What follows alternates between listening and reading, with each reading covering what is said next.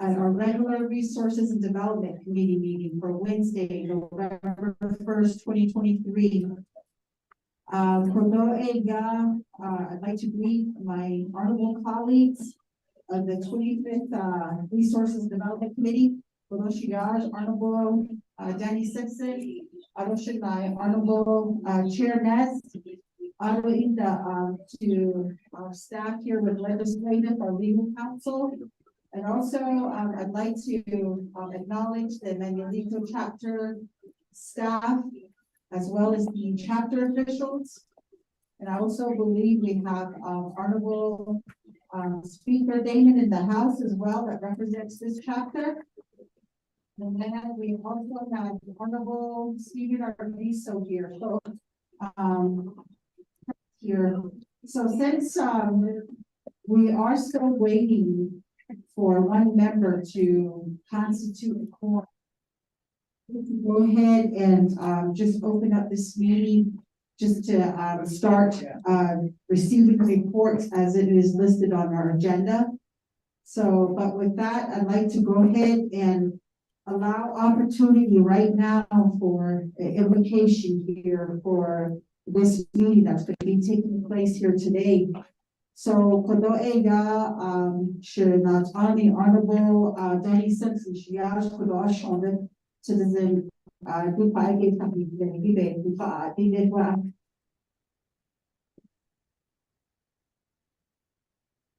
Thank you, Madam Chair. Member Arcego, engagement, yeah, Madam Chair, Member Arcego, and staff, good morning. For our education and I think we appreciate. Also, on the things we share. We have not been initial, working on it. This also initially, eventually, to achieve initially, we are developing a chapter on our study that purple and using the valley, White Rock, Crown Point, which means simply say a lot. Now, she's typically allowed to use that means to be there. Dear Heavenly Father, thank you for this beautiful morning. Thank you for all the blessings you have bestowed on us. Thank you for bringing care of us, take care of us here.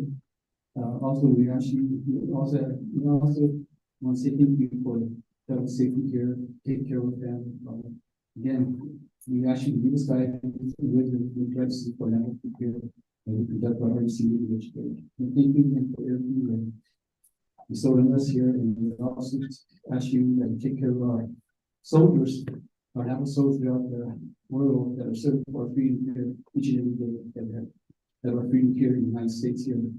Father, I ask you to also give guidance and wisdom to our leaders from down from Washington D.C. to our local level to our chapter that this is here, that we work hard for our national people to bury their lives. Again, Father, we ask you to speak with us and we continue to see that we try to stay home and people take care of and be with us. We send you sleep in.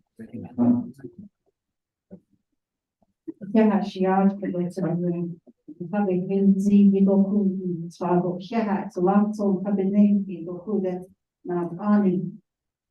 They cannot go for this other opposite partners and was unknown in struggle here.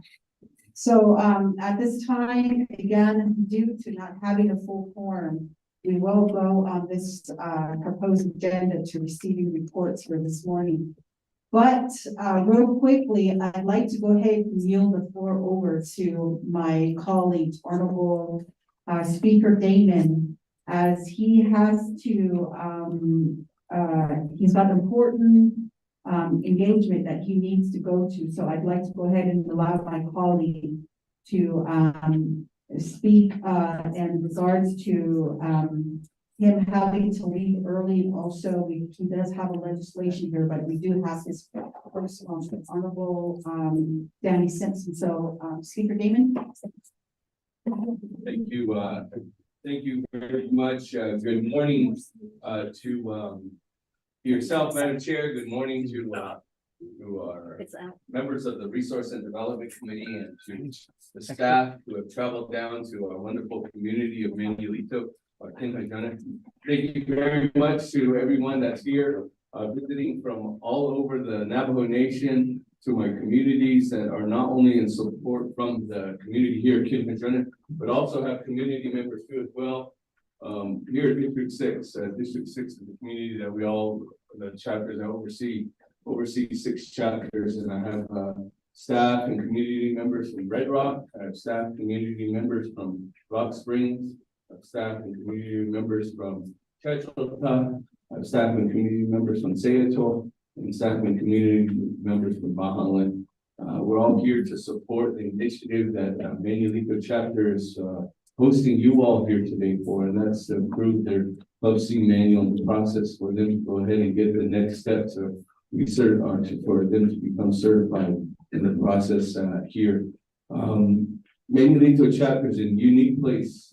My family has always called Manuelito chapter the home where the boys and daughters of the Whispering Canyons are come from. So I just want you all to know that I welcome you all. Honorable Simpson, thank you for being a representative from Eastern Agency, and most importantly, thank you for your continuous support and the efforts, not only from the initiatives that I push, but for the support and the effort that you host and your dear-heartedness and making sure that you're continuing empathy and your journey through life is supporting everything regarding the Eastern Agency is upheld. So we want to thank you for being that voice in that collaborative effort for what you're doing, Honorable Simpson, and from Eastern Agency, we thank you very much from the bottom of our hearts for what you're doing on the Resource and Development Committee in order to making it better tomorrow for our families and our communities, but most importantly, our next 7 generations, because we're only here in this little time frame that we have. So I just want to say thank you to Honorable Simpson, my communities, and from this community of Manulito, but most importantly for my family too as well. Chairman, Rick Nance, thank you very much for coming to Manulito. When I first walked in, I said, I never thought I'd see Chairman Nez at Manulito chapter, and I really want to thank you, Chairman, for being here. I know that I've worked with you for the past 5 years, and I really want to say thank you. Me and Chairman, all my communities, you know, I have a high respect for my chapter officials, and you came from the chapter and you know the ins and outs from the chapter and worked your way up to be a council delegate on, and eventually the chairman of the Resource and Development Committee. We thank you for your efforts, Chairman, for what you've done for us, and specifically champion the voice for the last 4 years too as well on the Eastern Agency issues. You never ventured away from saying, you know what, we have problems in Eastern Agency. You're always there. Second, you always stated that the land statuses that we have out here are problematic, and you'll see that today in our presentation. But most importantly, you stood by us in Eastern Agency, whether it be through Chaco or through the initiatives of the state grants program that was upheld over your leadership over the past 2 years. Capital outlay has been a huge problem, and under your leadership, we started amending that for the first time. And I just want to say thank you, Chairman, for your efforts. Madam Chair, Jesus, thank you very much for being here again too as well. I think us as a District 6, we welcome you home, even though you're not specifically from here. If you all don't know, Madam Chair, Jesus was the community service coordinator at Rock Springs for a number of years, and with all the chapter officials and everybody that my community, she was working with us for a period of time, and we just want to say thank you because Madam Chair, Jesus, no matter where you're from, you always remember that Eastern Agency, our district, is represented too as well, and you don't forget that. So we just want to say thank you for your leadership and your commitment in order for us to really go in hindsight on any initiatives from local land issues to our land status issues that you know so well as a problem, and to us making issues about new pavements for right of way, and your commitment that you see in that I voiced to you our concerns right now about capital outlay. I just want to say that I unfortunately, I did tell the president of Manulito, and I haven't told the community members. Today, we have to have an emergency meeting in Santa Fe regarding water projects, specifically one in Rock Springs, one in Chechilta, that are going to be reverted. They had a deadline of yesterday. The president's office has been working adamantly trying to get those things done.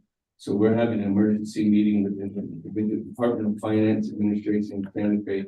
Unfortunately, I will have to leave here at 11 o'clock, but I did ask Honorable Simpson, as president, to be the co-sponsor of the legislation. But again, I'm sorry I had to leave, but I just want to, again, express my total commitment and thanks for you all coming out to Manulito chapter, because it's hard enough in order for you all to get your working schedules together. And I just want to thank you all for taking your time out to being here and for Manulito chapter and hosting you.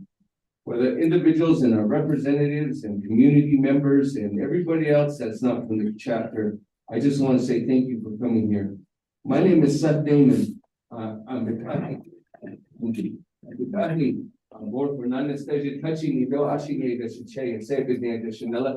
I just want to say good morning to Honorable Stephen Arvizo as well. This is Honorable Stephen Arvizo right here. You can stand. Honorable Stephen Arvizo is the vice chairman of our Eastern Land Commission, and he also represents our communities in Church Rock and all the way along I-40. So again, thank you, Honorable Stephen Arvizo, for being here. And I didn't know we had the man from, well, I know we had the man up in Fruitland River Now we have the man from the Aneth River here too as well. It's our courtesy, Anito came all the way down from Utah to do it. So, and Anito, thank you very much for being here. I don't think there's any more of my colleagues here, but I just want to say thank you to everyone for being here again. And welcome all of you all for being part of this discussion, but most importantly, again, for my family and yours, thank you very much and happy holidays. I know today's the first day of November and it's already going to be Thanksgiving and Christmas, and through that time frame, I know that we have busy schedules and you all took your busy schedule and brought that down here, and we thank you very much for those concerns and interests that you have from our community. Not only from the 6 chapters I represent, but most importantly, from the chapter that you'll be improving and working with today. So again, thank you, Madam Chair, for allowing me the time to speak and allowing the gracious opportunity for my communities to host you this morning. Yeah, and have a great day.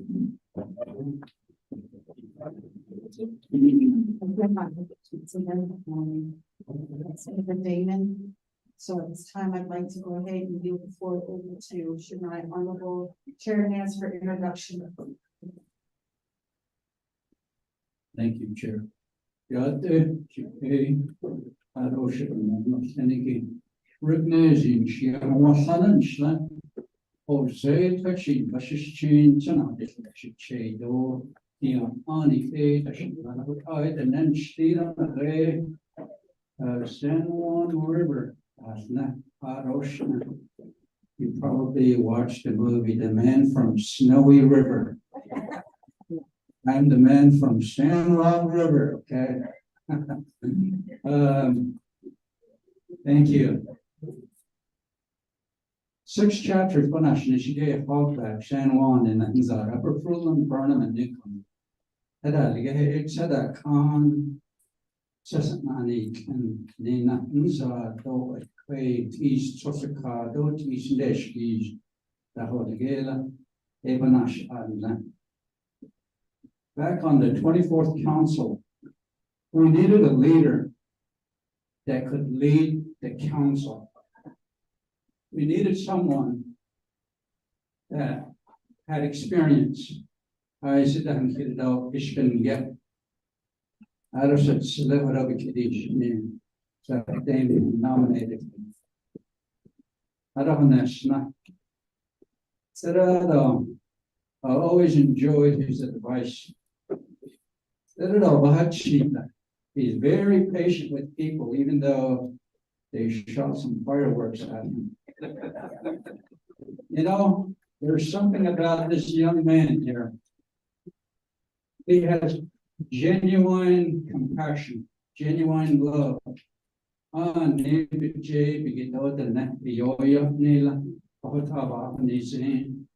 You always up on Royal Skipper, Yoba Kenson. I don't say the out of his staff, Charles Damon. You always get us this thing. So, Speaker Damon, God bless you and your family always. I don't want to 20 days of beginning to have no relation, and then I get it.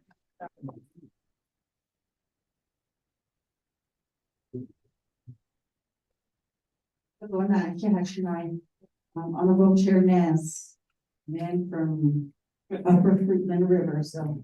Honorable Danny Simpson. Yeah, Chair. My colleagues, Damon, Serviso, good morning. That is good. Actually, I'll go ahead and introduce myself again. Danny Simpson, Chef. I'll lead Hanadin and Ashka, I'll work with that. Then she 20 years. She was a chef. Nashasha is not a chef. All the 8 chapters, they heard from those like easy though, quite well. They got simply compromise and excuse. I'll say again, thank you for your invitation to conduct our RDC meeting here. I think Mr. Damon, I really enjoy working with him. Just as I said, they served 2 terms with him. Mr. Charles Damon did it. Okay, I do that. And we go always there on council, Speaker Damon, I say, the chapters that were that I was a coordinator, like easy, so they, her project. When I asked them for assistance, help us with certain projects, with certain, issues, he always there to help us out as a speaker. And I want to say thank you, bro. Mr. Damon Cat, Speaker Damon Cat, bro. I wanted to just, continue serving my people. This is actually my fourth term. I serve on the 20th council, 21st council, 22nd council. We got 2050. I want to, I guess before I retire, I want to continue to help my people to address some of the issues that we face today as an application, not just my 8 communities, but the 110 communities even. So there's a lot of issues we still have to address. Question so he has been sent by understanding to make sure that we get those money back that we might lose. So that's how we work every day. Sometimes we have to skip meetings to that. So I hope people understand that. It's not just to respect the people that we have to address other issues, this, that we want to make sure we look for our people. So again, on David, see that sometimes with the leave early, I think that these are what the G, but there's other issues we have to address for our 110 chapters or 400,000 Navajos that we have to represent. We don't just represent our constituents with our the chapter we represent 400,000 Navajos plus. So again, now I'm going to thank for your hospitality. Well, thank you so much. Thank you, Madam Chair, and the RC. Yeah, I will saying, right now I'd like to go ahead and allow my other colleagues on the 25th Council, Honorable Stephen Arvizo for introduction rap. So if you can take the mic up here, introduce yourself. And then Honorable Curtis Yanito, you will be next.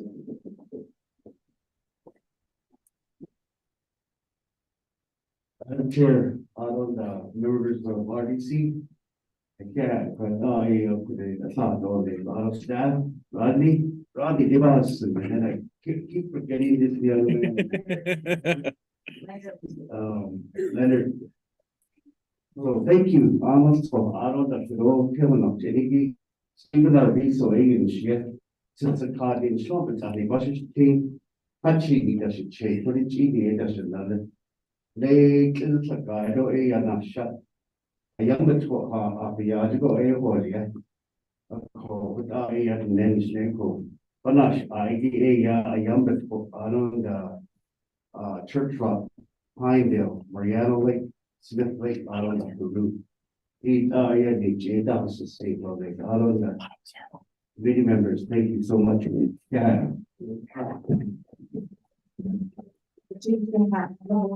So, Honorable Curtis Yanito, are you still in the house? I don't see him. So, yeah, non-condition, Brenda, Jesus, and Shiedo, Tanaji, Shlo, Tolechi, Bashichin, Adole Chohoto, Yeda, Ada Chishikedo, Dishin, the Ada, the not army room, Audition, shot lot new day, so Hitchin, TC, St. Michael's, Oak Springs, and Pine Springs. It's good to be, back in District 6 with my family, with work when I was with St. Rock Springs chapter as coordinator. I know that when Speaker Damon had his monthly District 6 meeting, I think District 6 chapters really set the stage on a lot of these chapters and creating that unity and as a teamwork effort. And I always commend, Speaker Damon and allowing that with all the 6 chapters that he oversaw. So and continuing that, momentum. And I really appreciate, a lot of the instructions and the do's and don'ts that you have been sharing with me. And I really do look up to you and along with my other colleagues that have served on the council. And it's really great to be working alongside some very awesome, individuals on 25th Navajo Nation Council. And I'm very honored and humbled to be on the Resources Development Committee as chair of RDC. So for a lot of the individuals, relatives that I worked with here in the chapter, I see some from other chapters, Chechota, Red Rock and, Rock Springs. I see community members. So great to see you all, though. We're just here trying to do our best every day, just like Honorable Simpson said. So ako tayo chapter banja hara dala. They hard and she communities never check on nothing. We try to address issues or projects and whatnot, and I'm so thankful to be in this capacity, but at the same time, we allow that respect for our colleagues to just share with them the task that we're charged with to do so. So with that, as we're still waiting for quorum, our legal counsel did say that we can go ahead and start with the receiving reports on our proposed agenda. So under 5A, report from the Division of Natural Resources of Navajo Nation Land Department on the half-a-mile buffer zone of Canyon de Chelly. We do have resolution RCS 5185, and I don't know if presenter Mr. Halona, Division Director, or Mr. Byron Mitsui. I don't see them, and then we also have Ms. Annette Owens, who is the program manager for the home site lease office under land department. Do we have land department or DNR here? Okay, so we don't, so I'd like to go on to item number 5B, report from the Division of Natural Resources Department of Agricultural Division of Community Development Administrative Service Center, Office of Management and Budget, and Office of Control of the funds expended with the pasture, rangeland, and forage program and agricultural infrastructure fund, and any current delays. So we do have presenters, Mr. Leo Watson Jr., Department Manager for Department of Ag.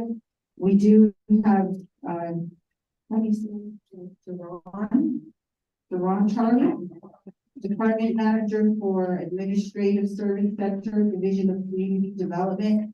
I don't see Mr. Dominic Liao, who is the Executive Director of the Office of Management and Budget.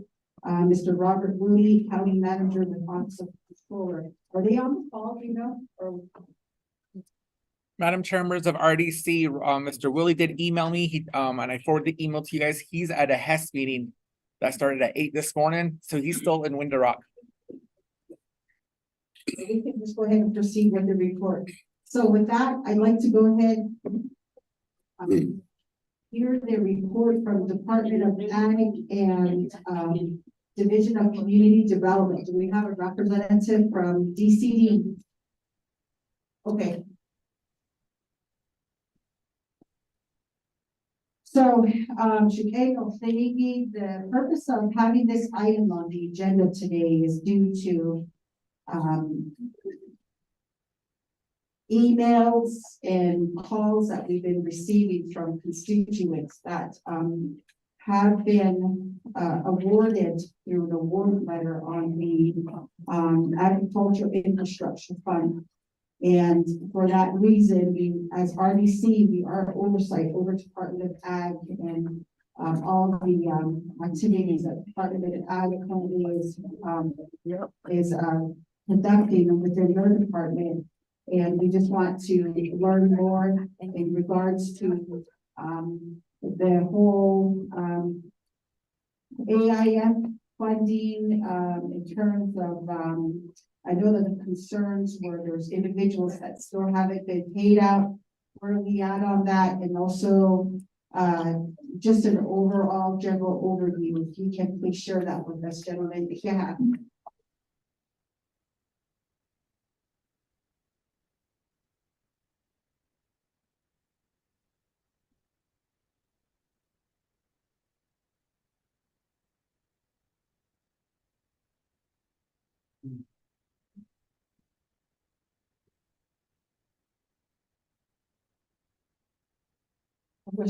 So we're gonna go ahead and allot you 20 minutes to do your report.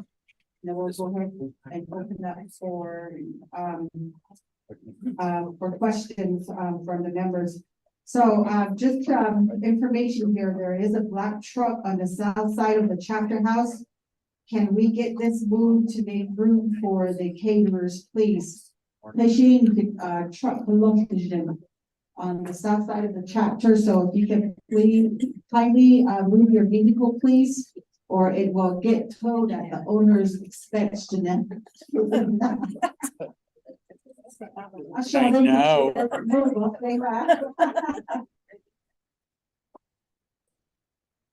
Okay, so you feel like that.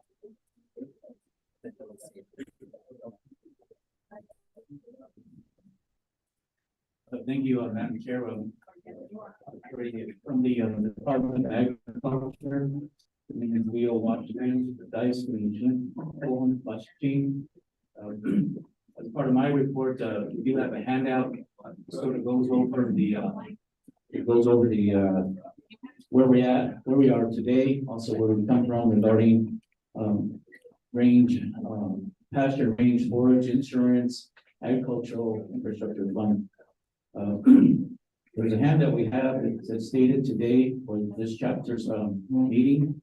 And I guess I'll do my part, and also obviously we have another presenter, so I'll get through this as quick as I can. Some of the questions that have come up regarding the balance of the fund, the appropriation, where what we are doing regarding our incentive programs is some of the primary questions. Before we go there, we just want to give a highlight to where we're at with overall, and some of this, we have some legislations also coming forward that are related to this package. But we have been corresponding with ROC, Mr. Robert Willie, so a handout sort of gives some indication of our correspondence. There was a letter as you move on that Mr. Willie kind of summarizes what we have available, what's in the fund from start to finish. At this point, the meeting's up to date. If you, the highlight points are in exhibits. So there's a letter that was written to Mrs. Souza, the chairperson of RDC. Basically, to summarize that is that it indicates how much money that we have received as a part of this policy. Also, the indication also shows that how much has been unappropriated, meaning there's a cash balance that we have sitting there within Office of Controller that is recognized. Also, the legislation that was created in 016 and 018 amendments basically puts some conditions of part of the appropriate, or excuse me, the receiving of funds. An example would be to establish a reserve moving forward for as a more of a backing to any kind of insurance premium that would be needed to be allocated. So in a nutshell, we can just go over, I know the letter sort of goes into a lengthy kind of, it goes into wording out how things are placed, but there is an exhibit A in that handout. And I'll just go through that real quickly. This is show the accounting that the nation utilizes as part of receiving these funds. The amount that I want to just indicate there, there's a number one in exhibit A. If you just look at number one, you see those tables down below. So I know there's a lot of these indications of prepaid expenses and advance, all this other stuff. At the end of the day, the number one portion will be unappropriated balance. So of the almost $100 million that we have received in the past 6.5 years, currently we have 39 million that has not been appropriated. So that's something that will be coming back to the RDC as the oversight to be explained, to look at other projects or other needs for our producers. That's significant, but nonetheless, as indicated, the valuation is large, and $50 million is not as much money as we may think. So when you start looking at the needs and also the infrastructure requirements, as well as just the day in, day out of being a producer of livestock, it's very expensive. But indicating revenue. So the number two portion is revenue for the current year. So overall, after the end of the day, when we pay our premiums, we had a net gain of $8 million. That's what that indication number two is. And our total expenditures really is what we spent currently as a part of our project. So another 8 million is caption number three. And then revenues and expenditures, it's at $100,000. Basically, those are overages in keeping in mind that this is our third and going on our fourth year. And there has been some learning pains. The learning pains is that how do we appropriate and calculate or account for all of the projects we have been approved. So there's been times where there's been, I guess, misunderstanding or change in position on what object codes to utilize as we move along over the past 3 or 4 years. So you'll see that in the very next column that has all the projects. You see some red markings in there that shows overages. Due to the fact that within the change of, say, the controller or personnel, they determined that there's other obstacles that we utilize as we move forward. So as we move year to year, those are cleaned up and replenished to make them zero balances, or if there's any negative balances that we make sure those are cleared out. I'm sort of going through this quickly, but there's a lot of numbers to go into, and you'll see each project, what the amount has been approved for, and where it's at this point. Some of the questions, and it's embedded in here, is that we have 3 incentive programs. One is for farm, and one is for livestock, and then also a stewardship. So these incentive programs have an application. And there's a separate handout that goes into that. It's more updated, but those are the bulk of the questions that have been coming in. Currently, within all of this appropriation over the past 2 years, our application process has netted over 1,000 applicants plus. At this point, when we started this, the incentive program was looking at a hit and miss. We basically looked at several different incentives, and as we moved over the few years, some of them were very successful. However, the monies to fund them became burdensome, meaning that there was a lot of applications, a lot of interest, and the overall goal of these incentive programs is compliance, trying to bring a compliant, usable, a manageable amount for the livestock. So all through that, there's been some contingencies. The contingencies are we have allocated over $3 million over the past 2.5 years, but we have arrears of 1.4 million. It's not, we're asking for any appropriation, that's already been done, but internally, we haven't had access to year 3 of our funding. So of these reports that indicate when it comes to incentive, we are working with Office of Control on business units, and we had some successes recently this past week on some deadlines to gain some business units for execution of payments. So of the 1.4, it sounds like a lot, which is a lot of money and a lot of applications, and along with that, the hardship that goes along with that. We're basically reporting that we hope to have those paid out once we get our business unit in a timely manner from here. It's really been unknown to when we'll have access, and I'm cutting right to the chase in reference to some of the questions. Under all of these allocations in this handout, there's one handout that shows the table 3 that has 9 million on the top of the page. It goes over the current projects that we have funded under year 3.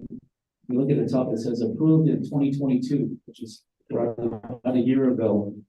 And under that, it shows all of the projects that are under year 3.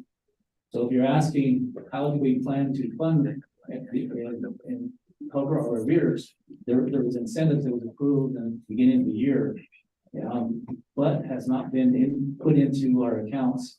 So under these applications, they've been sitting probably since March, and we're asking, some assistance with OOC, also OMB, to move these along. I think that has come to fruition. We had a talk yesterday where as we're speaking, there's some other discussions going on and how we can get these business units in place. Keep in mind that there is a separate handout that shows highlights to all of these accounts under the, if you look at the exhibit, when it has the RDC 4022 and the 9 million on top, we do have a separate handout that shows highlights of where each of these programs or each of these projects are at this point. Keeping in mind that there were some, we look at 2024 is gonna be our biggest year when it comes to this program, because if all of these are in place, we have some incentive packages, also some direct funding to not only our elected officials, but also to communities that have applied and are part of the appropriation. Example would be MPL under a request is that these chapters in MPL, since there's no grazing permit out there, we are giving direct money to the chapter, almost similar to my colleague next to me, maybe reporting on the $4 million and what's remaining of that $4 million a few years ago. That was based out of the community development in their formula to get monies out there. So that's an example of 30,000 to those particular chapters that don't have grazing permits individually. They just have, much like Rock Springs is another indication there that what we want to do is to help, that one, it actually comes down to one permit for the enumeration of users to that area. So that's some of the thinkings moving forward that over 3 years of how to get money out to the producer is some of the ideas that has come about as a part of these appropriations or the allocations. Example also would be Chairman Nez, when he was chair of RDC, we wanted to see how we could further along, and he broke out some money for a bulldozer for Nanazog chapter, and that will probably report that Mr. Tarek will talk about putting out, I think, $900,000 to sort of pilot a bulldozer with operator within a region. Within this, we all this money sounds like a lot, but then coordinating and some of the setbacks have been pandemic, also hiring scales. That's been a very difficult thing. But I think as you bring in water resources, they'll tell you they have approximately 30-something plus, positions that are directly related to our fund here, operators and so forth. It really comes down to the scale of pay, also people, moving for other jobs elsewhere. So, Madam Chair, in reference to the dialogue that we have, the report, it goes over each one of the projects that have been funded, and there's a red sheet that I have that will go where they're at. The majority of them are sitting, half of these projects, there's 32 different projects in year 3. There, half of them are sitting at OMB, waiting a business unit, and the other half are in the process to OMB. As we spoke yesterday, we have a deadline of this Friday to compile all of the projects and put it in one, I guess, executive review packet and moving forward. And I guess the reporting would be, we're hoping to have a batch of business units that are already sitting at OMB, as well as a cumulative package for all of the other projects. And that would have impact to the rears owed, also moving forward to some of the specialized needs that were approved by the former RDC group. What also is indicated that I wanted to highlight is that within our approval, there is some variances that we want to bring to the RDC, and referencing that we do have some agents that are no longer, sponsoring packages that have been approved. Example would be a project in Winslow regarding hay farms. There was a company that was partnering with Navajo, but no longer is communicating, or I don't know if they exist anymore. So within this appropriation, there's some balances that were approved that may be reallocated or reappropriated elsewhere for a need. So it's like that's like $2 million for a hay project.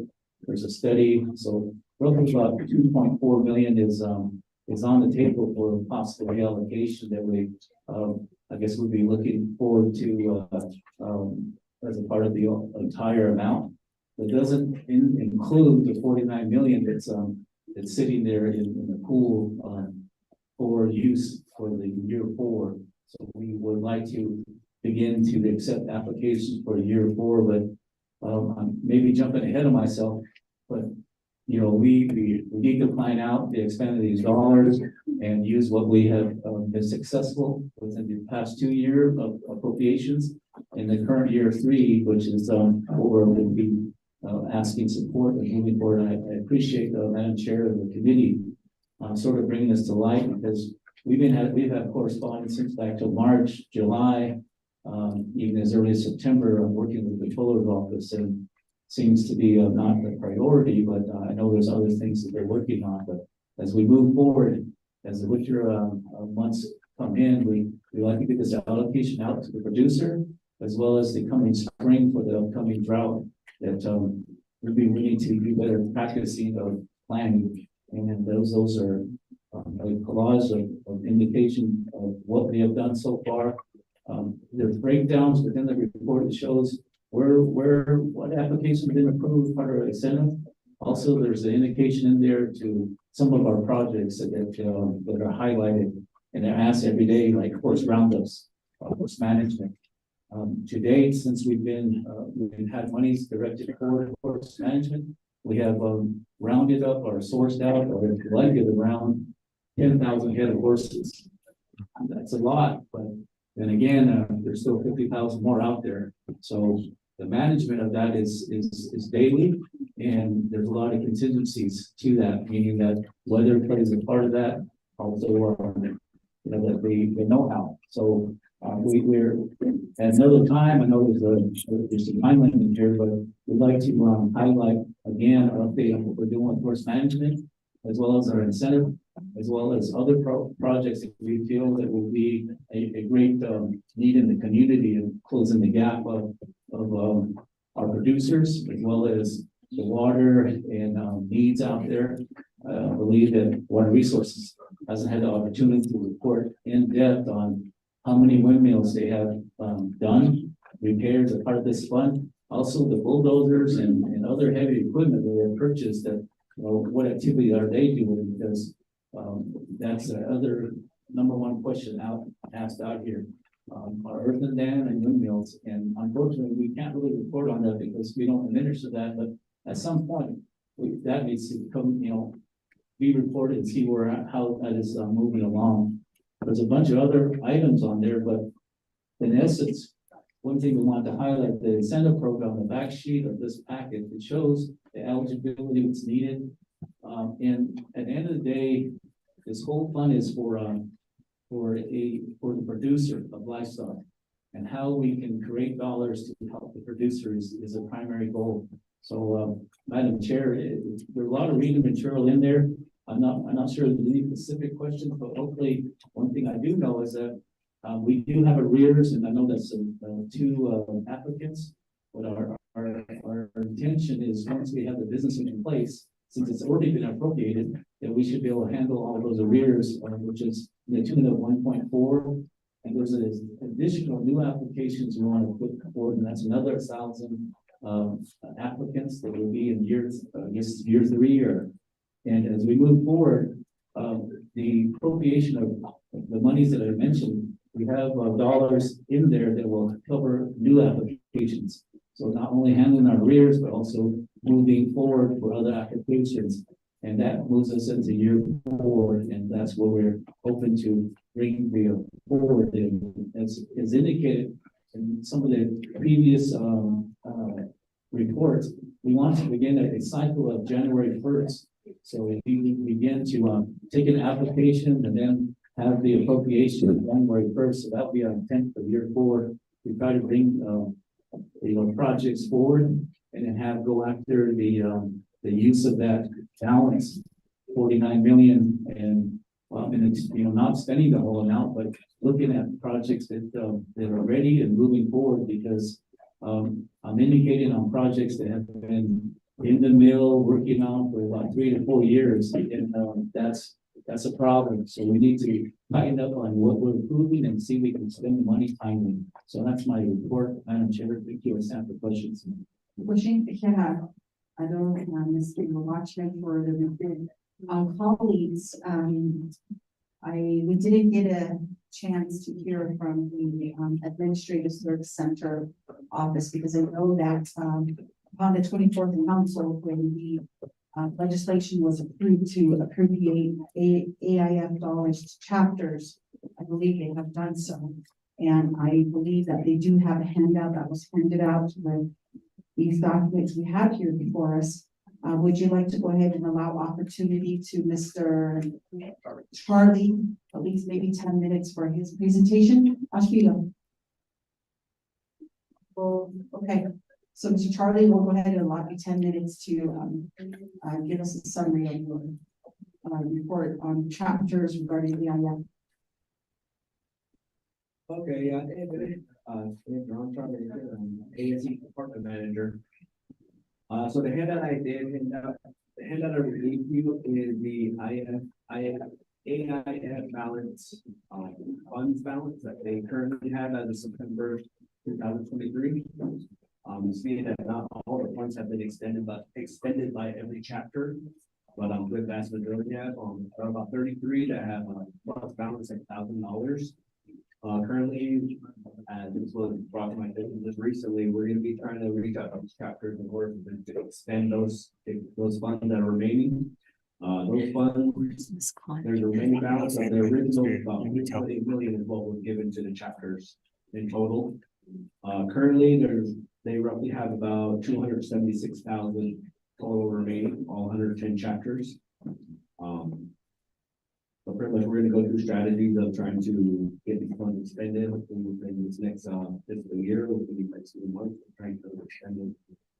Some of the reasoning that were identified were obviously staffing issues at some of the chapters, the high turnover rate, some of these programs will get lost when that does happen. As well as finding sources for the animal feed and the hay.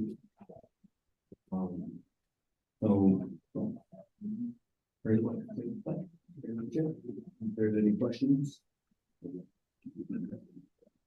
Okay.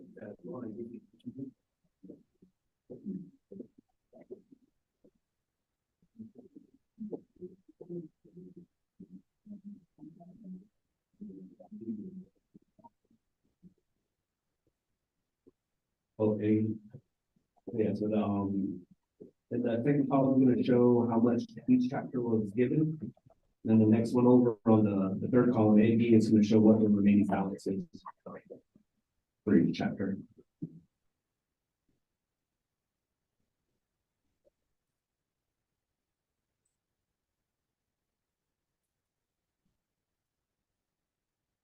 Yeah, that's a big question.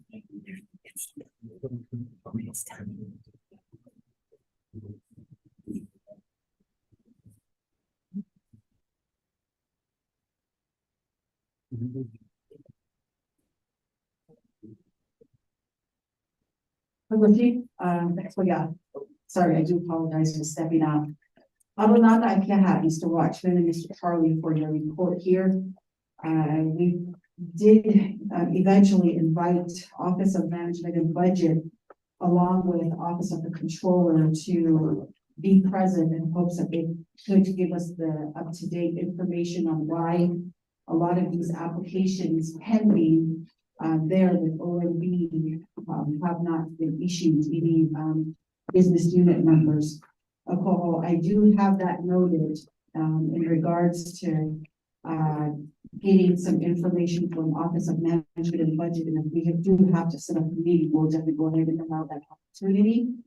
Although members of Resources and Development Committee with the report that was given here to us today, in terms of the AIF and even with the chapter Z.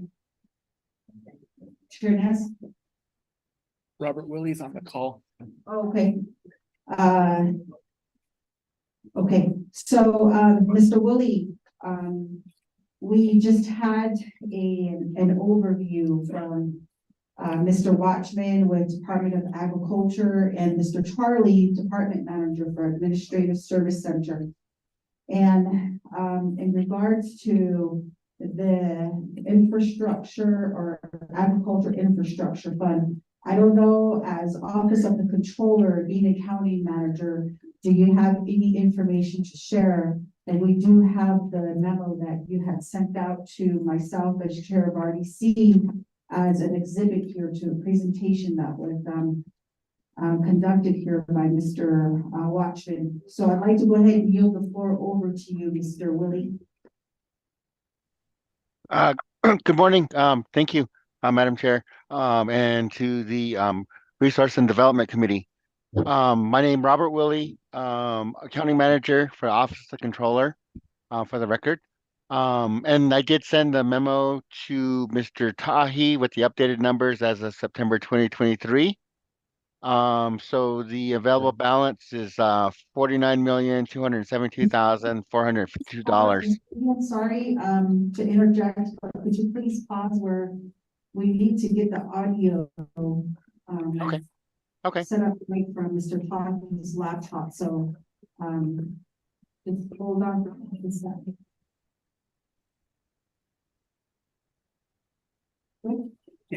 Okay, you can go ahead and restart, Mr. Willie. Thank you. Okay. Thank you, Madam Chair. Thank you, members of the Resource and Development Committee. My name for the record is Robert Willie. I'm an accounting manager with the Office of the Controller. I apologize for not being there in person. I'm also on the HES meeting here. But the memo that I did send, hopefully you got that one, was dated yesterday, October 31st, for the September 2023 numbers. The amount available for appropriation is $49,272,452. The amount of revenue received as of September 30th was 8.2. The total expenditures was 8.8. So there was more spent than actually brought in. So there was a deficit essentially of $666,878. Also attached to that memo was the exhibit for all the projects. And the way we did it was we broke it down by years, year 1, year 2. And I think the particular question that is in front of the committee now is that what is going on with the year 3 allocations. So I believe that Office of Management and Budget is working with Mr. Ferdinand Nota of Agriculture to get those budgets all set up within the FMIS. I'm not sure exactly of the specific problems that are happening. I do believe that Ms. Darlene Sam from Office Management and Budget was going to get on this meeting too. So if you could call upon her to get the specific details, that would also help. I'm not sure if you've got any more questions. As far as the $4 million that got appropriated to the chapters, the money did leave the Navajo Nation and is being accounted for at the chapter level and the DCD level. So I believe that they did their report earlier too. So I'd be happy to entertain any questions, and thank you for the opportunity to present, Madam Chair and members of the RDC committee. Thank you. Mr. Willie, for that report. At this time, I'd like to go ahead and yield the floor over to Honorable Charnes. Thank you, Madam Chair. Danny Simpson, Mr. Watchman. Appreciate your time providing this report to the Oversight Committee. My colleagues are very much aware of constituents sending us text messages, phone calls, as well as emails in reference to why they received a letter awarding them a certain amount of money from the incentive funds program. And one day they're told they were approved, and they went to ask about it, and they're told that there's no money available. So as I look through the list of chapters here, and I see that some chapters, most of them receive these monies, but there's funds available of up to $33,000 for one chapter. One chapter has 14,000 left, another one has 11,000, one has 34,000, another has 23,000 available, 13,000. I'm just wondering why those numbers are just available. If they receive their funds, are they not applying or what is going on with that? And I just would like to ask the question of if these people that receive the approval letter will receive their checks, Mr. Watchman. Thank you. Question I have all Chair Nance for your question. Now, I'd like to go ahead and yield the floor back over to Mr. Watchman. Thank you, Madam Chair. Delegate Nez, I appreciate the question. And I guess I have to sort of delineate, there's two forms of appropriation that went out. The handout was in reference to the $4 million that's indicated the chapter was reported on by my colleague here. That has balances that are through the chapter. The chapter could determine how they want to allocate that, working through their accounting and also their representatives from the chapter level, raising officials or chapter officials themselves. The one that it's an application, it's our incentive program through year 3. Back in February, we did a outreach and we got a pile of a number of applicants up to 1,000. And that was going to be for year 3 allocation for incentive.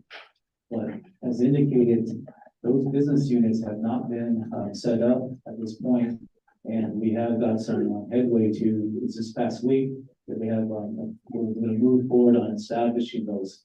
Within those incentive programs, there's 3 that indicated that we have arrears to, and those are the applications or constituents that are following them. The first intent was in February, we think we'd have money available in May, but that lingered on May. Now it's November, and we still haven't been able to approve. It's been appropriated, but the business unit hasn't been set up to fund those applications. I guess that's where we're needing to collaborate and see how we get those. Once that's established, I'm sure that we will be receiving checks as part of the application. Within the handout, it shows the scale. So there's $1,000 for a garden.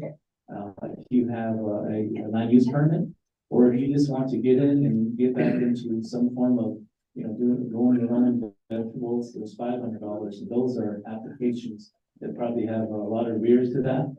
There's also an application for incentive, and that starts at $1,500 for a sheep unit. So it recommend 10 sheep units, 20 to 50. The scale is $1,500 to $3,500, and those are also pending. And we were hoping to get that before the drought. Recognizing that majority of the drought, time at the highest is probably in June, so that didn't happen. So our second wave is to see if we can get these business units in and hopefully have the winter planning for the weatherization of how you procure livestock, as well as next spring to have availability for the drought that's forthcoming. So hopefully I answered that. In essence, we haven't got access to the money, even though it's been appropriated. Once we do, those applications will be moved forward for a check to be issued. Yeah, Mr. Watchman, Honorable Chair Nance, did that clarify, or do you have follow-up? Thank you, Madam Chair. So, for those that are listening online, for all those not snagging on my desk, get a game that was in the indicate that on associated with post that no time, then again, Mr. Watchman. So these business unit numbers haven't been set up by OMP, correct? OMP Office of Management and Budget for Gage.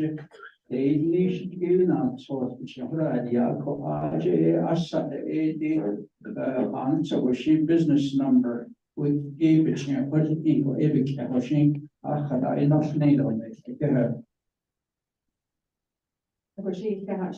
Honorable Chair Nance, for your question and also concerns on behalf of our constituents across the Navajo Nation. And Mr. Watchman, for identifying the categories of how these agricultural infrastructure funds were appropriated or even structured, and how these awards will happen. So right now, Honorable Simpson, do you have a question for?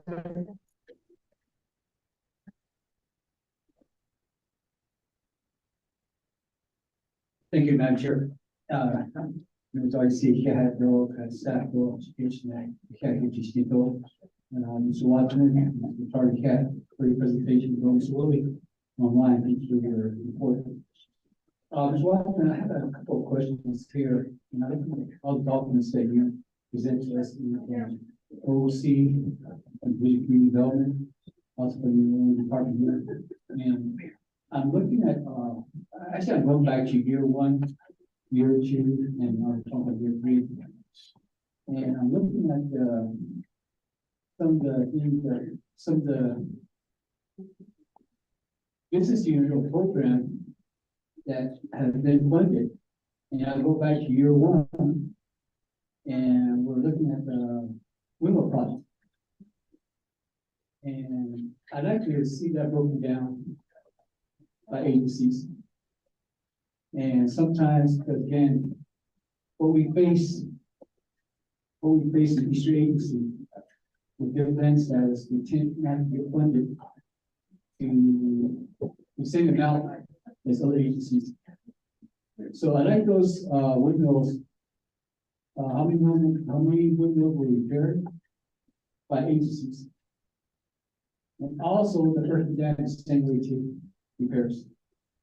So give me an idea how much money is expended in each agency for windmills and earthen dam. So to kind of highlight, we need to see that, make sure that each agency we get adequate funding for this AIF. Also, going back to fencing too, area fencing. We don't know where all the money went. Did it go to one agency or did it go to equal distribution to address fencing in the 5 agencies? So that needs to be broken down. So I'd like to see, I know I'm going back to year 1, year 2. And why, and then also going back to biological clearance.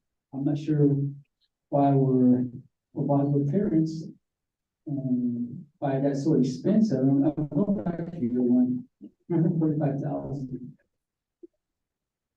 When we ask for biological clearance from Wood Fish and Wildlife, they just move that area. They already have the sites that this will be impacted in the way of a biological clearance. But we got that done. Heard from that easy, and they did it through Google.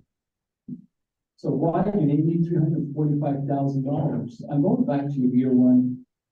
I wasn't privy to information when I was on the council, since I had that information out, so I can ask these questions. And going back to see,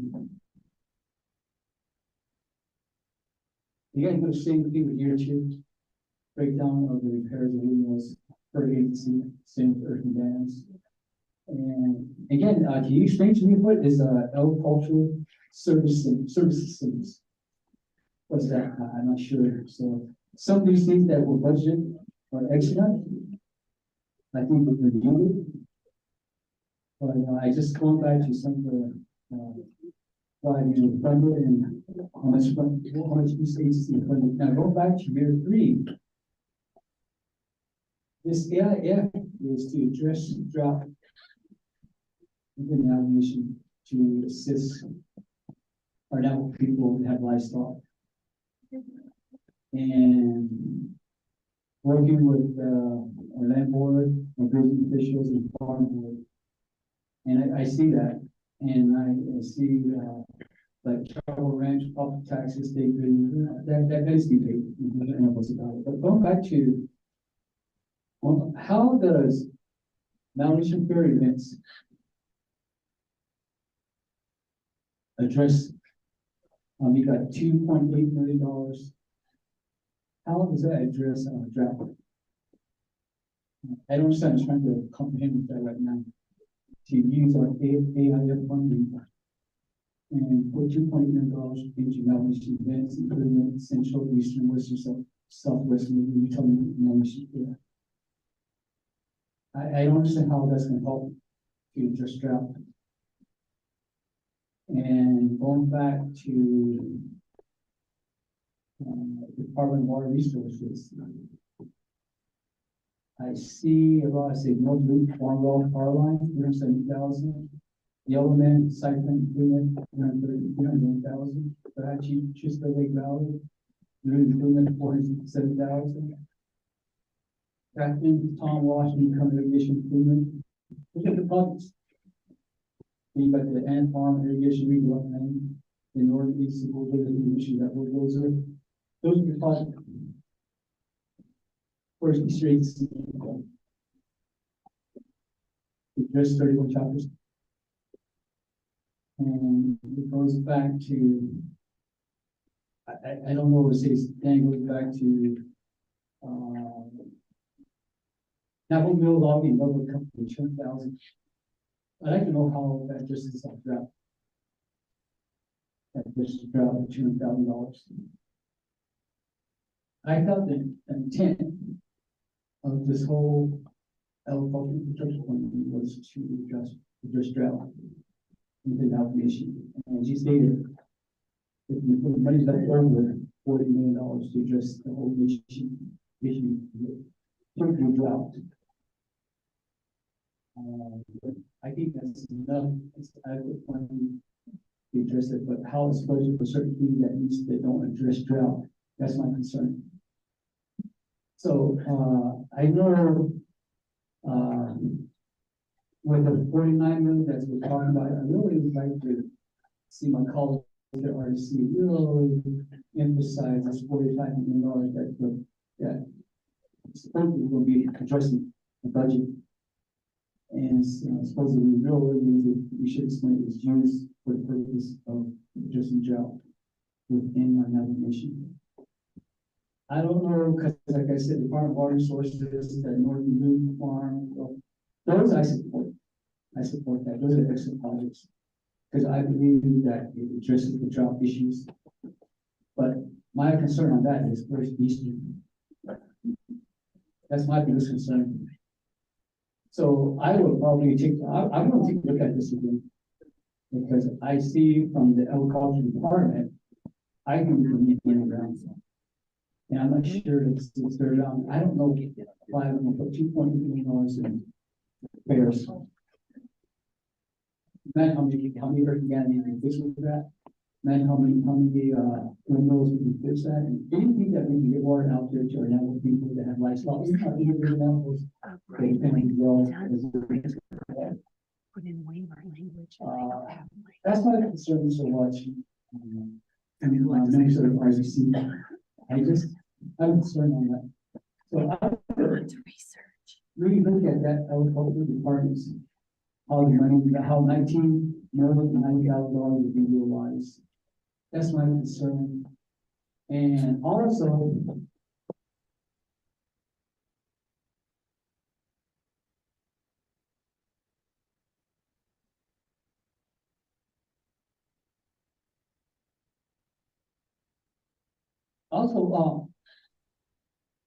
was trying the spreadsheet he provided and the balances of this AIF.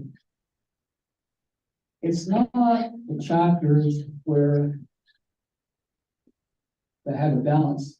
It's not, they're trying to stretch this money out to make sure you have money available to address certain drought issues for livestock or livestock owners. We don't want to say they're not, the chapter not spending money. And I see Church Walk has $33 million. They're probably stretching the money to make sure that they have enough money to cover maybe 2 years. Now he's moving all that hay, but they're not making money off of it. They buy $12 a bale for the hay average, but they sell the community at half price. So that's why they still have a balance. They try to stretch that money out so people like people that goes in the people that have documents to purchase the hay within the local level. So those are the things you guys need to find out why they have a balance. You can't state they're not expending their money. How the restrictions this out because they don't know when they will get more AI funding from this, program.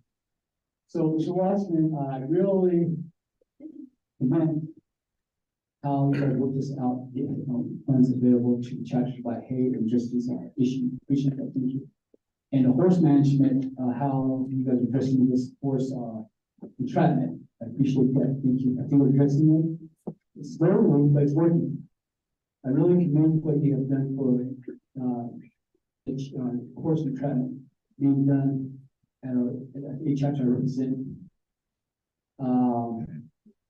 I think that it's working slowly, but you have a good staff, really a good staff in just this, horse entrapment.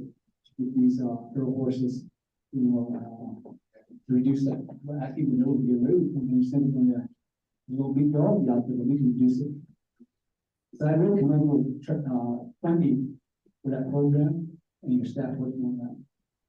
So going back to funding for chapters, 110 chapters, I think we really need to concentrate on that too.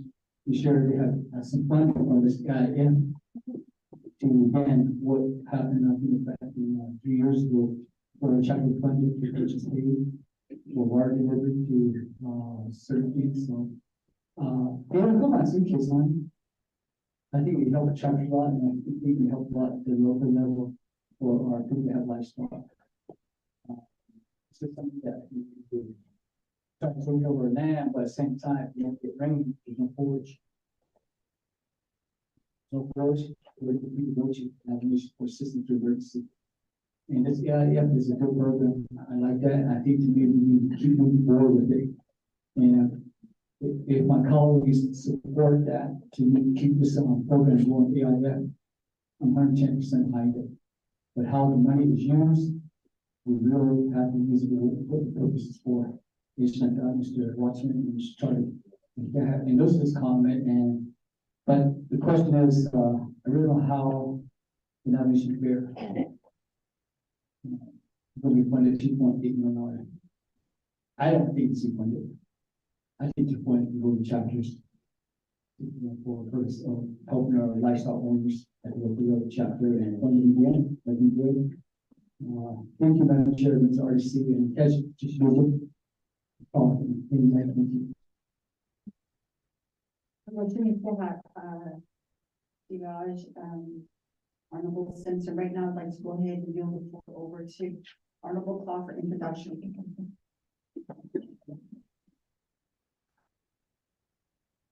and especially at the system. She Shana and Claw, share out on that Shinigi area. Wasan and the shade of for the chini, but she's chin. Kachini da shi chido ki on national with mother assumption. There's a accident na shahigi a Muslim lay in the street but not with the fluted rock, the 330 rooms. A na shah upon the issue based on the anagi shindy with Azogi with Asian on the shishik the yard and the shneedling.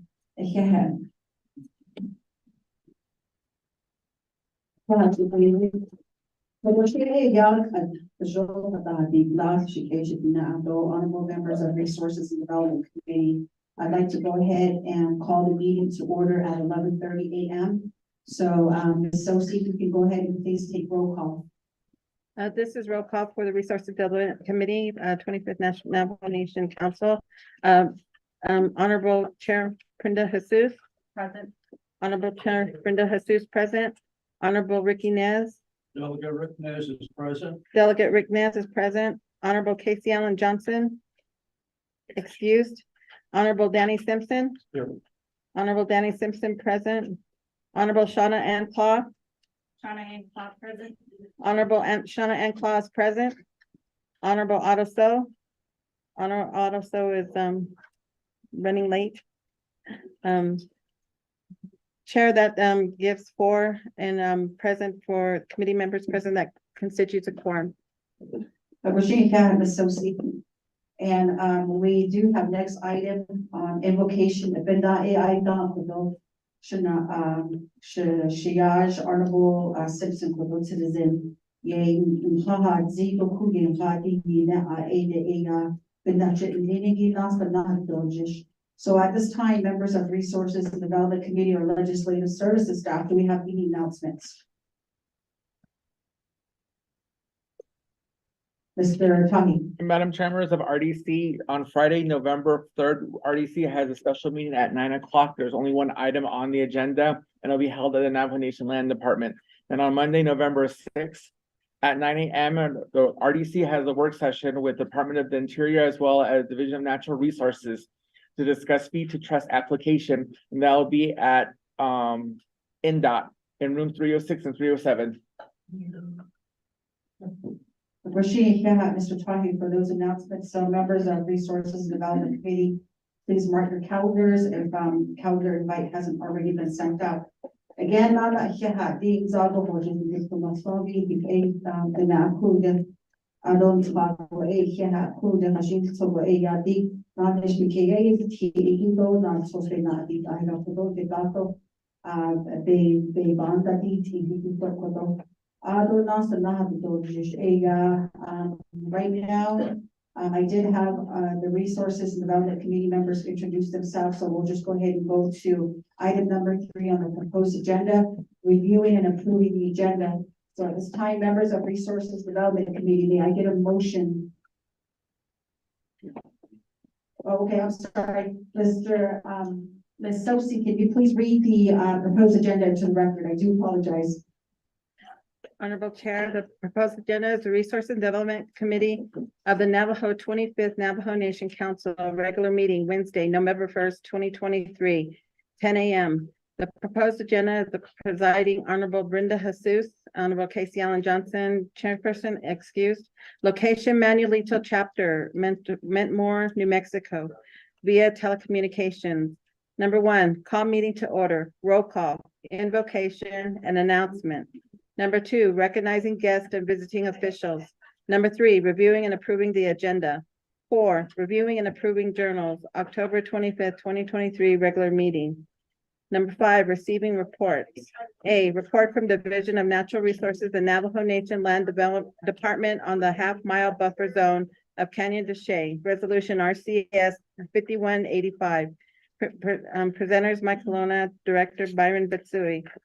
B, report from the Division of Natural Resources, Department of Agriculture, Division of Community Development Administrative Service Center, Office of Management of Budget, and Office of Controller on the funds expended the pasture rangeland and forage program and agricultural infrastructures fund and any current delays. 6, old business legislation number 0131-23, in action relating to Resources and Development Committee approving the grant of right-of-way to the Utah Department of Transportation for construction, operation, and maintenance of Highway SR 162 from Montezuma Creek to Aneth, located on Navajo Nation Trust lands in Aneth's chapter, San Juan County, Utah, and waiving the requirement of bonds, insurance, or alternative of security base pursuant to the Title 25 Code of Federal Regulations, Section 169.103 F2. B, legislation number 0221-23, an action relating to the Resources and Development Committee, amending resolution RDCAU-32-20, rescinding resolution number RDCD 105-18, and approving the grant of right-of-way and leases to Arcadian Infracom, located on Navajo Nation Trust land on the Navajo Nation, Utah, Arizona, and New Mexico, to rescind the Navajo Nation's consent to the development rights provision. 7, new business. A, legislation number 0155-23, an action relating to the Budget and Finance Committee, the Resources and Development Committee, the Nambakitia Committee, and to the Navajo Nation Council, approving $296,211 from the CHSN fund for a new motor grader for Pinedale chapter, approving the related expenditure plans. B, legislation number 0224-23, an action relating to the Resources and Development Committee certifying Manuelitos chapter community-based land use plan. C, legislation number 0234-23, an action relating to the Resources and Development Committee and Nambakitia Committee supporting the reauthorization and funding of the Native American Housing Assistance and Self-Determination Act. D, legislation number 0242-23, an action relating to the Resources and Development Committee approving the Neck College lease for 1,182,11 acres more or less of Navajo Nation Trust lands located within the Wheatfield Saley chapter vicinity, Navajo Nation, Apache County, Arizona. E, approving to cancel the Resources and Development Committee regular meeting on Wednesday, November 15, 2023 at 10 a.m. and scheduling a special meeting for Thursday, November 16, 2023 at 10 a.m. to Tohajale chapter in Tohajale, Navajo Nation, New Mexico. 8, close of meeting announcements and adjournment. This is the reading. Back to you, chapter. So with that, members of the Resources Development Committee, may I get a motion to approve the agenda or the agenda that was read into record? Honorable Chair Ness, may I get a second? Honorable Clough. With that, members of Resources and Development Committee, do we have any amendments, additions, or deletions to the proposed agenda here before us? Honorable Chair Ness? Thank you, Chair. Honorable colleagues, I would like to make a motion that we amend the agenda, Amendment 1, to remove the journals off the agenda, as well as receiving reports, number 5A. The presenters will not be available today, and I believe our journals are incomplete, so that will be my motion. Honorable Chair Ness. So with that, members of Resources Development Committee, we do have an motion for amendment number 1 for the current agenda here before us to remove item number 4, approving the journals, as there has been mention of some inconsistency, along with deleting item receiving reports letter A, since the presenters are not present here in person, as it was recommended that we want all presenters to be present in person going forward. So may I get a second on amendment number 1? Second by Honorable Clough. Thank you. And on the amendment. Going once, going twice. Ms. Sosi, can you please take a roll call vote? Roll call vote for amending the removal of the journal. Honorable. And 5A. And 5A. Receiving reports. Roll call, Honorable Shauna Anclaw. I vote green. Honorable, Casey Allen Johnson, excused. Honorable, Honorable Rick Nez. Rick Nez, votes green. Honorable Danny Simpson. Agree. Honorable Otto So. That leaves 3 in favor, 0 opposed, and 1, Madam Chair, not voting. So with that, motion carries for amendment number 1 to our proposed agenda here before us. Any other recommendations, members of Resources and Development Committee? Back to main motion. Going once, going twice. With that, Ms. Sosi, can you please take roll call vote on main motion? On main motion, roll call vote, Honorable Shauna Anclaw. I vote green. Honorable Rick Nez. Rick Nez, votes green. Honorable Rick Nez votes green. Honorable Danny Simpson. Green. Honorable Danny Simpson votes green. Honorable Otto So, absent. That leaves 3 in favor, 0 opposed, and 1 chair not voting. So with that, we do have motion carries for an approved agenda here for Wednesday, November the 1st, 2023, regular Resources and Development Committee meeting. So going back to our dialogue here, as we had previously started for the recommendation of our legal counsel, we did have questions or a report that we received from Division of Natural Resources, Department of Agriculture, and Administrative Service Center, Mr. Farley, Mr. Watchman, in regards to the Agricultural Infrastructure Fund. And a report is given as well as by Office of the Controller. And last, we did have Honorable Danny Simpson that had posed several questions to the presenters here in regards to windmills repair by agency, getting the data overall, and as well as the earthen dams. The other part was the fencing in terms of possible equal distribution. The other question was the biological clearance. What is the agricultural service centers is also another question that was posed by Honorable Simpson. And then on your year 3 outline that was presented here by Mr. Watchman, the purpose of the funding, Honorable Simpson did mention, was to address drought for our livestock owners out there. And how does the Navajo Nation Fair events address drought? I believe that I seen a $2.8 million plus that was appropriated annually. And also going back to the year 3, or how our projects identified. So again, I'd like to go ahead and yield the floor back over to Mr. Watchman for response to. So we did receive a report from Mr. Watchman and also Mr. Farley and also Mr. Willie. So members of Resources and Development Committee, may I get a motion to accept the report from the presenters here? Yeah, motion by Honorable Chair Naz, and may I get a second? Honorable Danny Simpson. Yeah. So with that, the questions that I just highlighted earlier, Mr. Watkins, so I go ahead and yield the floor back over to you for response. Thank you, Madam Chair, and also members of the committee.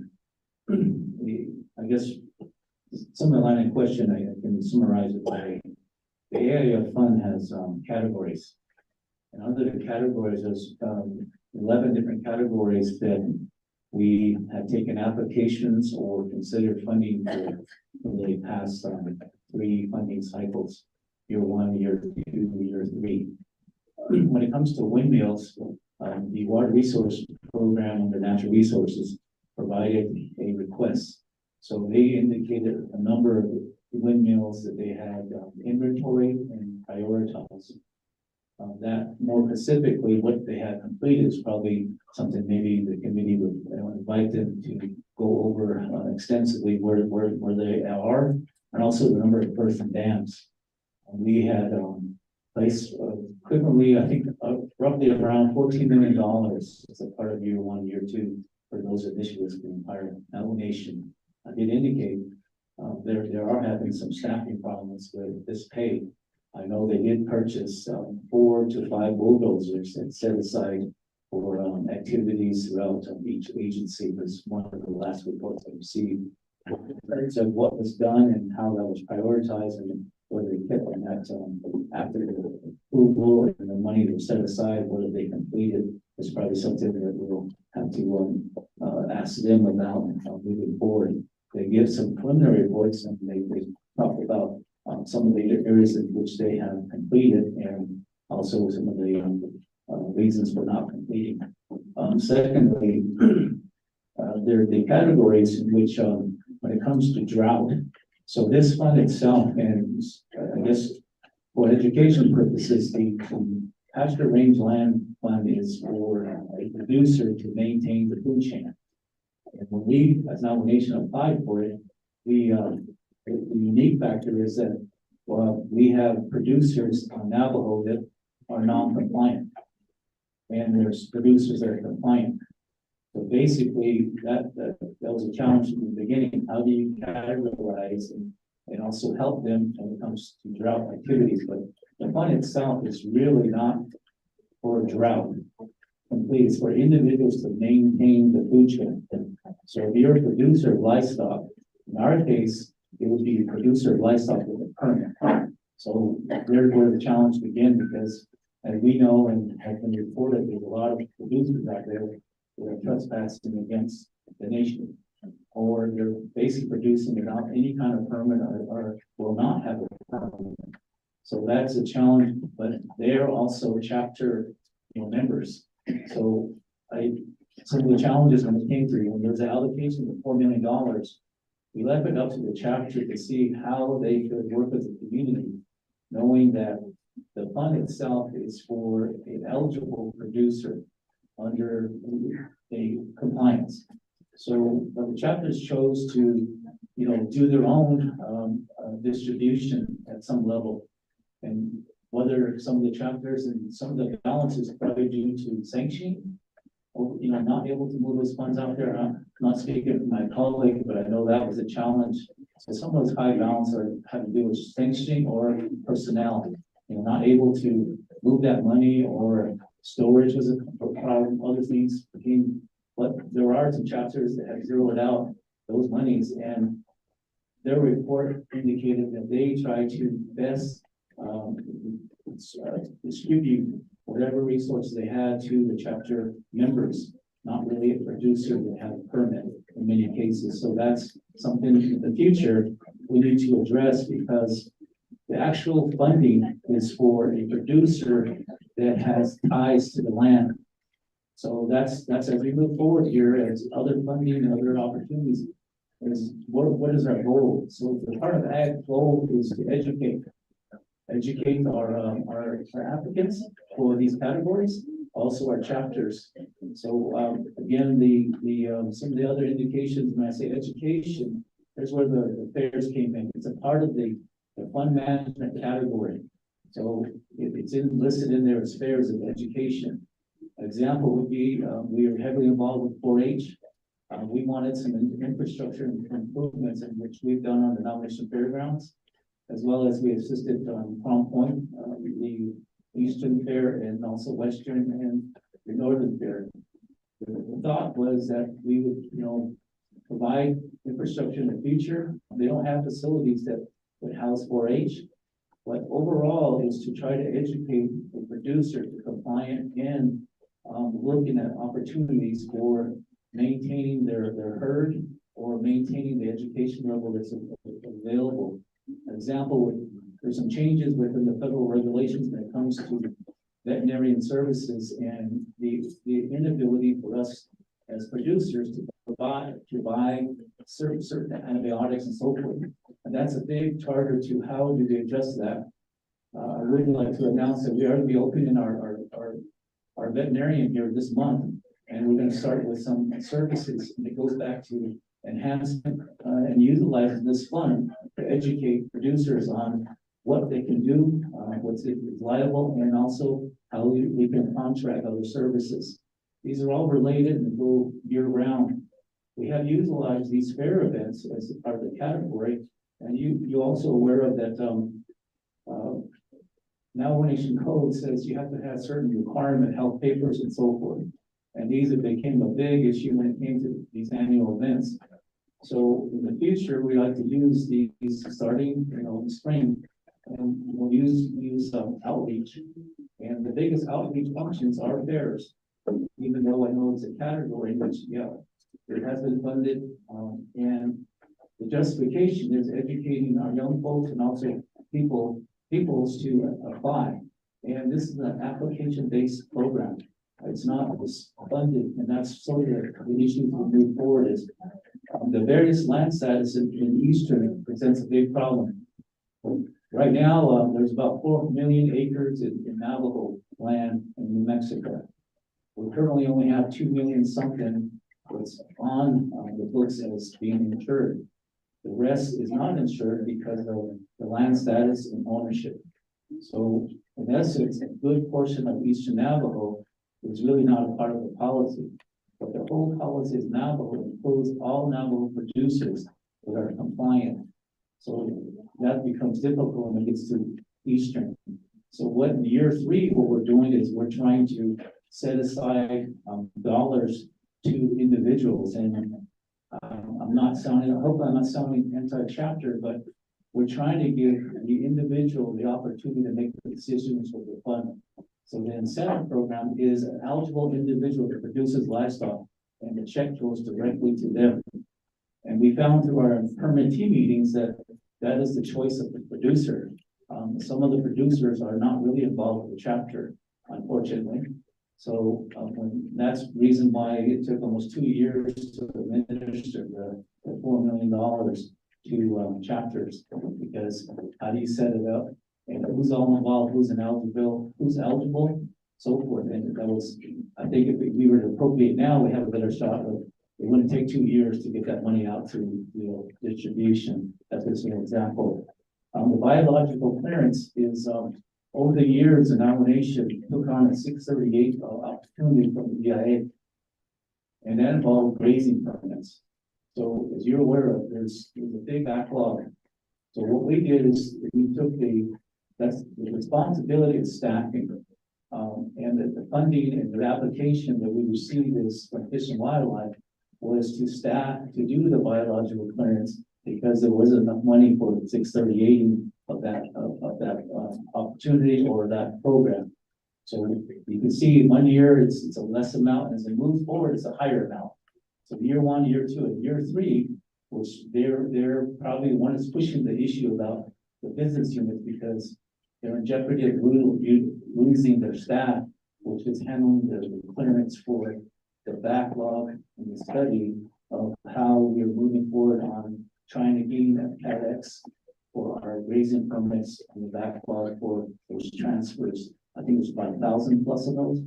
The other part is emphasizing the categories in which the AIF, it's an application based, so that involves a lot of things that may not look on its heading, that it's not, it has drought related, but what we, like, example would be dams.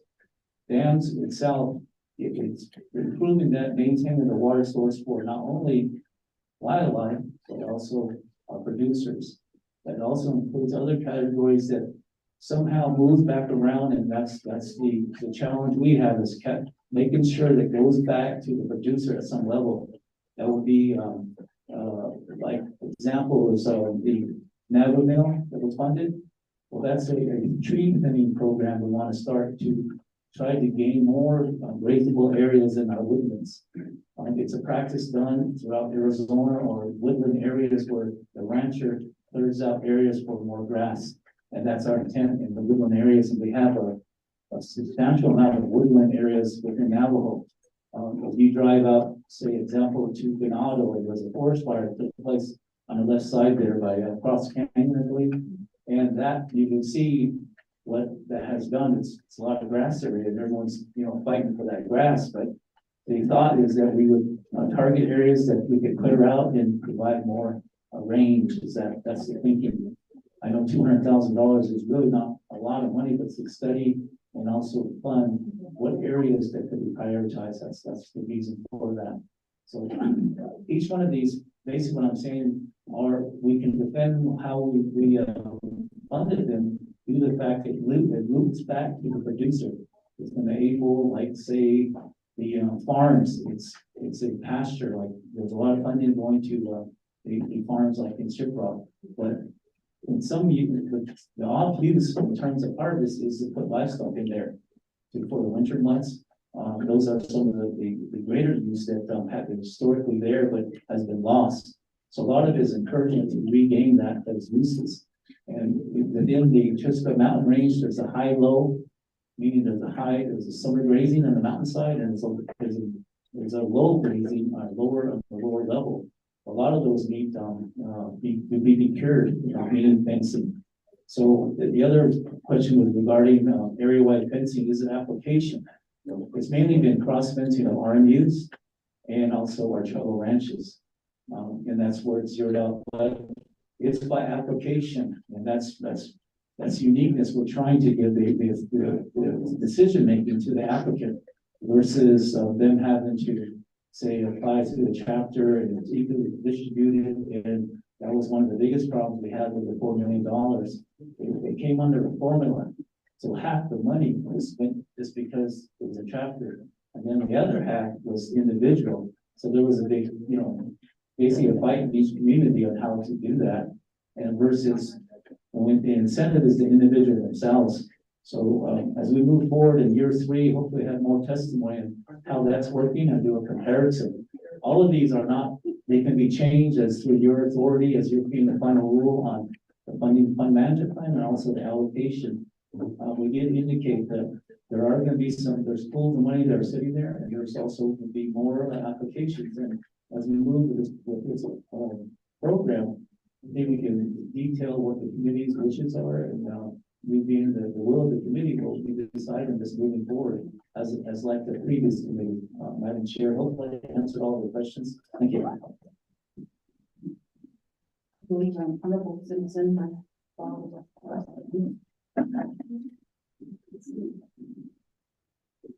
Thank you, Ms. Watson, for your response. Yeah. Again, it goes back to our land stats being very complex. And tend to be left out on Eastern. It stated that this, what we have here under AIF is mostly on the reservation side. Because the land stats that we have on Eastern, is why we're trying to work something out where more of our land will be part of this AIF. Still, it's not fair. It's not fair to why are some of our people don't get the funding, not eligible, these funds are eligible. What I mean, just why are now people that reside in East are not eligible for these funds? The war is concentrating on our Navajo people who reside on Big Navajo. So I agree with you. We're finding ways where our Navajo people on Eastern Agency can be eligible for these funds, just like our Navajo people on a Big Navajo. That needs to be done. We're a sovereign nation. We're a sovereign nation. We have our own laws in place, and we can come up with policies to make sure our Eastern Navajo are eligible, just like our Navajo people on Big Navajo. And RDC colleague, I'm being with you too, that if there's a policy in place that we made, where our Navajo people in Eastern Agency will be eligible, just like our Navajo people in Big Navajo. And it goes back to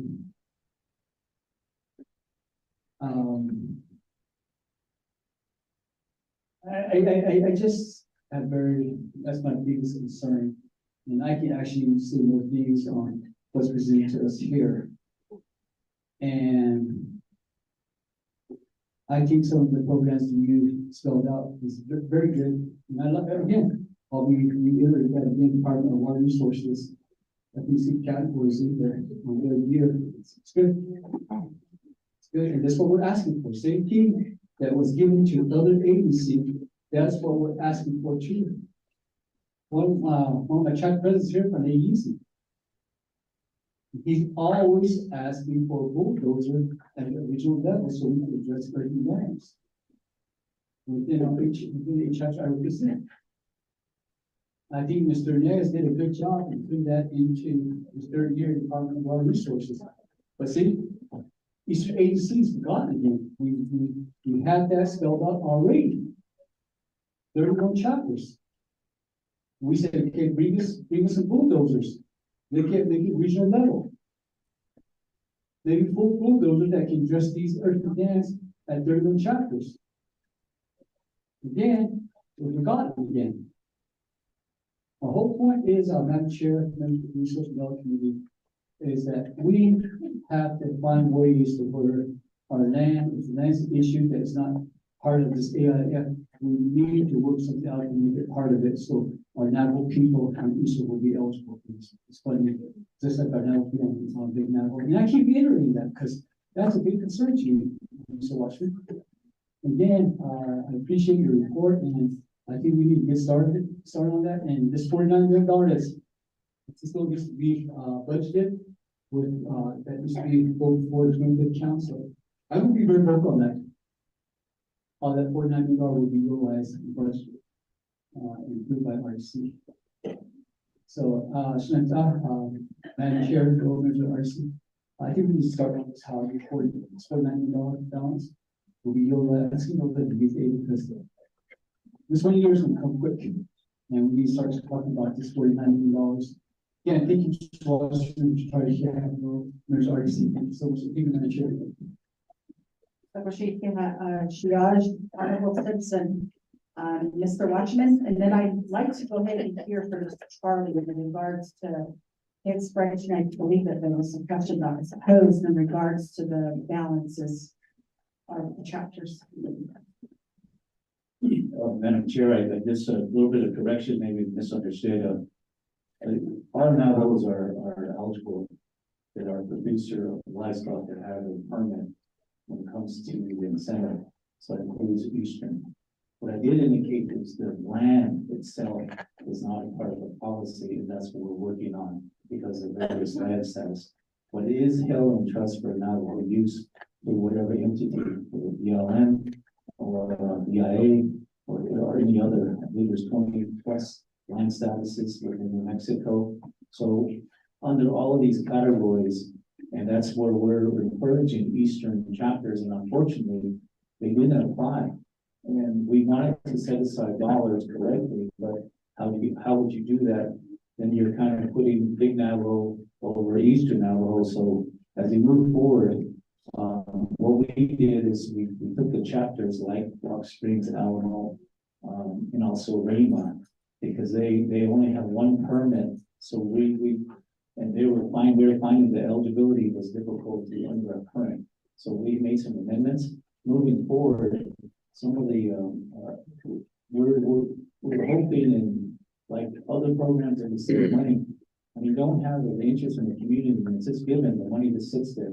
So we want to have an eligible applicant that has the wherewithal to get something done. And that's the first choice. Second is how do we move dollars within the areas as mentioned. So the correction is all producers of livestock wherever they reside are eligible for the funding, as well as the application for a chapter, even though the land itself that we are on may not even be a part of the policy. So I guess there's a misunderstanding, but we appreciate the dialogue. And moving forward, the balance we have is sort of up to the committee on how does that meet some of the areas and for Greater Navajo, as well as refining what is working and what is not working. And I appreciate that discussion moving forward. Thank you, Madam Chair. Mr. Watson, Mr. Charlie. Okay, hello again. So the comment was, with Honorable Simpson was the, reasoning for why we still have balances at some of the chapters. The reasons I gave was just some of the handful of responses that I received from the chapter level. So the unencumbered of all of them, it's just, even that didn't apply. Whether or not they're set aside for future use, I don't know a lot. That's what we're gonna do is reach out to these chapters that do have excessive balance, and what their reasoning is and what their strategies are going to be for spending those funds. And like I mentioned earlier, just eyeballing it, or I noticed that you have either a high turnover or have no administrative employees at that chapter. So that is some of the challenges with spending some of these funds at some of these chapters. And some of them are in cap or sanction. There are a few in there that are. So it's going to be bringing this back to their attention and kind of going about it's how we're going to spend it and their strategy going forward. Thank you. Mr. Charlie. Do we still have Ms. Starling Sam on the call with Office of Management and Budget? Star 6 to unmute if you are. No. Okay, so the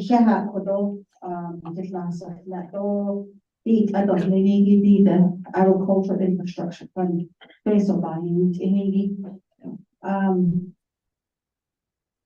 Hodor Vinigi, Genadish Eads and A.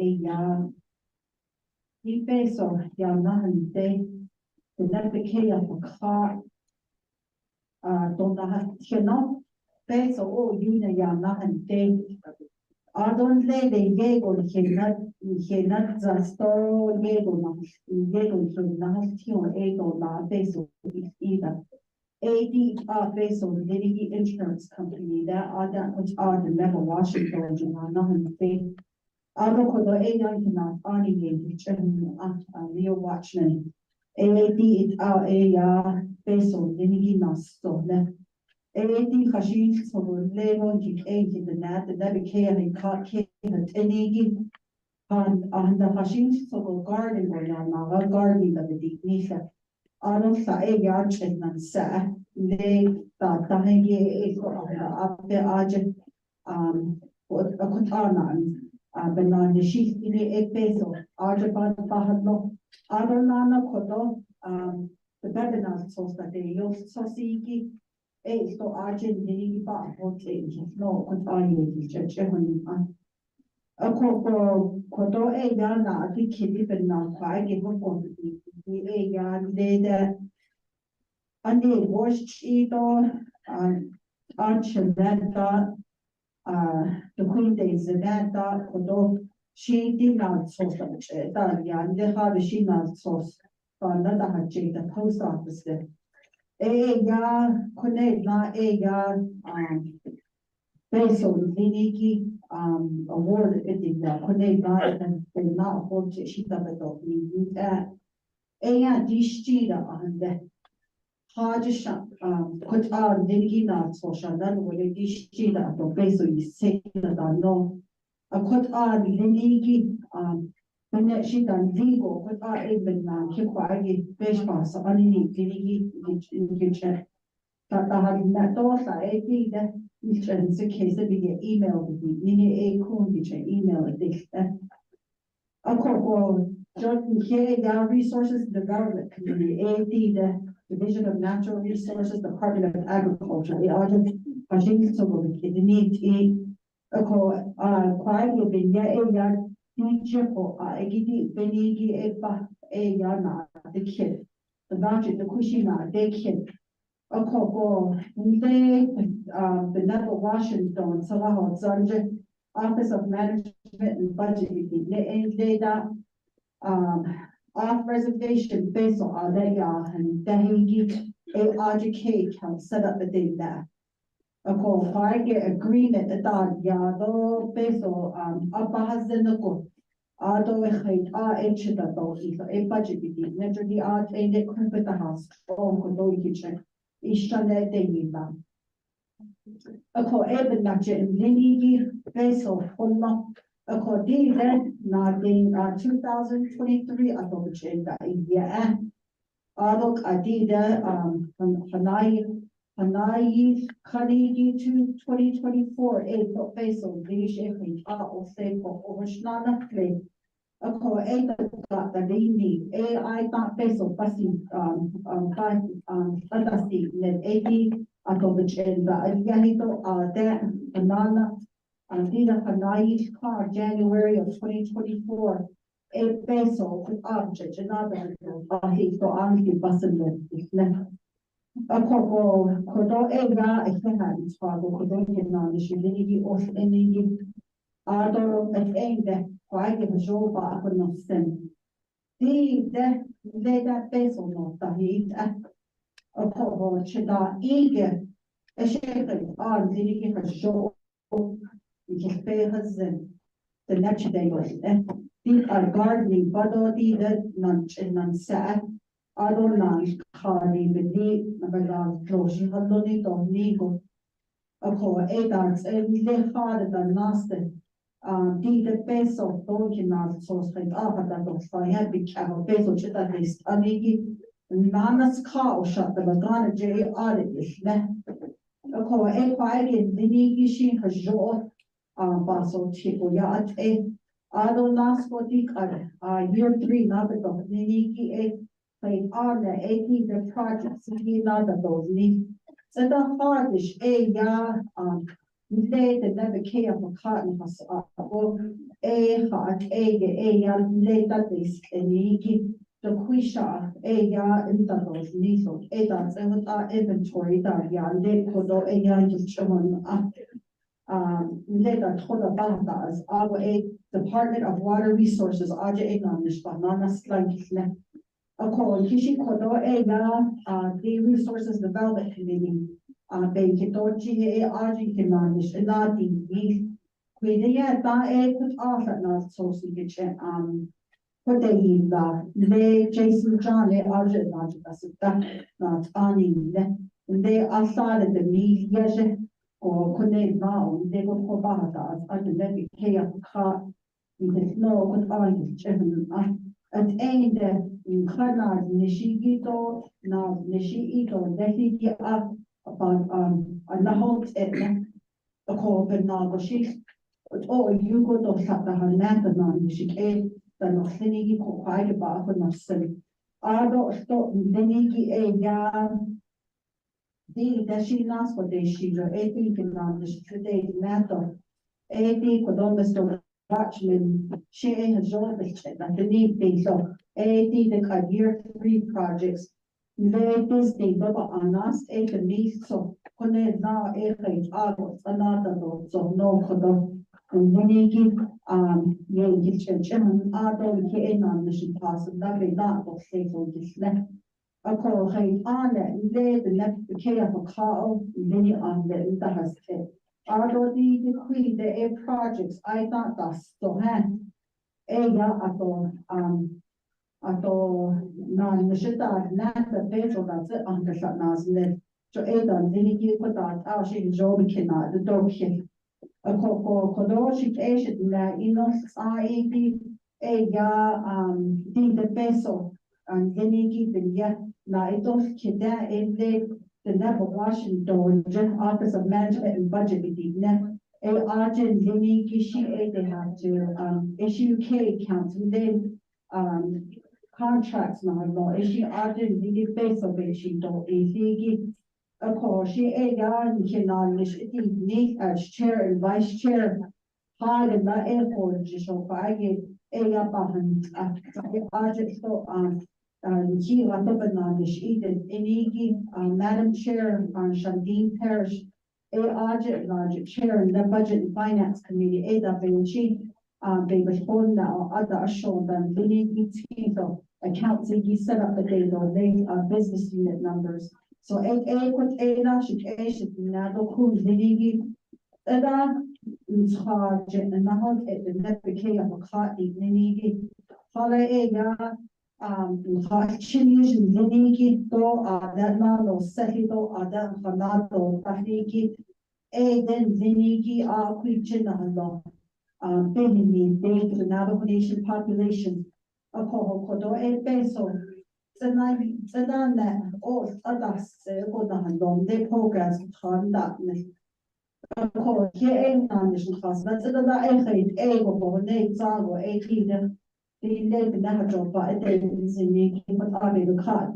so could on the in the heart according to Hashine large now she has all get the Nahote the top Bahadas although the earthen dams be the never that they no Aro in the Epanas law she had no for she had deep grazing permit they lecture also hearts at the teeth at the doorslats at the and they are back the person with the other something they grazing officials the illegal land board or farm board are she ain't even a job in the they Washington that BIA the meetings of it need a call are the on that the Eastern Navajo grazing permit on the Washington days in other the big Navajo the never care of trust them the Nini for the she was for class and the other and they Washington BIA the Nini for the same Auto Legend Navajo partition Navajo hoping partition then the ninja I just thought the Babylon source of the a Kohanan Adolano, I get the Babylon source in Vinigi Bena and Nish. Ado Kaja Eastern Navajo, J. Yashi units, Kenda, in Dakoja Big Navajo, though Navajo Hopi a permit beta, then try beta long, Edo Kenda in Veda. Who that ever the Kushi na Dikio, but I ban Sadakis not only than a song, but no that they we can check that a cohort, the Ega. Kodo Hashis over here are the Keno, Enigi, Kina, Los Hardonishi, Yahajo, Bega, Los Sendo, Benache, Ninigi, Kina, Los Yasho, the Calican, Handa, Inle, Naha, Beka, other brain cards, the Nido, vaccination, the Ahigi, your conservation plan, I don't mention the Kahigi. Forage study, they put out our ace on the has the never care for college trust them with the Ninigi, behind on the big Navajo side, even the net of the oil, which the webinar source, $20 NAPA. I don't have thought now it's a dance by the ADA, children. The Hashi the webinar source, the source, the care has the quite Chinese Venigi, when Escadal Sosodoyash, the probate in level. So Hajo, Ye Kate, Kaho, Hatayo, Sosodomivo, so Nivo Ega Hashim Zago, they are wasted net Abba him. So the quick Shana has Agua Ena Dina Habo and the Kut Abba him on being his own net. A call but now going quiet, unification now by the Baconos and no Baconos. But Joe Hena Aya on heat a hiki, partition on in terms of your clan, a patatos, so some hot edo. Joe put on Joe Bay, Diniki base, but the Tahuyat a Kadea, but now Opi, like it needle or gate, so then now Hashim Zago or that is the Hashi I use it, the now Joshi had done that. ARG on Guinea, so they that based on emergency that need of the rebate the host that. A call could education that I don't know I can't have for the resources and development committee though for those not Mr. Watchman though those it's in the she Mr. Charlie for those really giving the parent those she not so in the children Hana the she Mr. Toppy she Aji which I now have now but if I have been yes we enjoy year 3 projects and not about me. So again, I don't know if you have any final comments in closing on members of Resources Development Committee.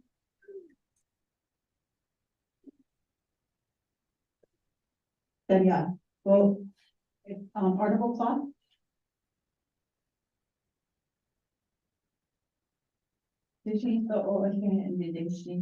Mr. Watchman, Jennifer A. Sadly, though could A. Bahinsa, Hala A. Hidden, not Flashidahalo, one though that can. Of course, even that the base of she, Jono, she is although she says ego day. And I do agree with our honorable colleague here, Shana Danny Simpson, to consider more funding opportunities for those that are an Eastern agency. And then also just thinking about the AYA but not Blashita Halon, but there is no veterinary services for our people out there. So instead of giving the funding to the chapters, my recommendation would be to use that funding towards veterinarians and then putting them back in the communities. According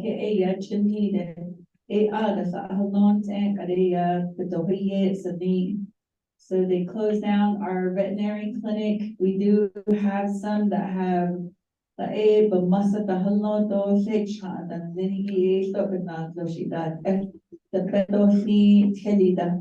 so they do need services out in the community, and that's one thing I would like to explore is to use that funding towards providing more opportunities for veterinary clinics.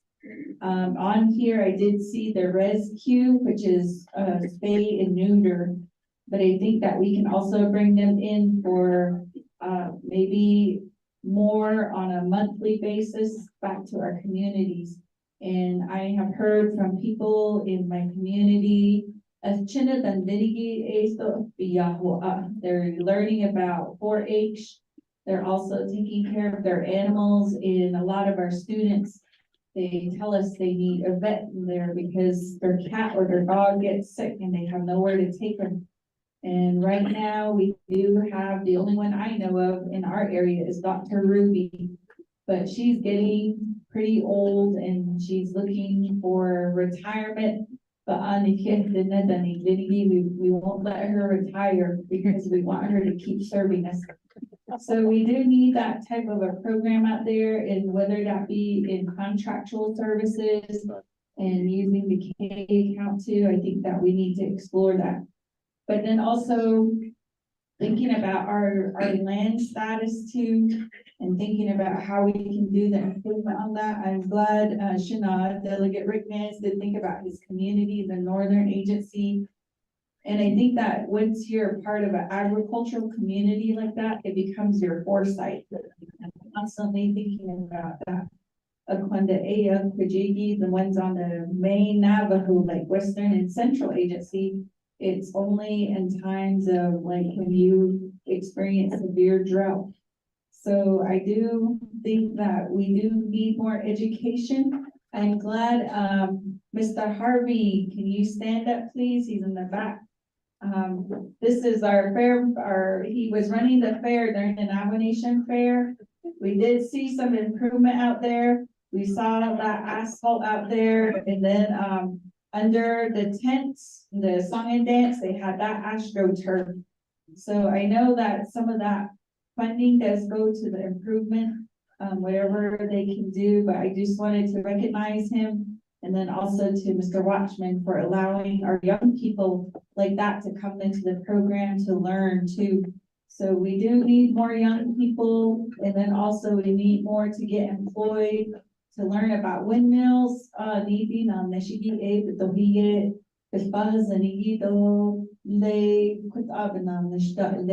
the people that are working out there in the fields, we need more of that. So I just wanted to say that, Madam Chair, shut it, and I'll go ahead and turn it back over to you. Before I give the floor back over to Mr. Watchman, Honorable Simpson. Thank you, Madam Chair and Ms. RC. It's very quick, Mr. Watson. Two things. How third year, we're looking at third year. You know, I know we don't still receive emails and texts. Probably all member counseling. I think on your website, you really have to explain what the purpose of this budget is. Explain to people why you're funding this nomination fair improvement step by step.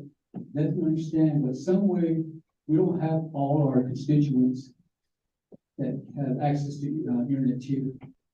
So how when we utilize, we need to find ways to communicate that information to our elders too.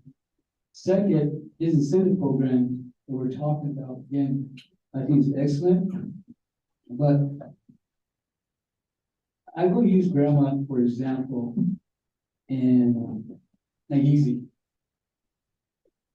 She probably knows nothing. She probably has no knowledge of this incentive program.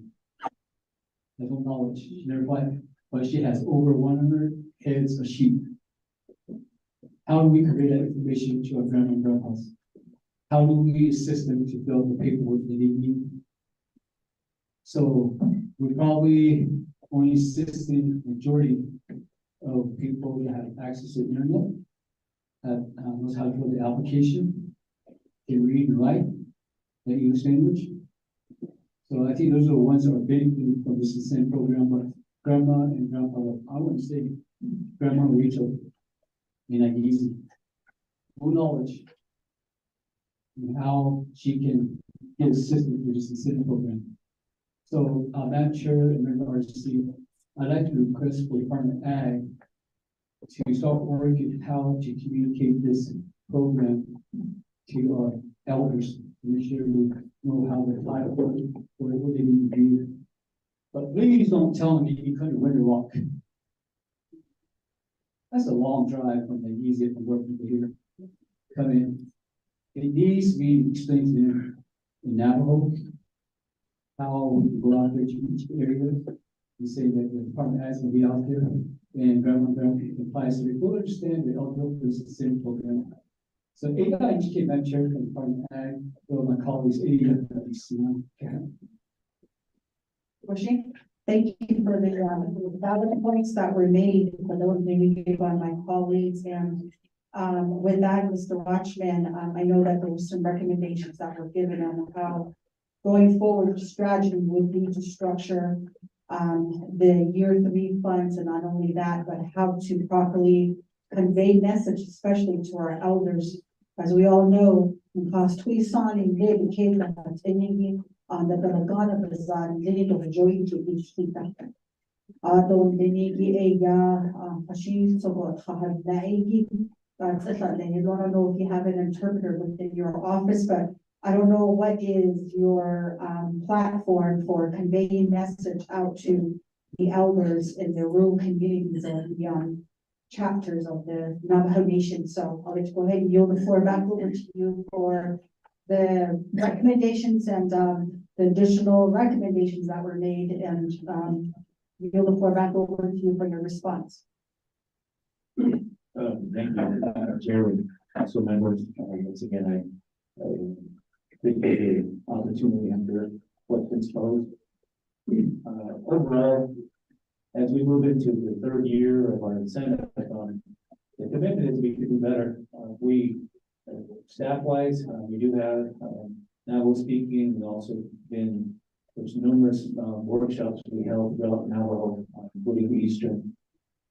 It's yield what we have before you, but we can do better, have more applications, explain, and the uniqueness, but we haven't given up on trying to get monies in producers' hands where they make their own decision. That's our overall commitment.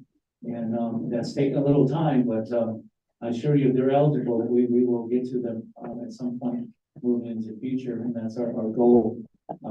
As opposed to any other program out there throughout the United States and others, with criteria in which this allows that assistance. So we have been trying to make this as accessible as possible with a goal in mind of maintaining compliance or remaining compliance. I know that's a little tough one when you have producers that don't have permits or essentially illegally producing on Navajo. That's something we need to address. I don't think this fund can address it, but possibly could assist.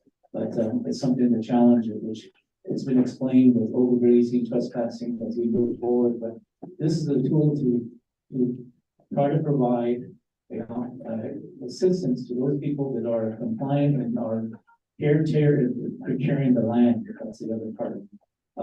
The question regarding veterinarian services, we got about 1.4 million within the year 3. One is to look at capacity building for whether we do contracting or the vet. Also the facilities. We plan to open up the San Diego site within the next few days, and that will be targeting large animal and services that are non-vet. But we'll have a contract vet on to do sort of a campaign like working away with the livestock, those kind of things that we've done in a few days. But overall, we still haven't been able to recruit a full-time vet, and we do have budgets and money set aside to do so. And it's just we do have a competitive rate right now, but we just haven't had any takers. And the biggest challenge is that is housing. There's no housing, and including those areas you just mentioned, Kimberly, Western, and they also land status to even build on. That becomes a big challenge, and we've been trying to. And I didn't answer a little bit regarding ag centers. The ag center monies that are set aside is to put in a building in Eastern Navajo. Again, it's land. We can't find land that we can move on to, as well as Western and renovate the Chinle and Shiprock sites. Those are the intention to make not only veterinarian but also other services we provide, like consultation and technical assistance to those communities. With that, Madam Chair, I appreciate it. I noted down the other things that are suggestions, and as we move forward, we'll be reporting what we're progressing in, also what we need your help with. Thank you, Madam. Appreciate that, Mr. Watchman. At this time, I'd like to recognize an individual here, Mr. Irvin Chavez, chapter president from Naihizi Shida. Mr. Irvin Chavez, thank you for being present here with us today. And again, always It's good to have you at these meetings and also your input and recommendation. So with that, members of Resources Development Committee, we do have next steps tasks. One of them that I identified is I know that we say that we don't want to do more work sessions, but I believe as Resources Development Committee, our task is very essential to a lot of the movement with the visions that we have oversight. So, for those in Antani, we need to, Mr. Watchman, in regards to sitting down and talking about year 3, project allocation in terms of the dollars and appropriation. So as you've been mentioned, we will be reaching out to you, Mr. Watchman, to you and your team to set up that, particular work session. And, Mr. Tahi, will eventually take the lead as he always does, and I appreciate him. And then the other thing is, again, we're talking about elders and how we expound, and getting the word out. Now, and I know that they listen to the radio stations of KGAK, KTNA, KNDN. Western side, just Navajo station on the western side of the reservation. But thank you again, Honorable Claude, in regards to your veterinary services. There was a concern, and I'm glad that you have a contract veterinarian coming on board, because there's a lot of folks that haul the horses every weekend, and we're talking about our children that are rodeo athletes, and then their horses are rodeo athletes. They were getting citations for that because they didn't have the proper health certificates or their Coggins test, or like, I know hauling permit goes to another department, but and we'd like to see improvement in this area as well. Let me go ahead and give the floor back over to Honorable Simpson. My apology, Madam Chair, I'm sorry, see, this needs to come up afterwards, from you. Madam Chair, in regards, I have to have Rodney work with, Ms. Khan here, in reference to a record to the Department of Agriculture to hold, these, the work session at the 5 agencies in reference to the agricultural infrastructure funds. To educate people, and that will be good. On the eastern side, each we have 31 chapters, maybe 2 sites, so maybe 6 work sessions or public hearing or something like that. So, and also, Madam Chair, I'd like to hear a report again from the Department of Ag, also, maybe our next meeting or 2 meetings today. We all talk about our Napa Rangers don't have enough, we don't show up 2 or 3 days ago.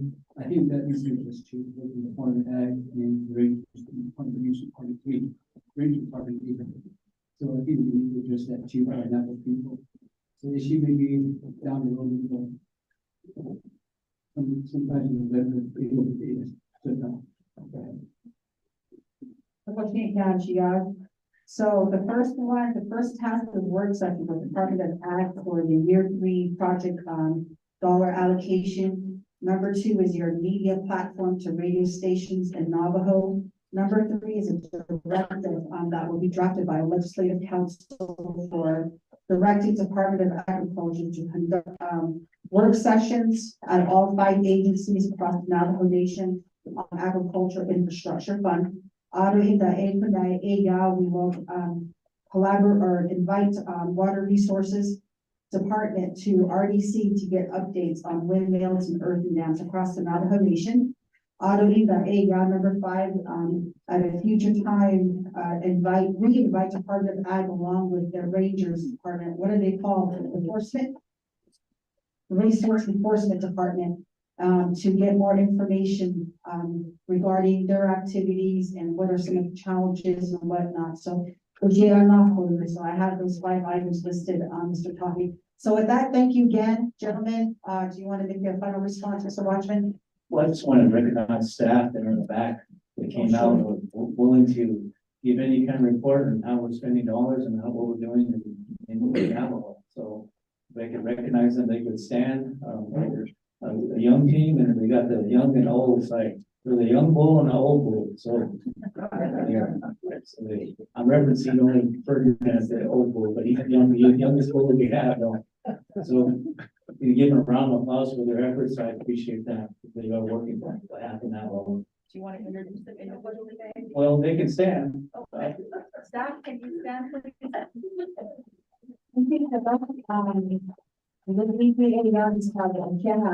To all the staff here today with your boss. And again, I always say that the first line, middle line workers are usually the tough workers that get things done when they need to be in our department or chapter houses. Yeah, it's called not. Although at this time, thank you for your report, and I'd like to go ahead and request for a roll call vote on receiving the report from Department of Ag and Administrative Service Center, Ms. Osi. Or Roll call vote for, report of division. Go ahead. Report 5A. Report 5A. Honorable Shanna Ankla, I vote green. Honorable Rick Nez, Don't get recognized, vote screen. Honorable Danny Simpson, Agreed. Honorable Anna So, absent, Honorable Casey Allen Johnson, excused. That'll be 4 in favor, 0, 3 in favor, 0 opposed, and 1 not voting chair. Yeah, thank you, Mr. Sosi. So for those associate, I think you all are making her nervous because usually she doesn't miss up this one, so. Yeah, well, I'm going on the shit, motion carries for the report again. Thank you, gentlemen, and thank you to the team back there. So when that motion carries on to item number 6 on the agenda, old business. Madam Chair. Oh, good. We good? Mr. Tahi? Okay.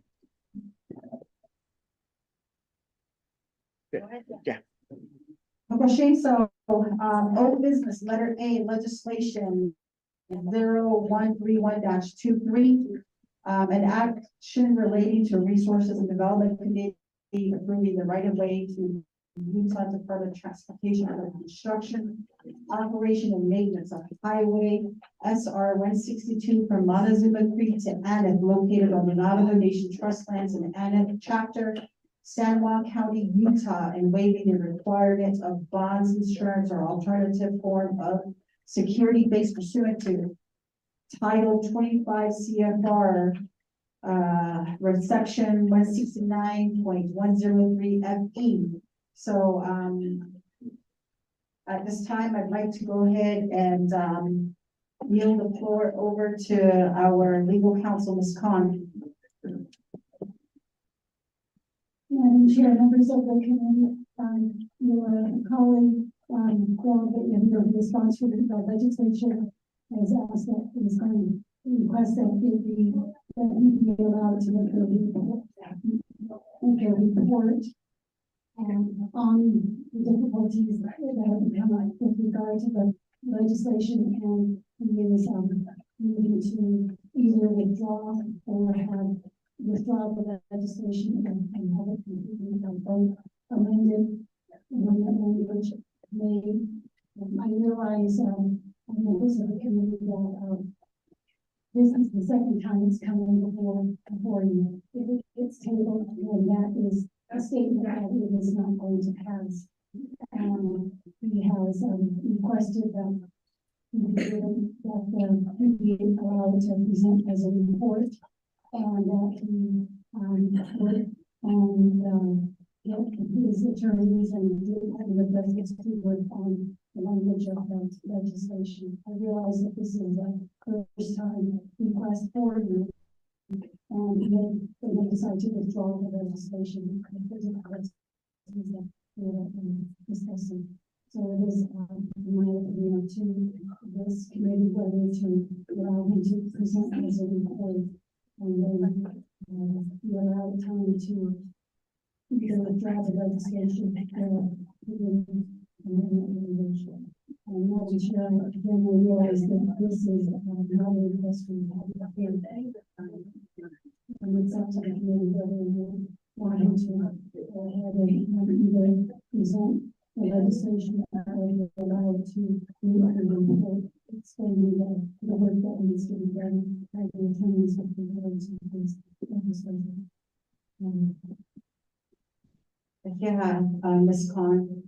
Members of Resources and Development Committee, Ecuador legislation 0131-23, the dato Sodiki Ega, Kodor, Yevati Tahi, Ega, Yevan, the legislation, Fanan, Abo, Dinigi, Ega, the Kias Tieto, Halato, Niko, that's another Hado, Sosedo, that's a Sadigi.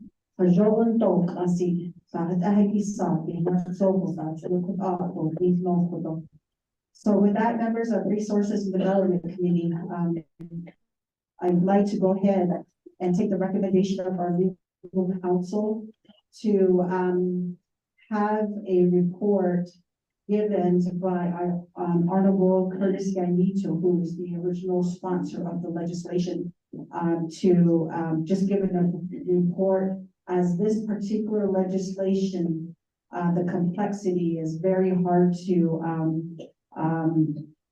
vote on it now, but maybe at a later time if it is amended. So, okay, so Mr. Tani? Madam Chair, members of RDC, my concern is that we already moved out of receiving reports for on item 6, old business. And if he's present here, we have to take action on it. That is my concern. So my recommendation is that we add Mr. Yanito's report on the difficulties on this legislation for this coming Friday, as it's a special meeting, or we can have him on next Wednesday's agenda on RDC's regular meeting at 10 o'clock.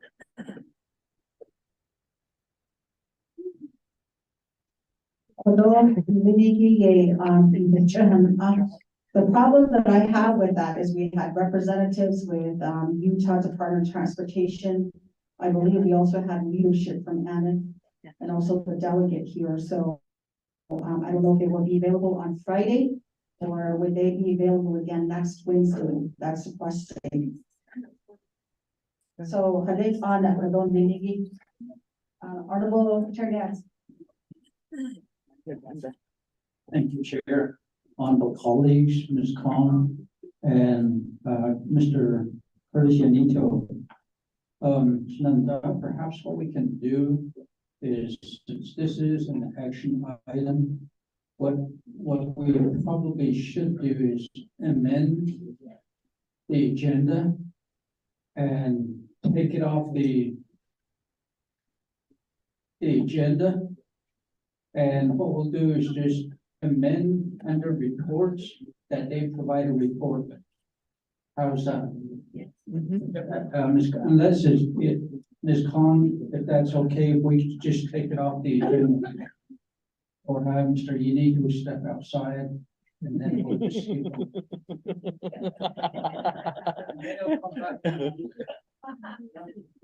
So there is a recommendation here that was granted in other tonight, Honorable Chair Naz for that recommendation. So Ms. Khan, from a legal counsel perspective, looking at amending the agenda requires a motion. I don't know if Honorable Chair Naz did the motion, but the motion to take off this legislation off of old business item and add it under receiving reports.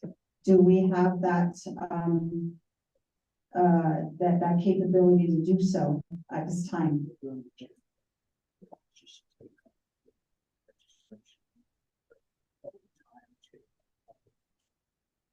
Okay, so Ms. Khan, so the recommendation here is to take off the legislation itself off of the approved agenda and have Utah Department of Transportation and along with Mr. Honorable Curtis Yanito make the report under 5, which will be added as a C item. Honorable Danny Simpson? Not fair. I don't think we need a legal opinion from Rihanna Khan. This is our meeting. We can amend the agenda that we want it as amended. So if Mr. Delegate Nez, makes the motion, I'll second that. Okay, so with that, members of Resources Development Committee, we do have a motion on the floor, by Honorable Chair Naz to delete legislation 0131-23 and, put the new item on the agenda under receiving reports, letter C, just as a report from, Utah Department of Transportation and, having the representatives and also Honorable Curtis Yanito here to present. Accurate?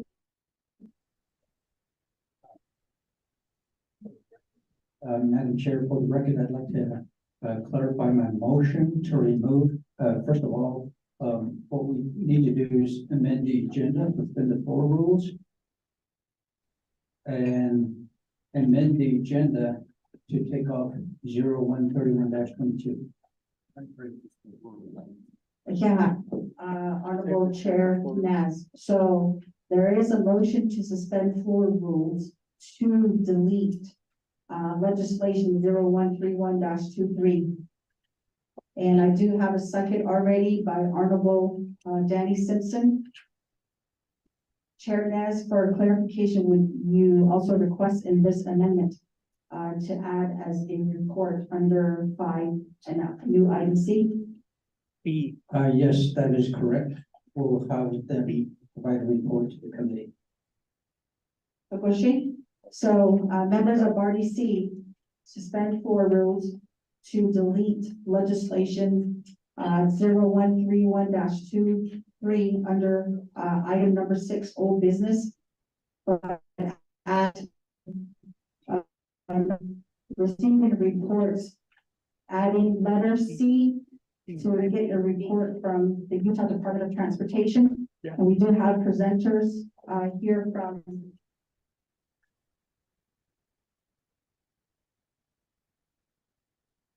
okay, okay, so we did, delete 5A, so it'll be letter, 5B. So having a report from Utah Department of Transportation, and we do have representatives here that will state their name into the record here. So with that, we do have a, motioning party, Honorable Chair Nez, with a second by Honorable Danny Simpson. Do we have any questions on this suspension for floor rules? Going once, going twice. So with that, can you please get a roll call vote on the suspension of floor rules? Madam Chair, members of RDC, this is roll call vote for amendment number 2 to the agenda for suspending the floor rules by removing item 6 old business A legislation number 0131-23 and adding 5B report from the Utah Division of Transportation on the difficulties of legislation number 0131-23. Honorable Shauna N. Claw, how do you vote? Honorable Shauna N. Claw votes green. Honorable Casey Allen Johnson, how do you vote? Excused. Honorable Ricky Nez, how do you vote?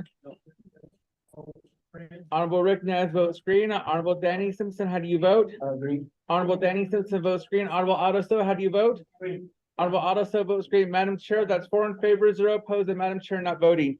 Yeah, Mr. Tahi, so with that, motion carries, members of Resources and Development Committee. So at this time, I'd like to go ahead and okay, allow opportunity for the Utah Department of Transportation representative and Mr. Honorable Curtis Yanito to speak here to give us a report on legislation 0131-23 in regards to its complexity and how the presenters here going forward are going to address legislation, whether it's going to be a withdrawal or an amendment. Thank you. And you will be allotted 20 minutes for your report starting at 12:54.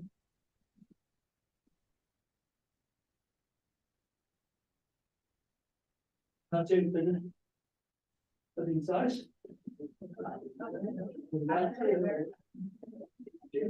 Allora, chiara, fai tentando sulle palme, tenda di sign. Poi vi ha colori di registration While I know that 0131 23 for a legislation.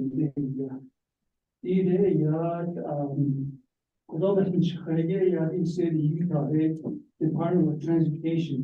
Although not of the Zoom over a project.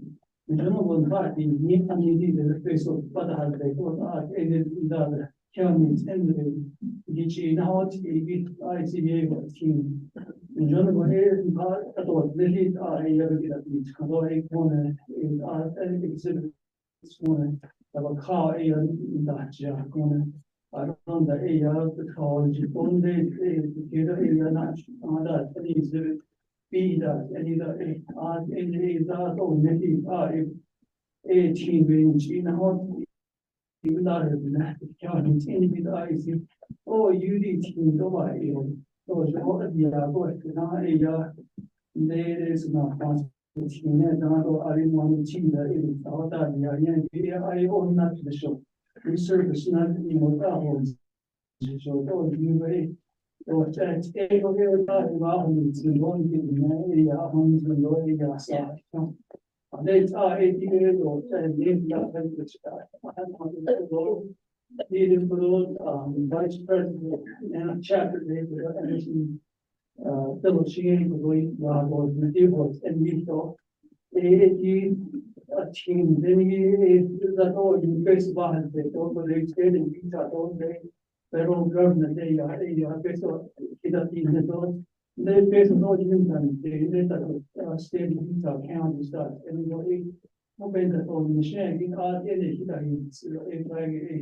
they were on NATO, private, you know, I did the one, you know, the sheet, the store, how we saw it, we need to store, name.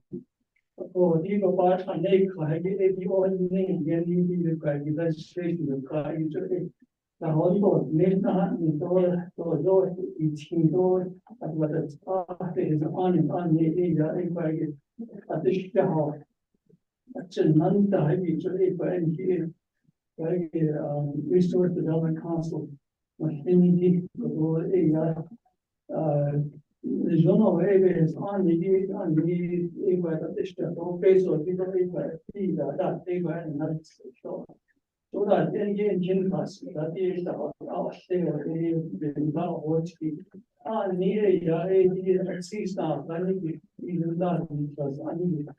we need to save lives. Yeah, I need that. Not all, and a chapter.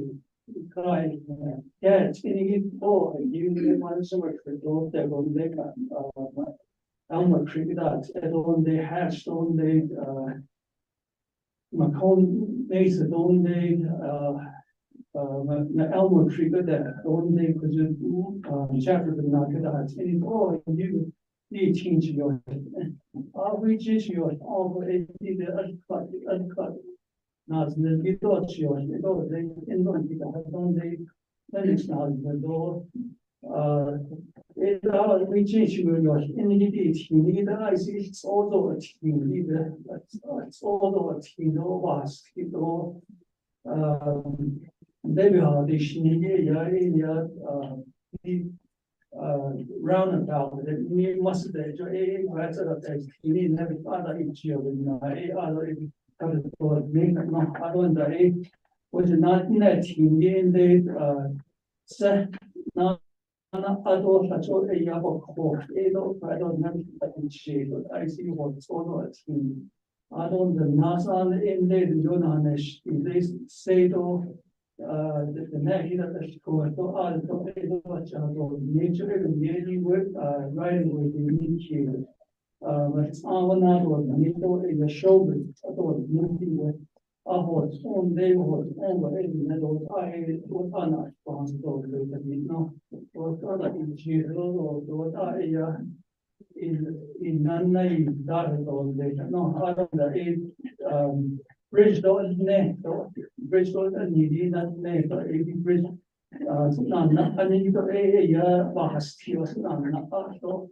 So if this is at all, the next some 48 million daily would actually be then I got 100 million for one blood based on a bahar they were in the beach.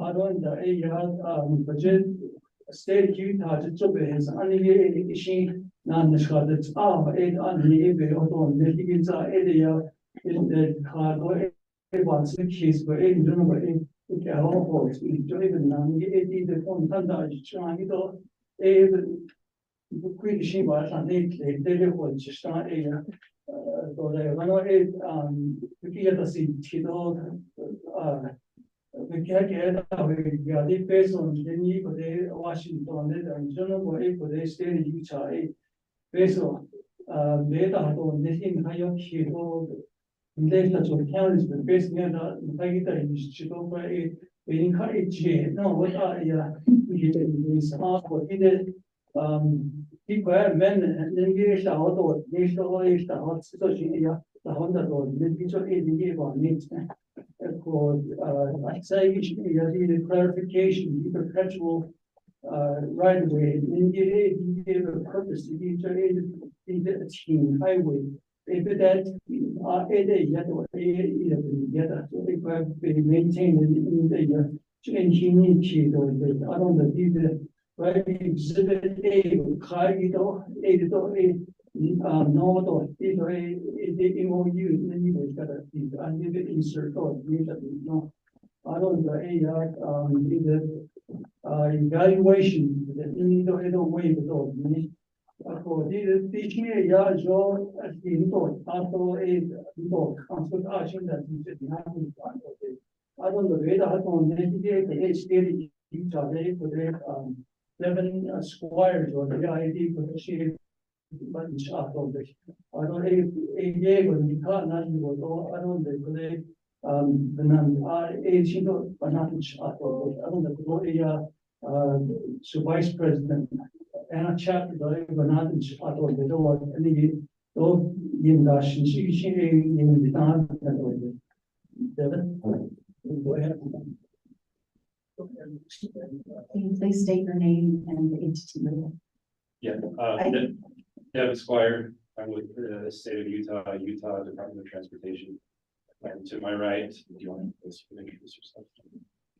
Well, my name is Monty Aldridge, and I am the Utah Department of Transportation Region 4 Director.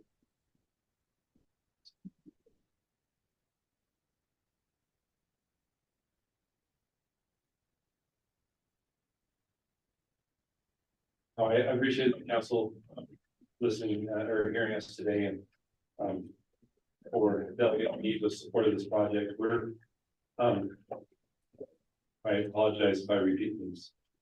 I wish I spoke now.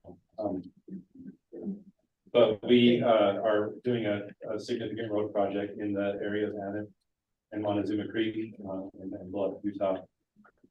This is sort of the Four Corners area of Utah. And I have presented on this project before to the council, but it is a priority for the state of Utah for UDOT to be able to make improvements to the safety of the road and to provide this this project to an area that quite frankly would not get this type of funding just because it's not a heavily traveled road like some of our other roads. It's quite rural, right? And we as a state, the project was funded at about $50 million. And the state of Utah has put another $50 million into the project to cover what has turned out to be quite a challenging inflationary time. And the project really stems right now on the crux of being able to obtain right of way from the nation. The state of Utah recognizes the nation's sovereignty, and the land is not the state of Utah's, and we're petitioning for additional land from the nation for the purposes of building the highway, which in this case, we're not moving the road significantly. The majority of the work that we're doing in this area is due to significant drop off in the shoulders You know, if a car were to go off even just a foot past the white line in many of the areas along this road, they would go off into a rollover and a fatality, which many people have through this area. We're addressing fencing concerns to keep grazing horses off of the road, which are an issue, especially for late night drivers. And this is a great corridor for our tourism and people seeing the great state of Utah through this really remarkable area. UDOT has a couple different options. We again stemming on whether or not we can get right away from the nation. Our Lieutenant Governor Deidre Nielsen or Henderson, sorry, is very interested in this project. She one of her she feels very strongly about building and maintaining relationships with our nation partners, Navajo being one of them.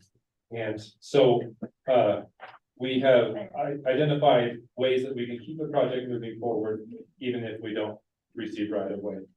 But it is significantly less of a project than if we were able to obtain right of way. If we're able to obtain right of way, I believe Delegate Unido talked about the roundabout and about a bridge that needs to be reconstructed and significant road work, basically taking all of the existing road out through Aneth, in between Aneth and Montezuma Creek. And that's really the section that we're talking about, right? We're doing a lot of other work, but the right of way section is just between Montezuma Creek and Aneth. And we'll dig out the entire road, put new base in, build up new shoulders, cut down some of the cliffs so that people coming around curves can see better.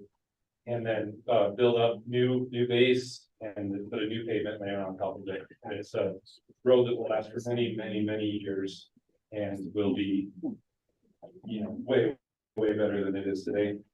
Some of the other things we're talking about, guardrail, lighting improvements, and there is a school in the Montezuma Creek area, and that kind of borders the roundabouts that we're putting in.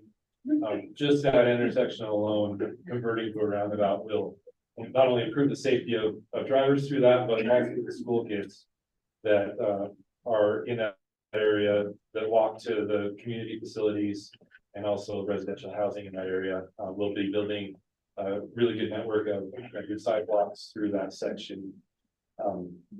If we're not able to secure right of way, we still will proceed with the project. We will accomplish all the other work outside of Montezuma Creek, which includes some significant road work, but does not require right of way.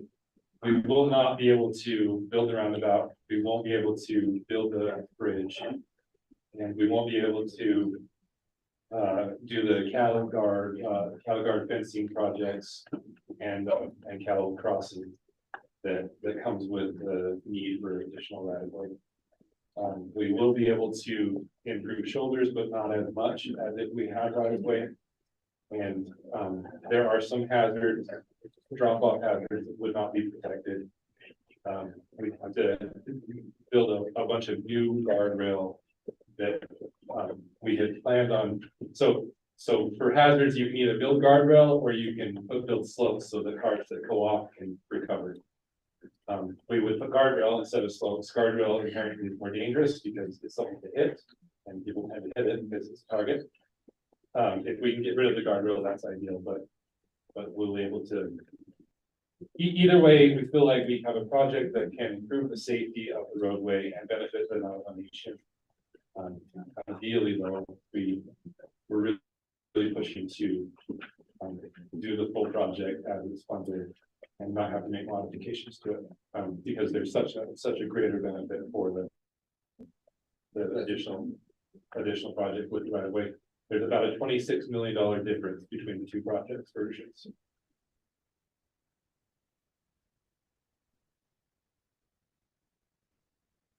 Appreciate the opportunity to be here today to discuss that project. As mentioned by Devin, this is a very important project for the Department of Transportation, as it allows us to build a project that quite frankly will improve the quality of life for the citizens that live in the area. And that's the focus of the Department of Transportation, is safety and to improve the quality of life for all of our citizens.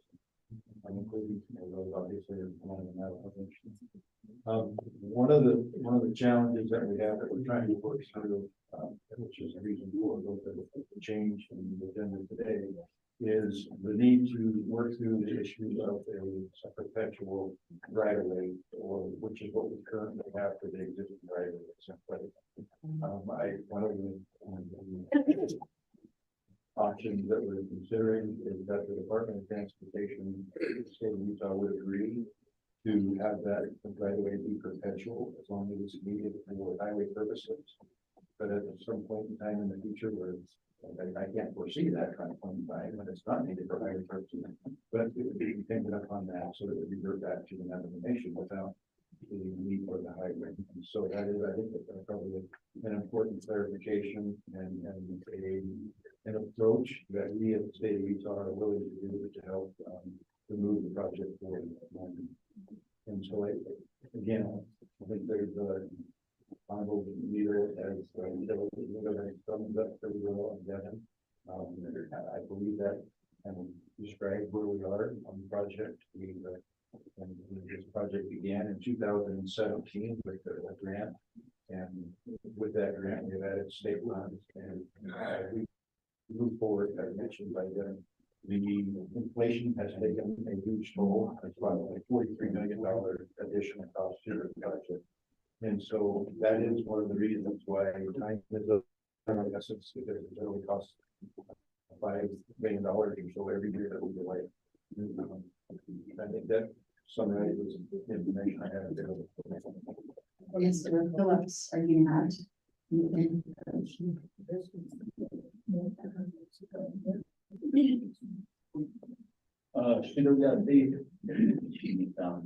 My name is Emerson Phillips. I am the Vice President for Anna Chapter. Although I don't mention the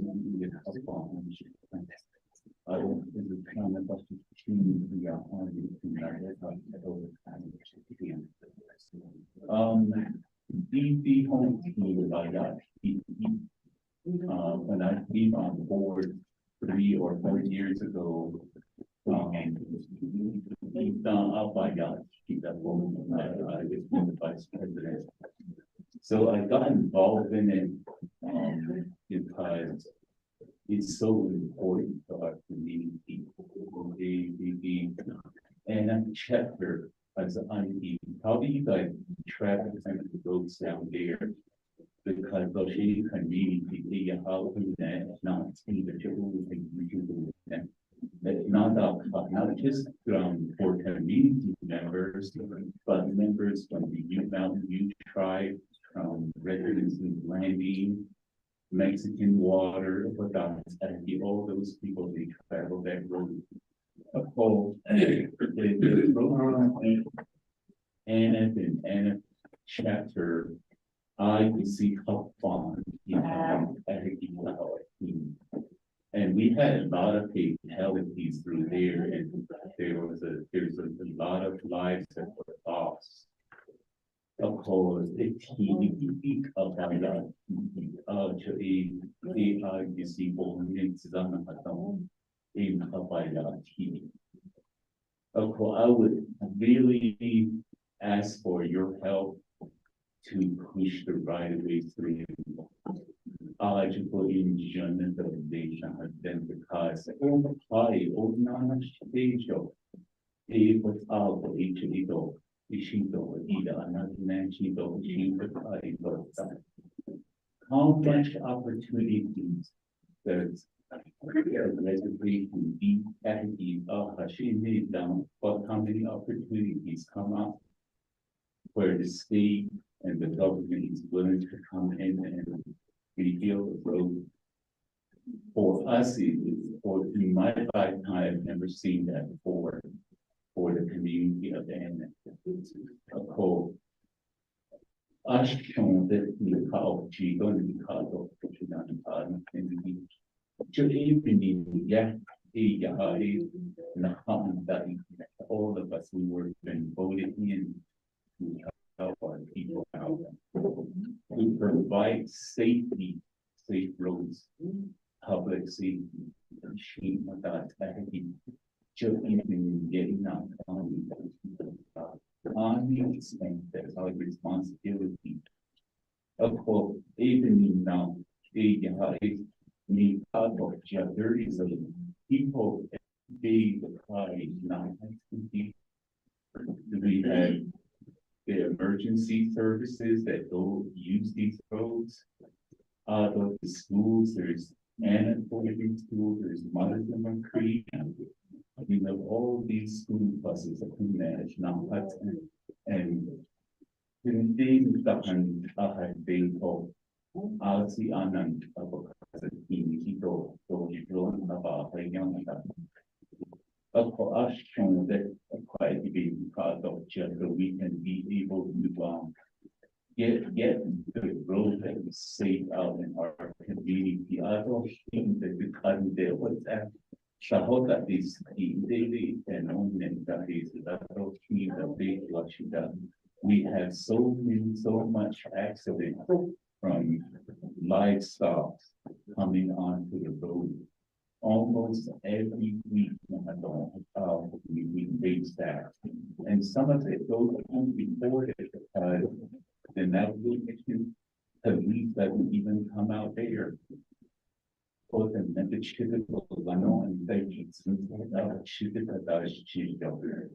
So there's a lot of things happening on our roads out there. And I'm glad that the Utah State here stepped up to the plate to be able to come out and they're going to help our people out. And let's do our job to push whatever they need to get this project going.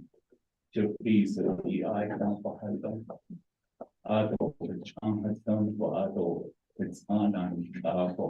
let's get rolling with this project. For this one, the corner of the reservation of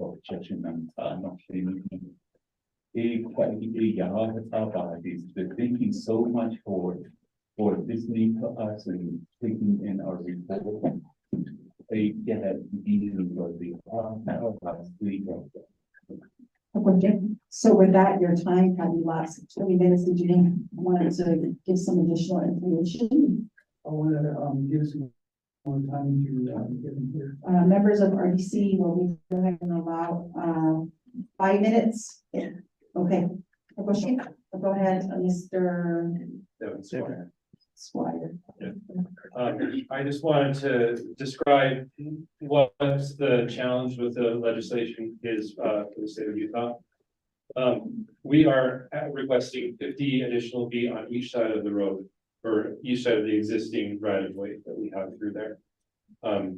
This would allow us to maintain those slopes, things like that, we do without being able to have permission from the nation to be on that, which is essentially what we're doing with right of way.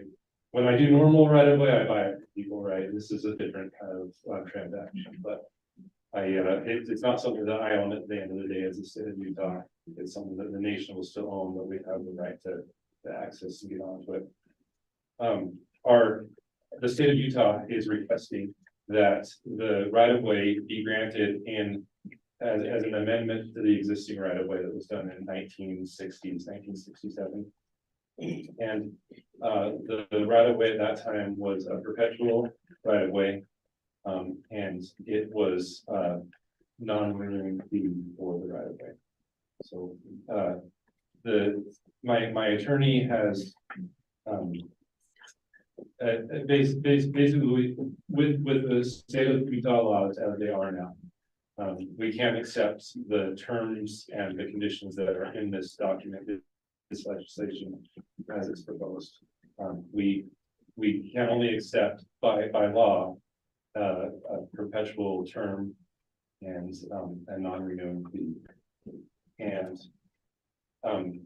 our request would be to modify exhibit A to simply state that the right of way is granted as an amendment to the existing with the same terms and conditions that the existing has. And we were talking, and I just wanted to note that the state of Utah has a really good relationship with all of our partners. And we don't have disputes, we don't, I mean, it's for roadway purposes, we maintain the road. We try to do the absolute best that we can to keep Utah moving. Our timeline of the project is, if we really need to get this resolved within the next week or two. If it's not resolved, we'll have to fall back to doing it within the existing right of way. We're ready to get moving on the project, we're ready to get it done, and we have spent about a year now, kind of rolling through all of the processes. At this time, we're ready to make it happen. Yeah, Lambo, Jono area, Koreans. Did total no way at all, way at any time they all resurface the indoor, and that's not going to be a safe road right there without negatives, but those on each year of the in corner.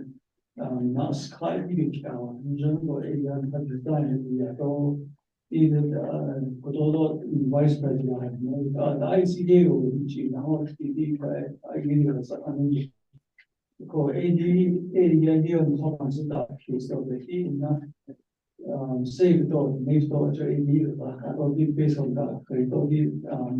There's on it, the area in Tokatan, and then there was how don't they are non for the I want to keep story. Another part, they even run the narrow on recent control, then mothers for a don't never hide chief in there. If I is not based on nothing, but ego, quite based on the wonderful one, the field, no other heart, I got the other dance, quite the other in non-push control, I see members. Or commitment when yeah. Yeah, thank you, Honorable Yanito, is the representative of you, Dr. Anish Nantani, Vice President, Mr. Phillips. Right now, she was looking on Tani, but I'd like to allow Honorable Aruso to introduce himself before I get more. Yeah, good afternoon.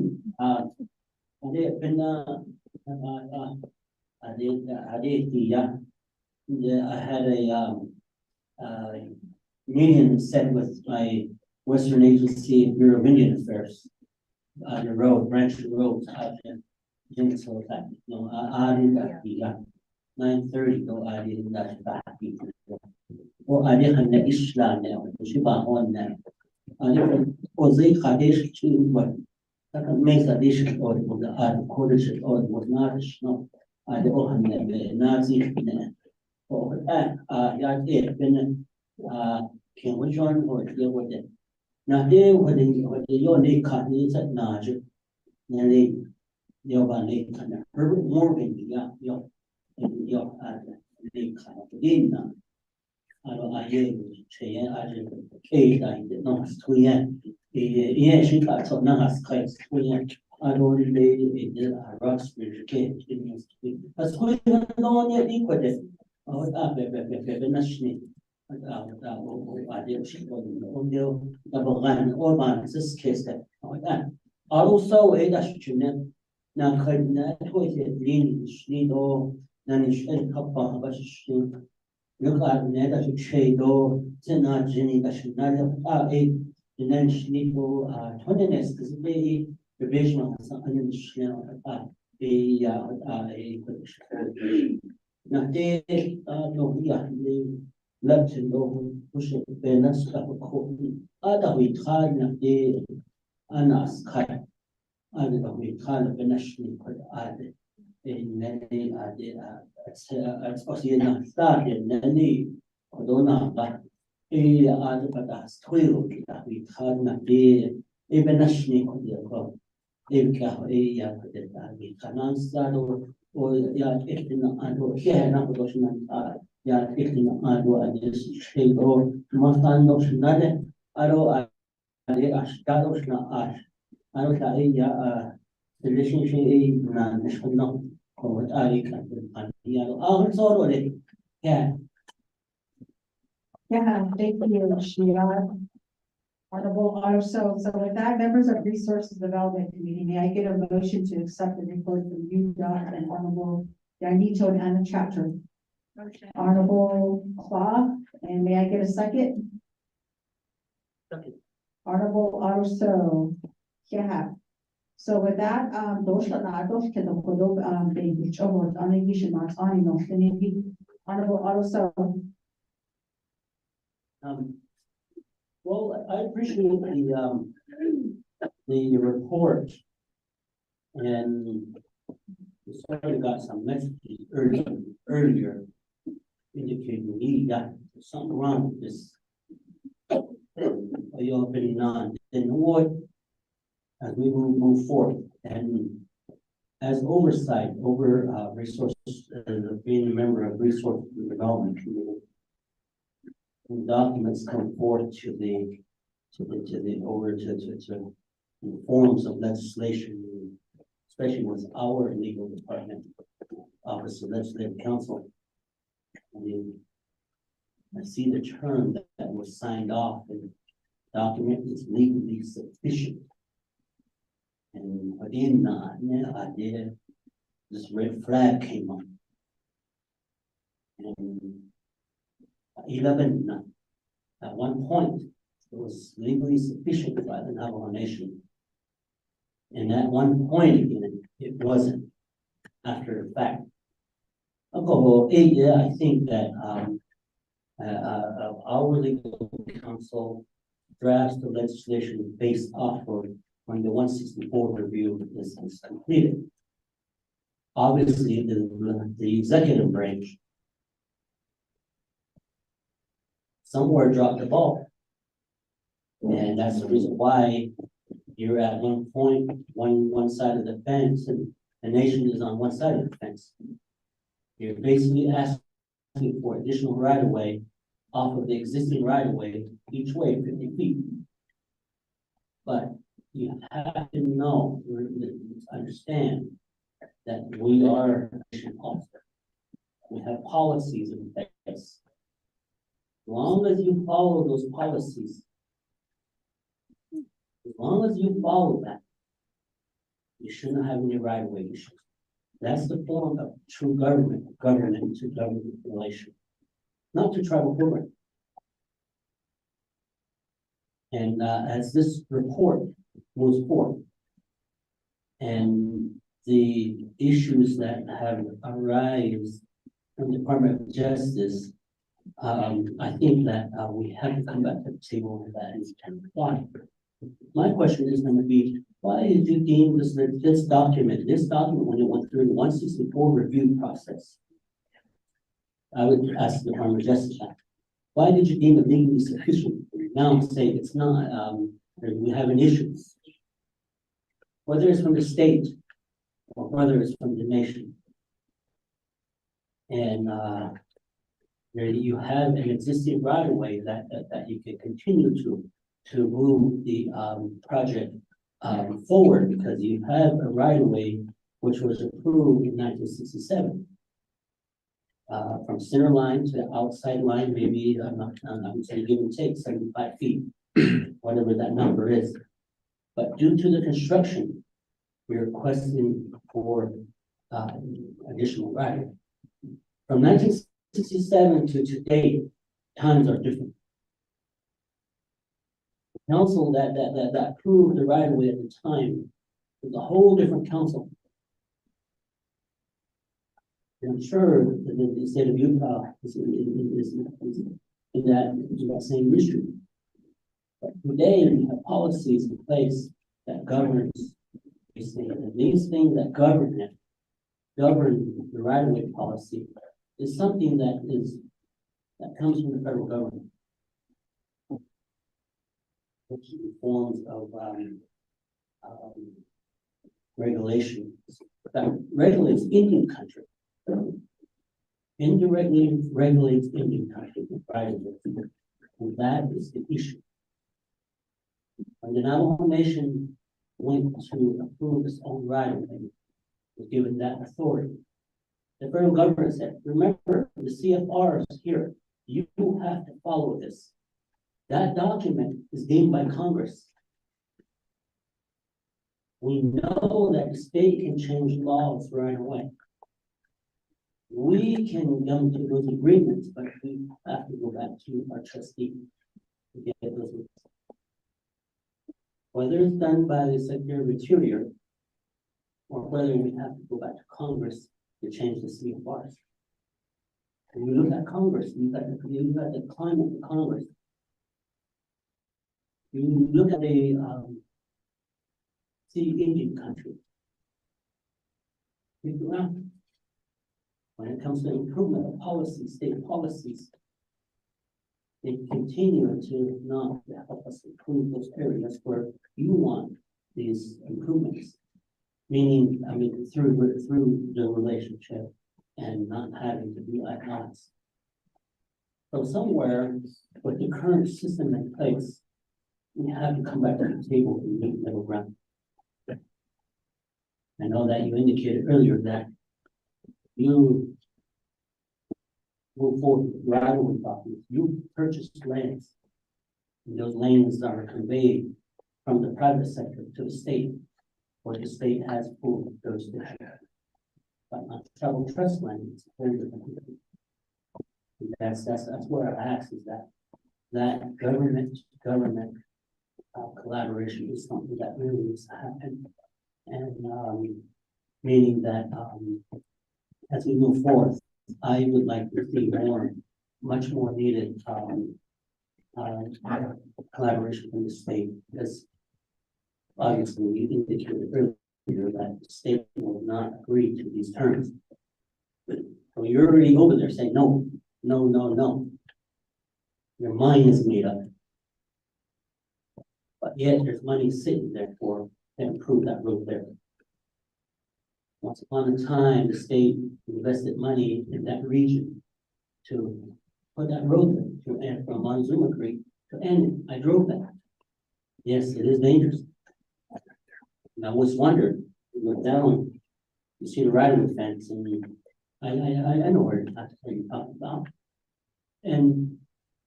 But it required that conversation to have the two sovereigns to come together, to have a much needed dialogue and meet each other, not just some intent.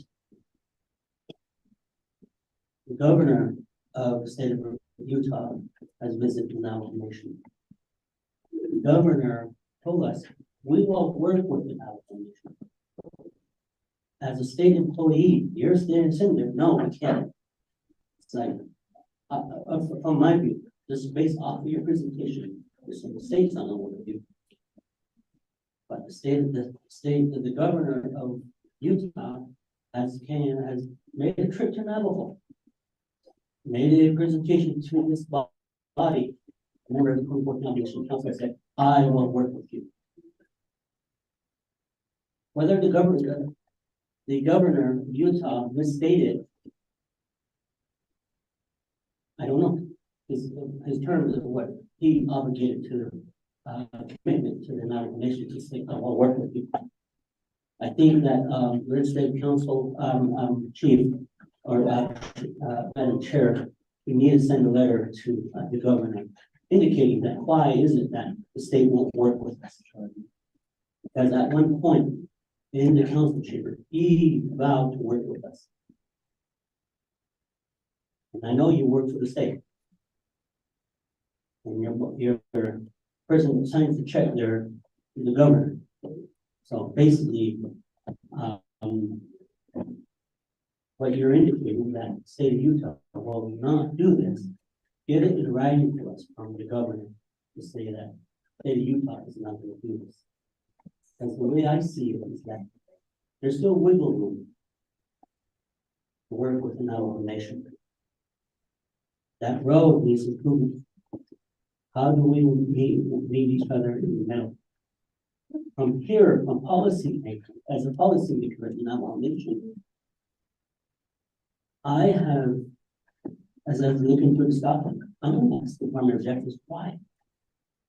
Why is this being legally sufficient? How come this was not raised? The flag was raised after the fact. Oh, there's something wrong with this. Somebody dropped the ball, basically what I'm saying.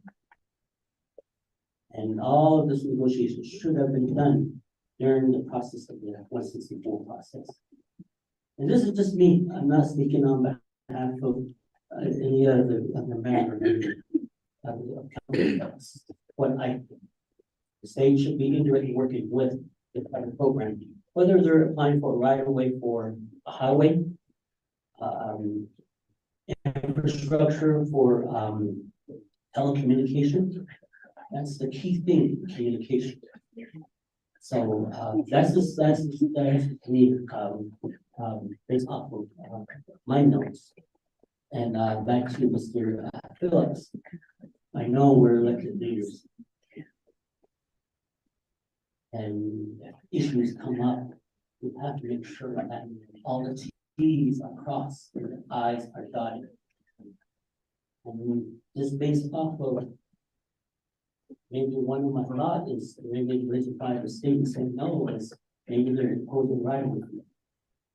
I don't know. That's just something that I'm thinking. Because on the original right of way, there's probably no fees on there. But that additional 50 feet that you are asking, maybe that's where the holdup is. Right of way fees. I don't know. This is what I'm thinking. But come back to the issue is that I would like to see the state to really start coming back to the table with the Department of Justice to take care of that issue. As a timeline that we just spoke of, we said, oh, we have 2 weeks. You're giving us a deadline. That shows that state of Utah don't want to work with us. And that day when the governor came to the Navajo Nation and said, the state of Utah will work with you. I don't think that's, maybe he didn't mean it, because you're coming from the state of Utah, under working under the state. Is that the governor's message to the Navajo Nation to take into right ways now? Is that, oh, you have 2 weeks for us to do this? But I just request that we work with the nation and move forward. There's 2 weeks deadline. We need additional time. Again, we need to have a conversation with the Department of Justice on why.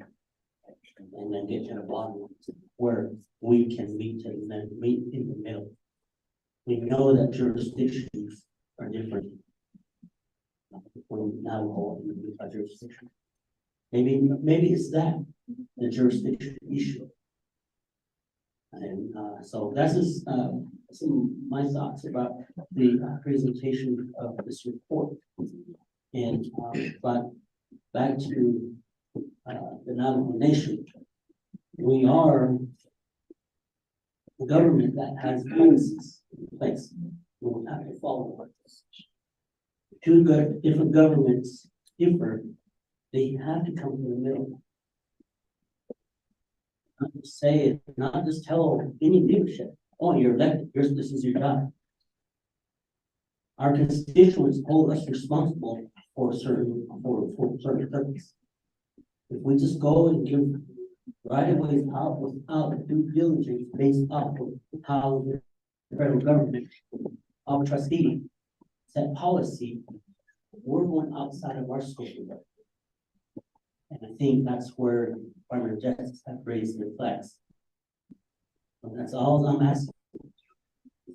Come back to the table, work with the nation, or indirectly have a conversation with Department of Justice, how the state could be settled. That way, everybody will be on one bandwagon, saying kumbaya, and we will move forward to approve this right of way request.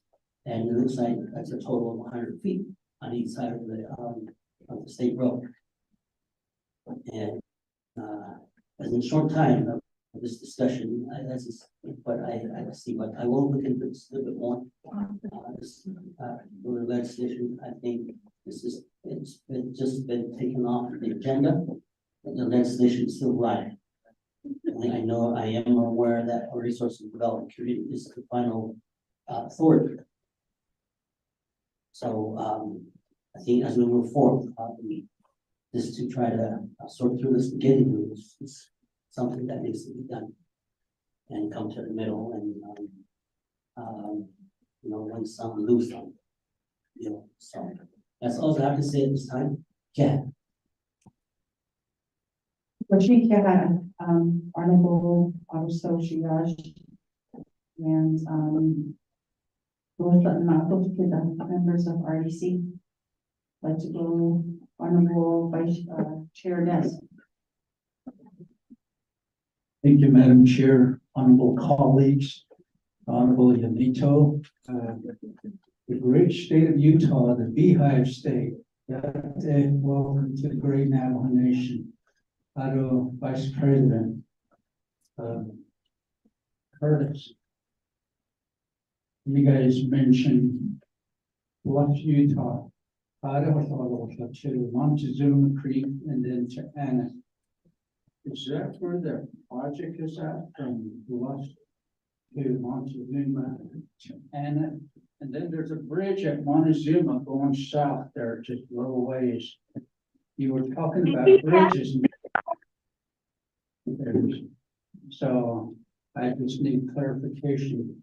And let me say this, Curtis, on my area along San Juan River, Navajo Mine and Four Corners Power Plant. They give the Navajo Nation's general fund 39%. That's a lot of money coming from my area. And it covers 110 chapters, okay? Your area, Curtis, Anna, man, little, what do they call it? Not Iraq, but Kuwait, little Kuwait, they call it. You have a lot of money coming from oil and gas over there. Yeah, go buy Curtis in chapters. Yeah, go buy, that's it. Tell us how you want this. What ounce and shishas I want rights of way for this road for my people in the state of Utah. What ounce and the Novin Pichana Ato, Iron Nadi Karothes, I got in the Abiga.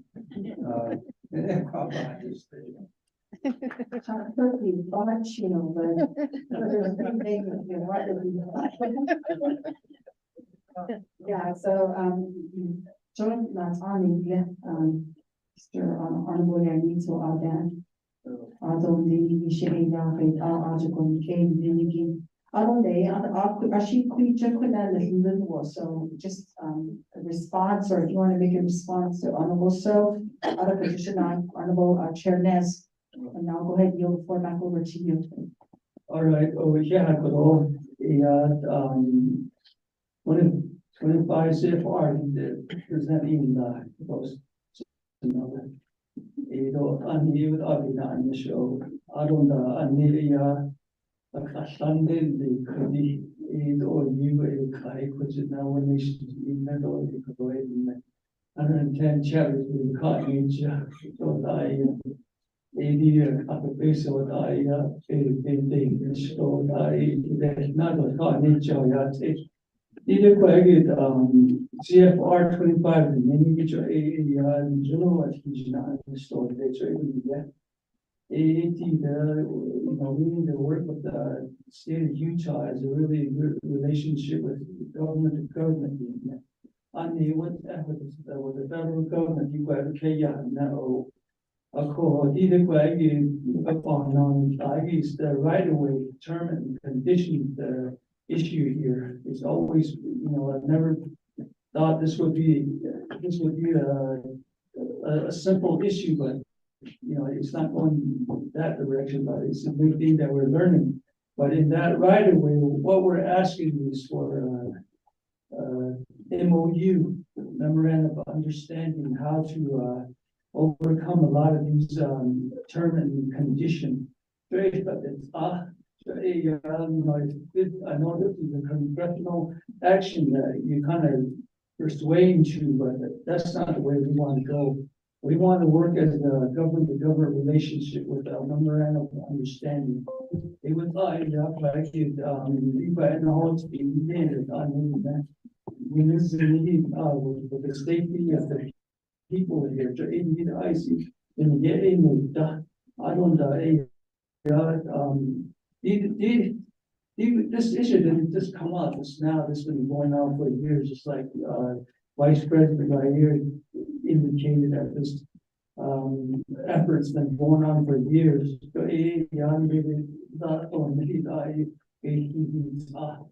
I don't know. Just look, this is the first time that we face you, and then we're educating you at the same time, and you guys are confronted up with all these laws too. But these things can be all ironed out, and we can all work together. And I know we can tweak these little issues around, but I know that the federal government has that oversight over the land, and with the jurisdiction issues here, but with the right of way, we never had a right of way before, and then that's a challenge. But to improve, as an existing old road, this is really going to improve a lot of safety issues for the community, like we expressed it here, and that this is the real need that we're looking forward to, because it took a lot of years to accumulate, calculate, and accomplish a lot of designs and the effort to proceed with this, and we still want to proceed with this new design here. Not the old. We don't want to go back. Just the way everything goes. You just don't go back. You go forward. Come on, this case quality that jurisdiction in Ningi,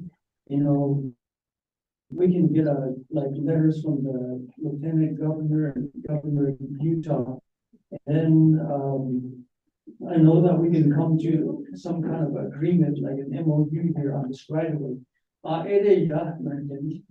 Because the original legislation says waiver the right of way. MOU the perpetual right of way. That right of way is not going to be taken somewhere else. It's going to be used right at that road right there. I know that DOTs have done it, and also they know it's so that land issue too, and it's going to be always utilized for local people there. The job I'm not either I like those barriers to be removed. Based on that's what we're really want to pursue for this construction effort. I know that this can be tweaked around in favor of for the safety of our community.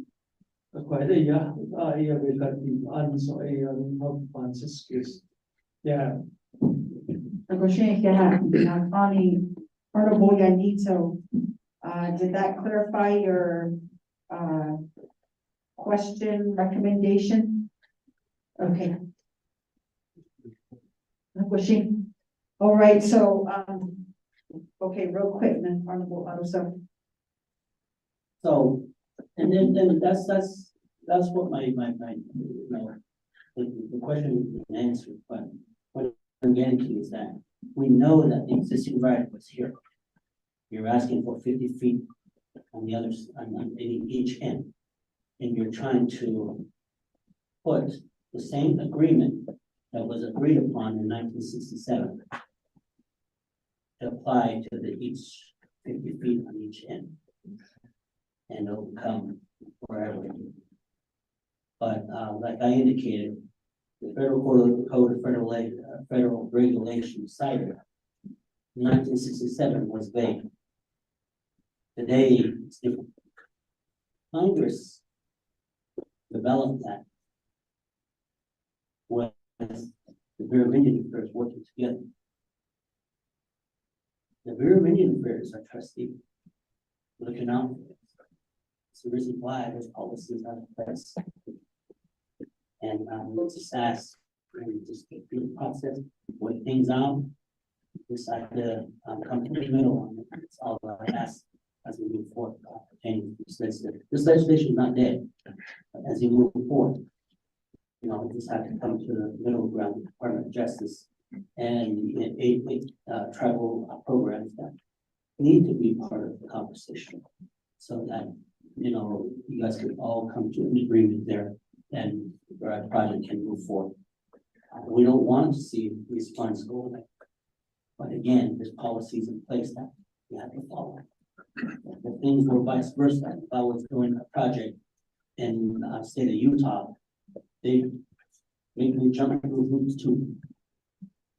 So that's I'll have now, but again, that's, you don't have to answer it, but this is just my dialogue on it, how I see this. And as I make this decision, come to agreement with the nation on this, we can move forward. Thank you. Honorable also, Shadeja, Honorable Park. Thank you to Utah State Transportation Office. And thank you to all your civil engineers. My dad was a civil engineer for 25 years, so pretty familiar with the roads. And just in light of what my TUI Honorable Otto mentioned about the process, I think what he's referring to is the TAA. And if we were to do an amendment, that would require the BIA to be a part of the discussion. So I don't know if you have done that. And then my question is, we don't have our legislation before us. And this moved forward 2 times now. This is the 3rd time now it's a report. But my question is, how many miles would that cover as far as your improvement area? And I do feel that this is a need, and what my relative stated here, Honorable Yanito, is very true. I mean, what you said here is 50 million that you have covered and an additional 50 million, right? Is that correct? And so, you know, thinking as a lawmaker here for the Navajo Nation, you take that cost into consideration. So that's $100 million for improvement of a state road. Whereas maybe on Navajo Nation side, the right of way might only be like, I don't know, I'll just do a roundabout number, 350,000. So, you know, and I think that is a give and take situation, but that would be my question. And then also this question would be posed to our legislative council. So if there's already a resolution in place, I guess my question is going to fall also with what Speaker So said. Why did this move into a new legislation when one already exists? To me, it makes more sense to do an amendment to the current resolution. And if so, that should have been the proper way to have started this legislation. Because we're not creating a whole new legislation. It's just an amendment to the existing right of way. So I think when Utah said that, you know, to them, it's already a right of way that exists, perpetual. And to them, you know, they're not building off of a new one. So to them, this is still perpetual. All you're doing is adding an additional feet to it.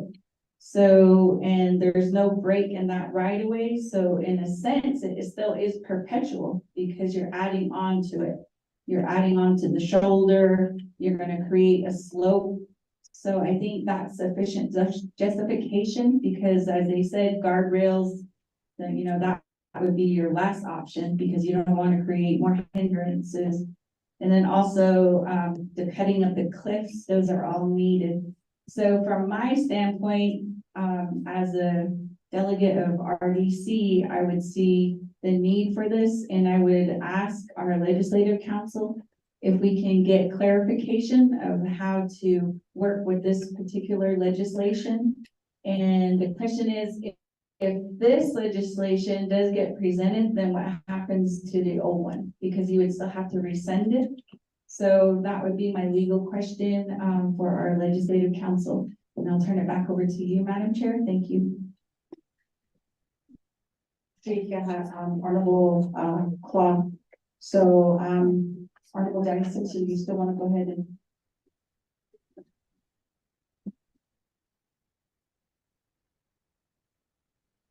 Thank you, Madam Chair, everybody, see capital staff. Presents perhaps you need to know the baseball service is still here. So, as you check here, that is the same program. This is good afternoon. I'm so education. Madam Chair, everybody, see, this is interesting. We're going through the same situation what we face at to change being the leader, the 21st council and with Municipal State Road 491. How long it took because of issues that we brought up today. The late Senator John Pinto secured funding to actually get 4 lanes brand new. Get new road. Some issues were raised every single year by Navajo Nation in the state. Mostly from Navajo Nation, relating this project. As years and years went by, as a statewide gentleman here, it's increased about $5 million a year. Same situation. We had to get additional funding. Additional funding twice as much as what it was priced at when it was first money was appropriated to start this project. Even we got the money, they only made the 2 additional lanes. The old lane stayed. The state was still driving on the old lane, 2 lanes. So we're still we're going in that situation with this project here. The main thing is the safety of the Navajo people. Yes, we talk about tourism, but tourism is one to our Navajo Nation too. But the main thing is the safety of our Navajo people driving on this highway, which is being considered to be make it more safe for them to drive on a daily basis. So actually, understand how I do that. We can do cutting down says legislation. And we really want to make sure that this project is started for the safety of our Navajo people that drive on this road highway every single day. Amen. I'm gonna have issues that needs to be resolved. That's why we have attorneys here. We have an attorney from the Department of Justice. We have two attorneys from our legislative council. So with this report will be accepted, I'd like to have our attorneys here from us, legislative council, and also from the Department of Justice to start working on these amendments that's needed to be incorporated into this legislation. And I'd like to see that at our next, not this coming meeting, I think we'll do these 2 weeks to get this resolved. So we're looking at 2 weeks from today, it's coming before all the amendments that needs to be incorporated into this legislation, so both parties will be agreeable. So let's get that thing done as soon as possible, because we need to get this road, this proposed project started, get it done, so people can drive on the same highway. And indeed, they can give us a hard market. You understand that. But sometimes we have to give up land for rights of way to make it safe for our Navajo people. So he's country attorney for Austin City Council, and we have an attorney from DOJ, and that'll be my direct verbally. We step in the report. I know we always say we have to drop up the director. This will be part of the accepting the report. So LC knows we go and I can see all these amendments. And let's say it comes back not our next regular meeting, but 2 regular meetings from now. Madam Chair, you can. Yeah, thank you, GR, Honorable Citizen.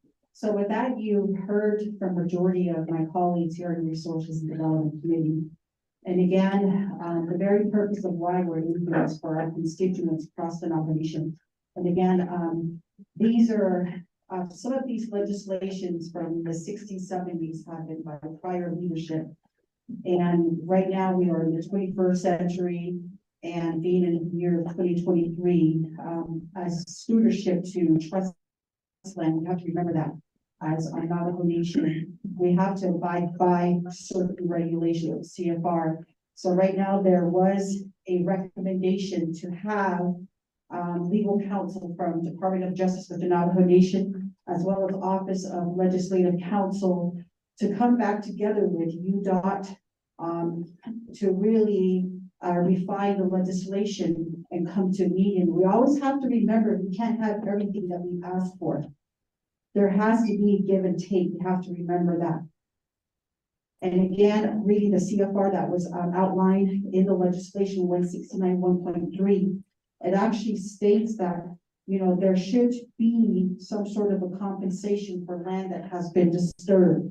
And again, we are taking for grazing permit holders. I am in support of the legislation, but I want you as the leadership from UDOT, as well as our legal counsel, to really come to terms and develop a legislation that would be most quantifiable to both parties. And again, to bring it back here before Resources and Development Committee, because the end users are just not Navajo Nation constituents. It's also, I noticed that there's a lot of tourists or visitors that take that road as a shortcut. And again, it is dangerous because there's people that have actually lost their lives when the water used to run right there in the ditch area, and they lost their lives because of it. The other issue is the right-of-way fencing, and then the cattle guards, because I know that driving through there, people drive at a high rate, and they've been, you know, hitting livestock, which again is not part of the fatality numbers, as our leader from Anna chapter had mentioned. So again, to really protect our younger generation, to our Chase and our Musadis out there, I really think that we need to come to terms.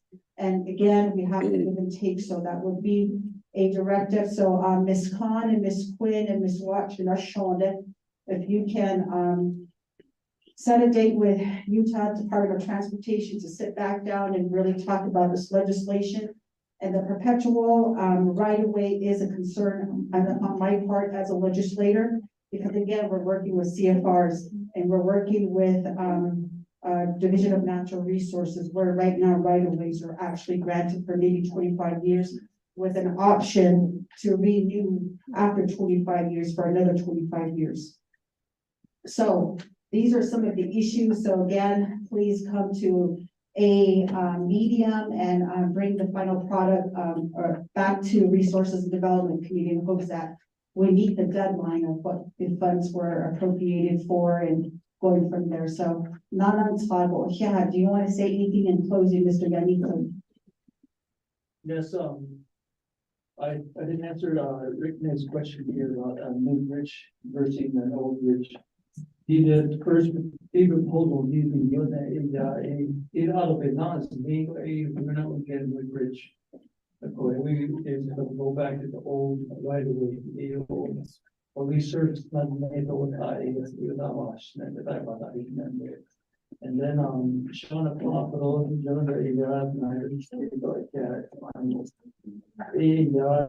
this total road there's 56 miles. They is 262 highway. They must have thought that they which quite Michigan, that's included as well. They try to watch that work on that one. I don't know, but Montezuma Creek, one day the state line is 10 miles. And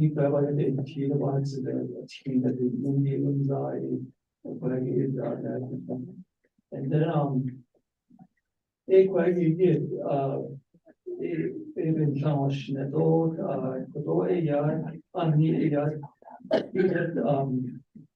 the right of way, basically not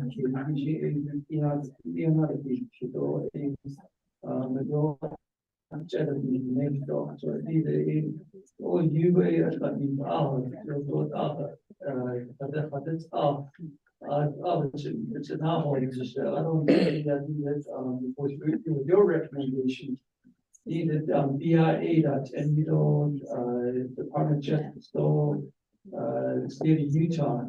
I thought on the order from BIA, was both like, the contact, with your support, you can probably, go ahead and help us out, send them a meeting for us. And then my last, remark, Shane, I was told, as vice president, so I would be okay, but I was giving forward to my vice president.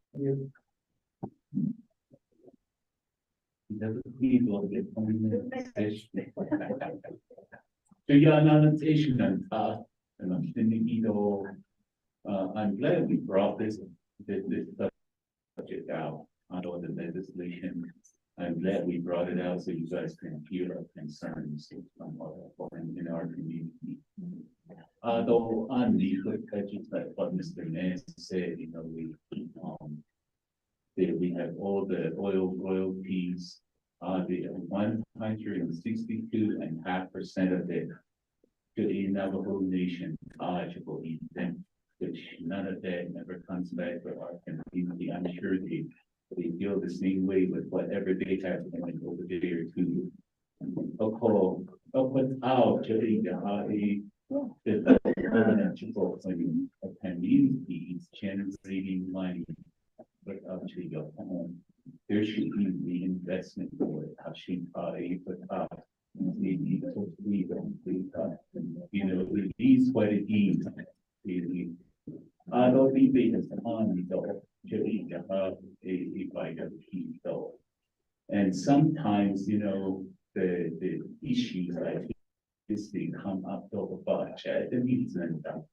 I don't know why we're not like that. We should have everything all ready to go, because when a project like this comes up, I understand what the timeline that comes with it, because I'm a contractor. I should not be.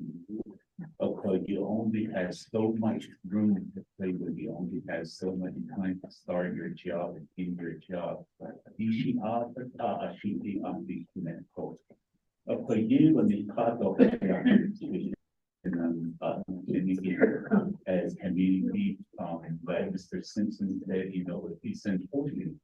it's important to our grandmas, our grandpas, our mom, fathers, our children, for them to have a safe road to travel on. And this is a great opportunity for us to have a road channel for the ongoing.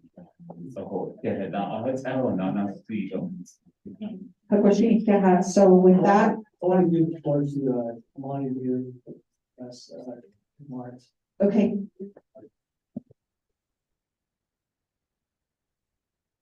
Very brief. I just wanted to thank you for the opportunity to discuss this today. And we are committed to trying to work through the fine middle ground and the partner within the Navajo Nation. I do recognize and understand and appreciate and respect the sovereign nature of the Navajo Nation. And we do want to work to find common ground. And I very much support and appreciate the support for getting a meeting within a couple of weeks to get these things planned out. I just want to tell you thank you.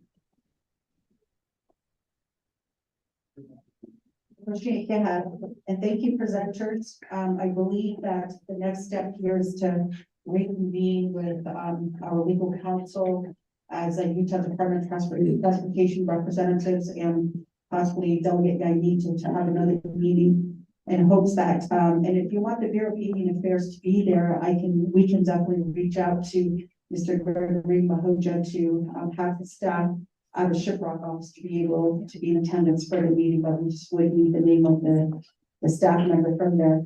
Although, I just want to thank Utah Department of Transportation for going above and beyond and securing a lot of money, millions and millions of dollars. As you know, that the Navajo Nation does Navajo Department of Transportation. That is pretty much, overseeing a lot of their roads, developments and improvements here on Navajo. And with the little money that we have and the massive need across the 3 states, the funding is very, small. And partnering up and creating this alliance with our, partners from the, Department of Transportation with the 3 states is something that is very vital. And, I hope that going forward that we can create more collaboration to better, more of the roads there for the state of Utah. And again, I do appreciate you coming out and good station, Navajo Nation, and specifically, Region Chapter located in New Mexico, and just giving us an update, and hopefully going forward that the meeting can be scheduled here possibly within the next week. So yeah, Nana Puto, Vice President Mr. Phillips, and also to my colleagues here for posing some valid questions and concerns and recommendations. So with that, can we take a roll call vote on the acceptance of report, Mr. Tahi? Madam Chair, members of RDC, this is roll call vote for receiving report for items 5B. Honorable Shana Enclaw, how do you vote? Honorable Shana Enclaw votes green. Honorable Casey Allen Johnson, how do you vote? Excused. Honorable Ricky Nez, how do you vote? Logan Nez votes green. Honorable Rick Nez votes green. Honorable Danny Simpson, how do you vote? Green. Honorable Danny Simpson votes green. Honorable Otto So, how do you vote? Green. Honorable Otto So votes green. Madam Chair, that's 4 in favor, 0 opposed, and Madam Chair not voting. I think so. Motion carries, and we accept the report. And again, we'll be hopefully having dialogues and legislative council, possibly through Mr. Tahi will be reaching out for a meeting, but we just need to see if BIA needs to be involved. So then we can definitely reach out to BIA. And again, thank you, gentlemen, and have yourselves a great afternoon.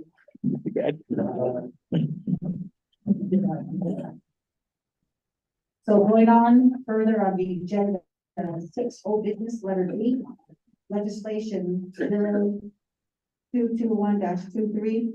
I believe that we don't have the sponsor in the house, Mr. Honorable Carl Slater. So we will be going forward on the agenda to item number 7, new business. Letter A, legislation 0155-23. Mr. Tanya, could you please read the legislation into the record? We do have Honorable Stephen Arvizo still here? Yes. Okay, so Rodney?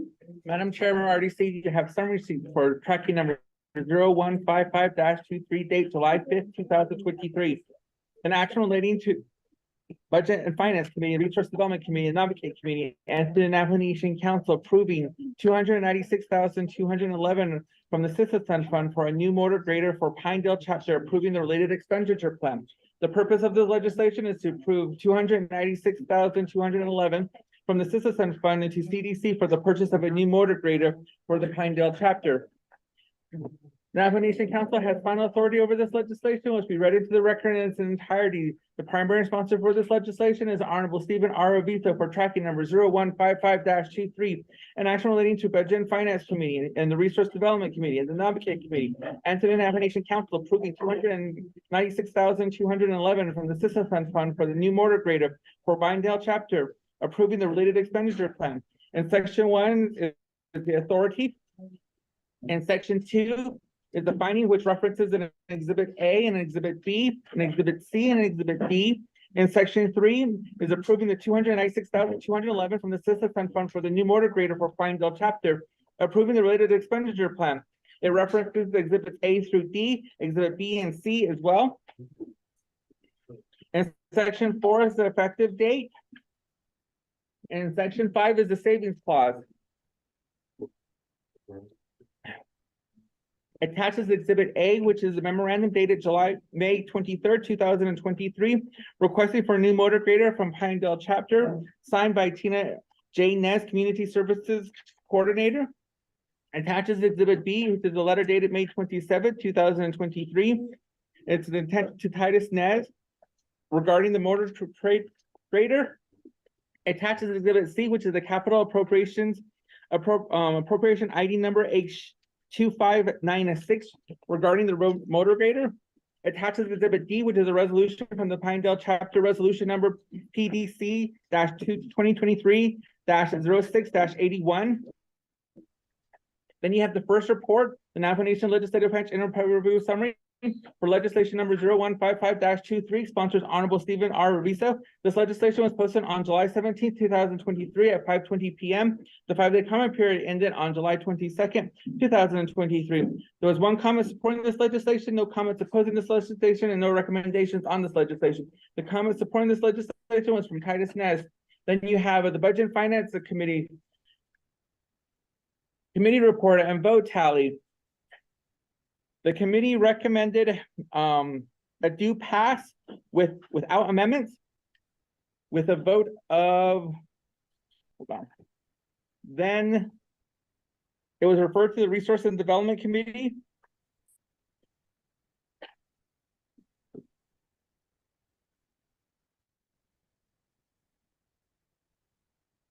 Then the Resource and Development Committee tabled this legislation for no more than 60 days. The Budget and Finance doesn't have final authority over this legislation. At the request of the sponsor of this legislation, move forward to the next committee. Madam Chair, members of RDC, that is legislation number 0155-23 read into the record. Back to you, Madam Chair. That, may I get a motion on legislation 155-23? Honorable Clark, may I get a second? Honorable Danny Simpson, thank you. Do we have questions for the sponsor here, members of Resources Development Committee? We have to remember that this is final authority of Navajo Nation Council. No? Going once, going twice, with that, we're just gonna go straight to vote. So, Mr. Connie, could you please take roll call vote? Madam Chair, members of RDC, this is roll call vote for legislation 7A. Honorable Shauna Enclaw, how do you vote? I vote green. Honorable Shauna Enclaw votes green. Honorable Casey Allen Johnson, how do you vote? Excuse. Honorable Ricky Nez, how do you vote? Honorable Rick Nez votes green. Honorable Danny Simpson, how do you vote? Green. Honorable Danny Simpson votes green. Honorable Otto, how do you vote? Honorable Otto, how do you vote? Honorable Otto votes green. Madam Chair, that's 4 in favor, 0 opposed, and Madam Chair not voting. With that, motion carries. Thank you, Honorable Arviso, and also to your agent. Thank you. Going on to item number 7, item letter B, legislation 0224-23. We do have a co-sponsor. We do have a co-sponsor to this legislation, Honorable Danny Simpson. Do you have that information, Mr. Tommy? Yes. Okay. She got it right here. So with that, could you please read legislation 0224-23 to the record? Madam Chair, members of RDC, I have legislation summary sheet for tracking number 0224-23, date September 18th, 2023. Titled the resolution, proposed standing committee resolution and action relating to the Resource and Development Committee certifying the Manuelito chapter's community-based land use plan. The purpose of this resolution is to certify the Manuelito chapter's community-based land use plan. Resource and Development Committee has final authority over this legislation, which we read into the record as an entirety. The primary sponsor of this legislation is Honorable Seth David. Co-sponsors are Honorable Danny Simpson for tracking number 0224-23. An action relating to Resource and Development Committee certifying Manuelito chapter's community-based land use plan. Being active, section 1 authority. A, the Resource and Development Committee pursuant to 26 NNC section 2004 D2 shall certify community-based land use plans. B, pursuant to 26 NNC section 2004 B, community-based use plan, the chapter at a duly called chapter meeting by resolution vote to implement a community-based land use plan after the Club C has educated the community on the concept, needs, and purpose for planning and implementing the community-based land use plan. The community land use plan shall project future community land needs, show by location and extent, and the areas identified by residential, commercial, industrial, and public purposes. The land use plan shall be based upon the guiding principles and visions as articulated by the community, along with information revealed in the inventories and assessments of the natural culture, human resources, and community infrastructure, and final consideration for the land carrying capacity. Such a plan may also include the following: 1, an open space plan which preserves the people's certain areas to be retained in their natural state or develop or recreational purpose. 2, a thorough plan which provides information about the existing and proposed work network and related to the land use, the surrounding area. 3, a community facility plan that shows the location, type, capacity, and area served, the present and project for required community facilities, including but not limited to reaction areas, schools, libraries, and other public buildings. It will also show related public utilities and services and indicate how these services are associated with future land use. Sections 2's findings. A, the Manuelito chapter approved the community-based land use plan in which it's attached as Exhibit A. B, the Manuelito chapter resolution MANU 04-19-23-023 attached Exhibit B approved the community-based land use plan, which is attached to Exhibit A. C, the Capital Project Manager Department project proposed a check off list memorandum from the chapter president of Manuelito chapter government and Navajo Department of Justice review of Manuelito chapter's land use plan are attached to Exhibit C.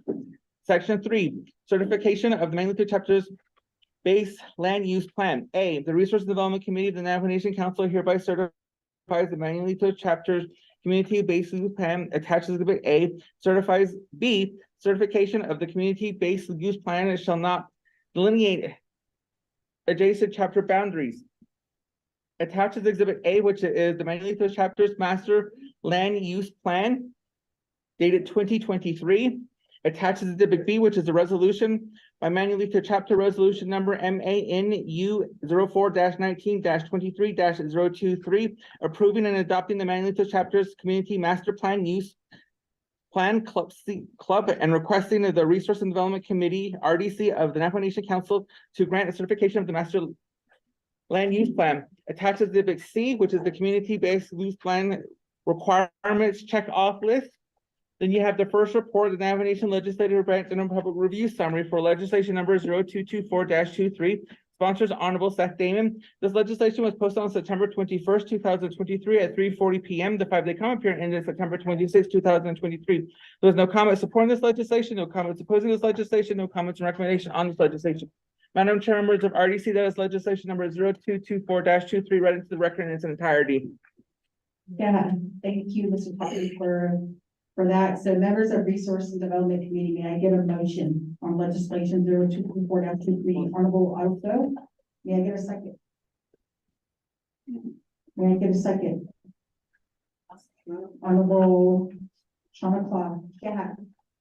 So with that, I'd like to go ahead, and I know that we're going to be having questions. Okay, but right now I'd like to go ahead and yield the floor over to the Manuelito chapter administration. Before I do that, I'd like to acknowledge, of course, Honorable Seth Damon, who is council delegate over for Manuelito chapter, and I'd like to thank the chapter officials, Mr. Milton Davis, who's the president. We've got Deborah Nelson, who's the vice president and also master plan advisor. We've got Mr. Percy Anderson, who's the secretary treasurer. We have Kathleen Arviso, who's the land board. And we also have the chapter administration, Alvin Billy, who is the community services coordinator. We do have Angeline McCray, who is the account maintenance specialist. Brother Long, who is the senior community health representative. And then we have the community land use planning committee. Julia Allison, chairperson. We have Daniel Lee, vice chair. Bertha DeHosie, who's secretary, and Pauline McCabe. And again, it wouldn't be possible if it wasn't for the great team here from Manuelito chapter and even the constituents to make this possible here today. So I'd like to go ahead and yield the floor over to you for 20 minutes to give your talk to your community-based land use plan. If you have.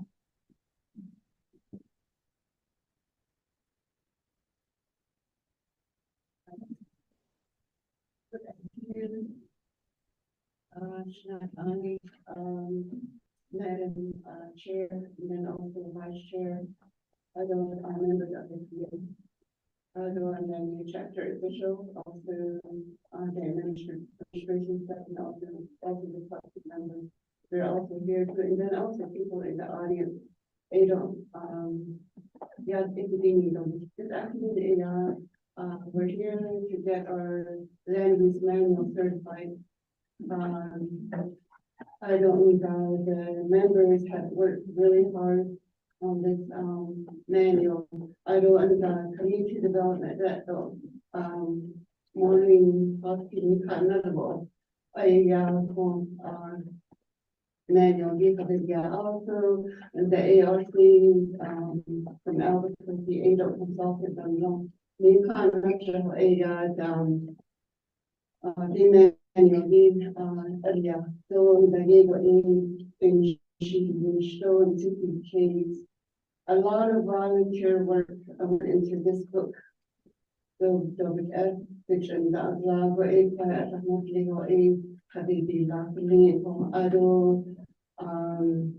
أشياء كلهم نصحوا شقدون نصحوا قاعدي قاعدي بيش مصان نخاطيك مثل دور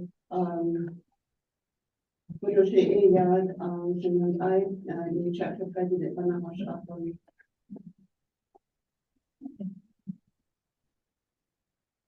Yeah, Shantai, hello, Madam Chair, for the, Shantai, Ado Bishmas, and the RDC committee. Quite welcome to Magulito, quite as a lead, I see, Bahins and Do Bahins and Kodo, Chapter House, Kim Hojong has Ando, I see Lenji Aya Kodo, Latte Ya Atide. Welcome to Magulito, Kim Hojong Baka, Ako Ada 8 a case in the law. In such case, no other question. Other Kune Nahat Dawit or Kunza for Jish. Other Kudo in Nayo Yegi Neje Nas to and Snano never came with Edi. Other says then. Nengi to a country chitawa, eco yat neje, Joe consultant, but they ate that. Of course, even not a quay, a RDC, that was enki, the Kodo manual, that was enki, like a plus the none of these color ones, a haship and tashish. Are they RDC? I can't know what that is. They do not picture the color. Adanya, I don't spend thousand dollars. So even not I see a national chapter official Nenki were all dedicated to those yet in Papaton, Lana, Zengi, but not a clubsy, it's not neatly. Ade position, adult administration, without a cut nature. Every month we meet together and we talk about it. Adult deep edole, the Nijipodon touching, secretary, Sani, those we had Neniki, Zibanat, Akodo, Adult Hipodonat, Ani Natas, Kni, or Leshiki, Nat, so if I don't want to every cow, Kodola, 5-year plan, idea. Tatito, Arto, Evical, Nasne, Niger, Slatna, Hebi, One, Adenani, Idoli, Jovita, Benad, Port IEC, Ado Kodotla, Sunday, Marlene Husky, or yeah, IEC, Quain, Hanata, Toti, out. No, Haila de no Sando Halit out or Nita Hiti, no, Nita Sad, and then Ibe Ka nature, Chika Evan Avan, Siski, no, Bojo, and that Kia Kio, Joe, Ayan, Jonan, other we had public hearings, quite never came with Engi Haila Danes and Net Nijit Lachain, our case, Net Nijit Lane. Our couple lecture would take even nature. I don't care, and then people do I see can't give it and isn't us, but not by yet that the cuts in the eastern novel. To and if they the husband Kaya, you will get the checker for could be news that art ended Navajo Nation, contact of fleet of it, art and a corridor checkerboard, the leader dog. Without a Jody 2198 OPL and 8 about the state land expo. The only state land that we received, Larry Rogers, 4 years ago, that's playing the Hadiga for a ARD state land, this, a tribal trust must link it in it. Dollar by data when needs the dollar are name on hand that other tribal trust land must link career nay another lado they over area kaya then give on see case of course put on it the general kaya then give new days the 2198 to have no the quiz kanda by and the district and the by 2198 Nelly da keep lay so the quiz is that session keep lay so no quiz kanda and the kaya and the top of the whole the heat the so the heat the skilito ya continue the things I don't actually cannot either so without seeking the other map that we have on the right side it'll with the cheap and cash change area it'll cut that and then no so cut no so with a then you can chart the whole no economic development then that I will one person that could get the thing your shaggy is it lana needs a copenhagen with that even home site lease residential lease that you can even a fish and wildlife are they you see not the Hodney DOJ with the Hodney other Yopanata Hodney Hopanina if banana can no without you cut net and the plenty corrosion and a convention on Khan Talia Yat other could doesn't so a crazy no by a tip Edo crazy Kaya pernities no is that in the general that I cannot include as a family they pitch in general but they certainly change Korea which is able not no the other one I want to explain over here these charts up here if you look at these charts over here the opera no by every meeting by that not the why is it like this response and here RDC is in the Hodney Arsenal somebody mosquito for the budget order fishing for the cup is not as net on that is good. A couple not that not related to now nation president and no go a radio is that's a common yes people are the stop with anything no yes and with Ada I wish that he could understand what contract lease and residential lease is. I think a capacity check out of this no up with the ESA long at the chapter house. You should even say those type of words to connect these our people. So it would which it doesn't so the day not state kid. DA state Leo or the Berlin Hajo, but the legislator Yahanda Jagi based on candidate needs. And the according state kid, the certification 100K high, the Badadi K, at Kudi right here. 100K 80 coin certification for those who are not out accredited. There's no morning husky. Nan Hipishon, Juno Academia. Joe without the initial Jundi, quite our community members. I led over somebody and that we say that people that English, I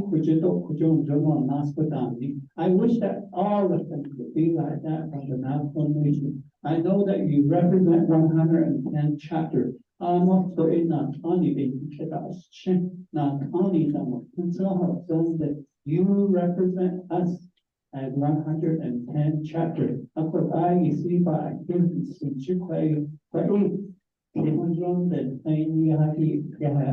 you see Danny Sampson, I appreciate it. Out of solo, Madam Chair, for the bring that so. Out of Corruption, not as a Tahaki, Ricky Edo, Sito Benda, now, again.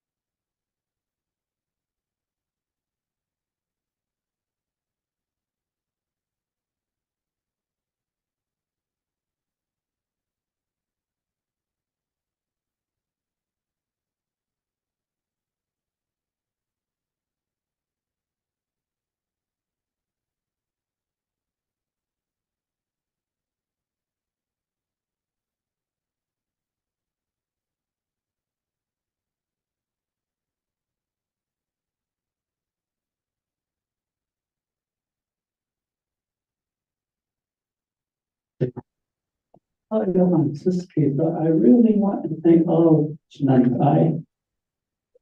Thank you. Negotiate, Pepsi.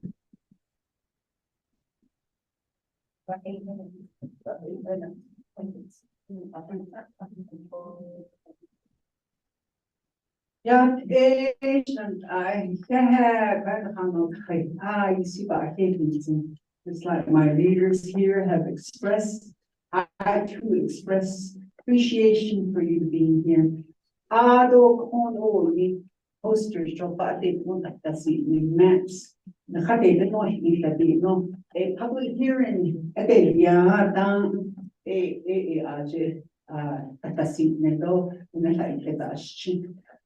I always fail to introduce myself.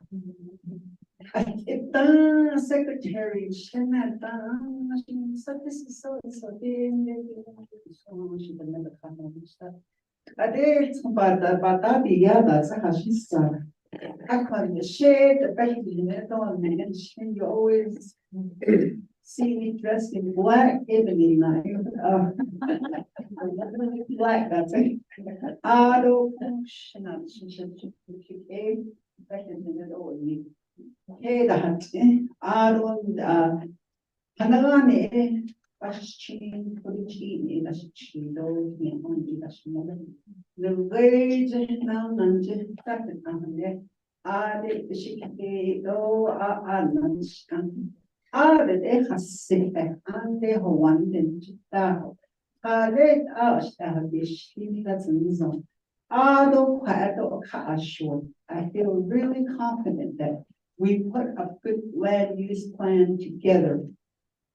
One person I'd like to recognize is my friend, Honorable Representative Patty Lundstrom. 100,000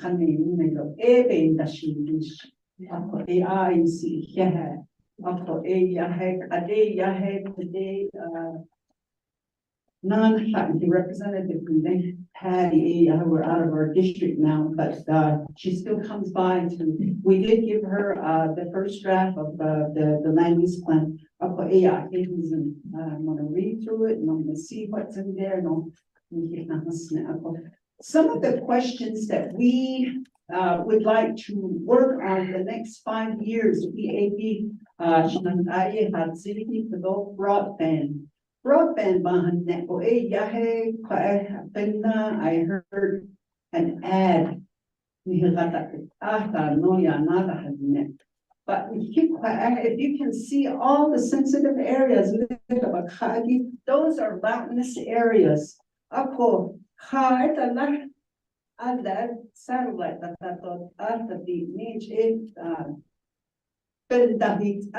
however, we got some no. Then I hear about 5G. 5G ga every city go pata go hano does out that hits Jordan has fire rocket. Hano does out that hits I don't think we'll ever see 5G because though they run the satellite does. But the 5G, we need that so they be safe. So that's one of the areas that I'd like to mention is that we can meet at the Auto 2198. Imagine how much land they took from us. White, the I-40 when the Lacana set at the those are a whole town section. One sits right next to us right here. Church.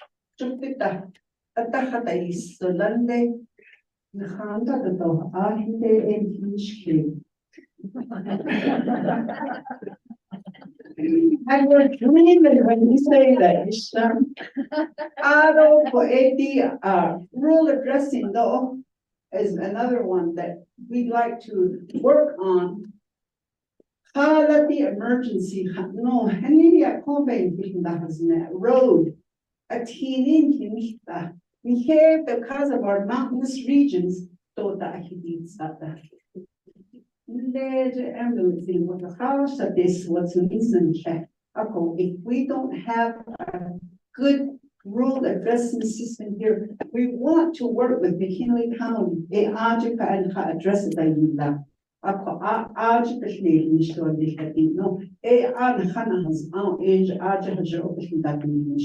No, the other thing is,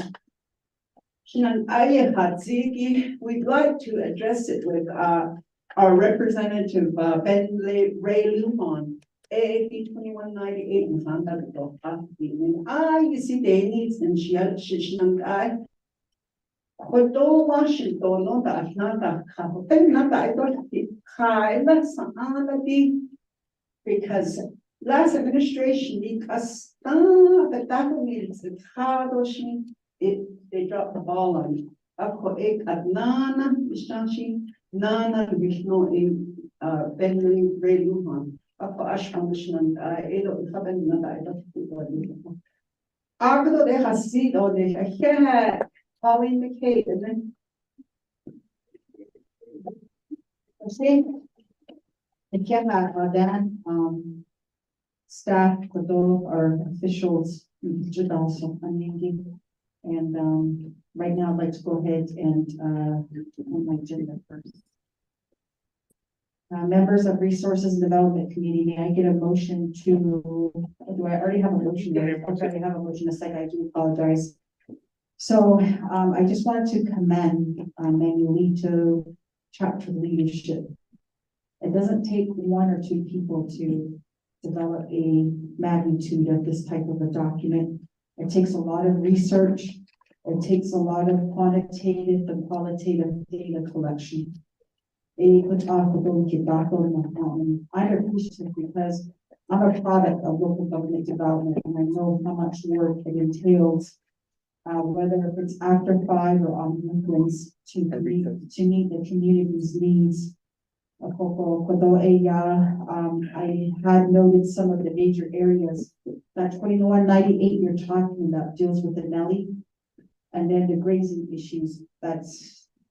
That's really has been ongoing and that's an issue.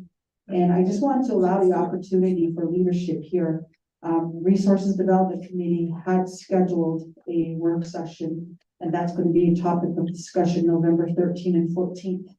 That will be held in Albuquerque, New Mexico. And again, I know it's going to be a big topic and we decided to have that session for 2 days because it has been requested by a lot of our constituents. Broadband is another issue. There's the fiber infrastructure development. There is the wireless component, and then the last one is the satellite version. This would be an area that I really believe we would need to start talking with the state of New Mexico on. Because if I could just reflect on the state of Arizona has put out some grants for this from the governor's office. So the broadband department under the governor's office of the state of Arizona. And I'm sure that same, dialogue and partnership can happen here in the state of New Mexico. So we say that we want to have that digital equity, digital equity.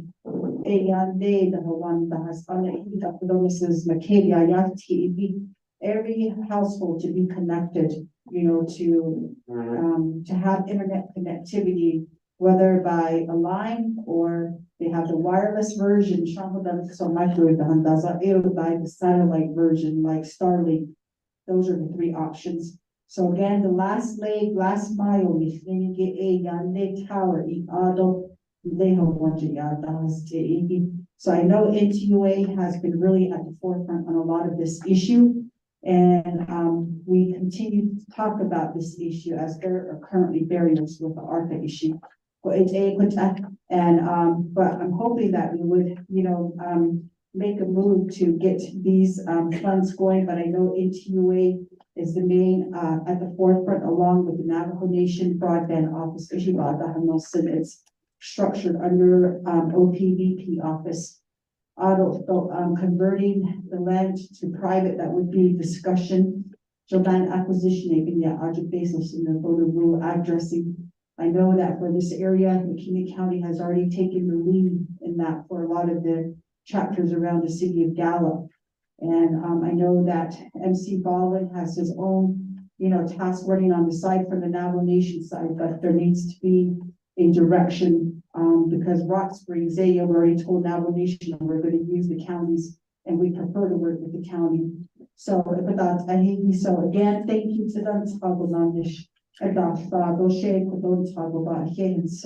So right now, members of Resources Development Committee, is there any questions that you may have on this proposed manual here before us? And I believe RDC is the final authority to approve this manual for the Manuelito chapter, so that they will utilize this as a tool going forward in planning and expanding their community for the better of quality of life for their constituents here and the visitors that come to the community.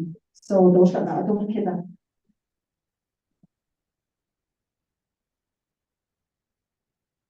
Article also.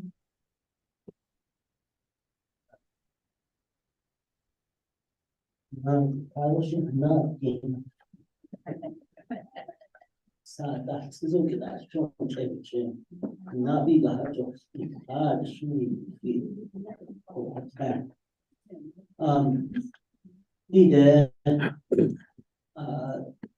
you're complying with Title 26 and is on basically it's the law of the land. And you are complying with the title.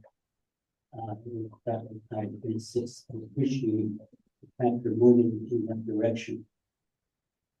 I'll be given the covenant for you. Endless possibilities that this community could reach, such as moving forward with its own, taxing and whatnot, collecting your own sales tax. And although that's a whole different hurdle. And I think that the bigger picture,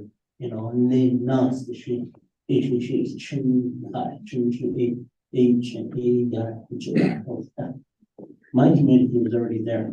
We're there. And it really draws how a community is built. And even the climate that lies, I guess I can say, ground rules for development, whether it's housing, whether it's infrastructure, economic development, and I was looking for the community resolution, and I found it. Rule 4/1923. And that's the main thing. We know that the law requires that in Title 26, but your community resolution here, John, was passed with 18 in favor and 0 opposed.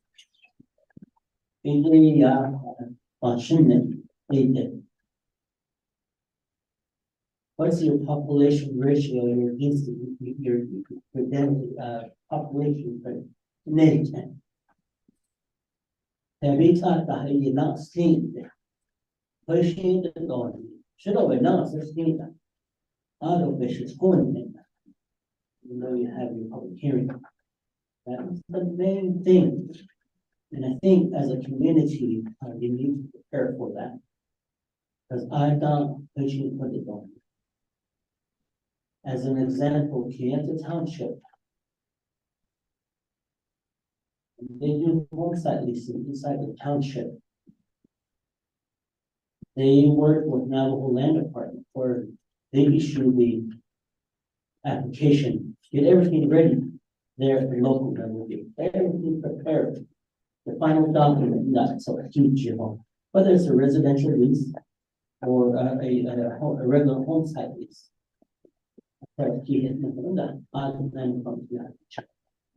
You know, that's the criteria, that's the direction that I think that you guys should be going, where, you will continue to be part of that. Because the importance of your community is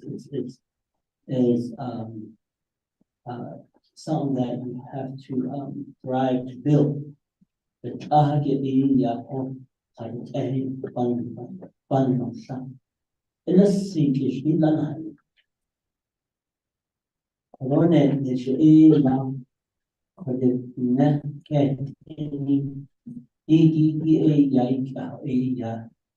it's like, I just like Bible.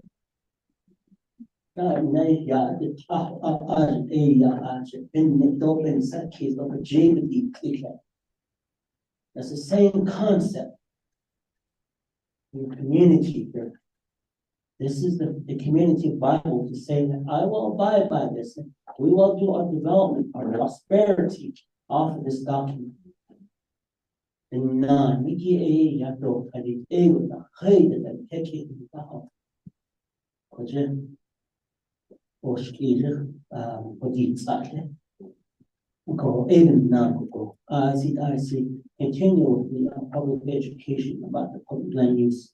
The community land use plan.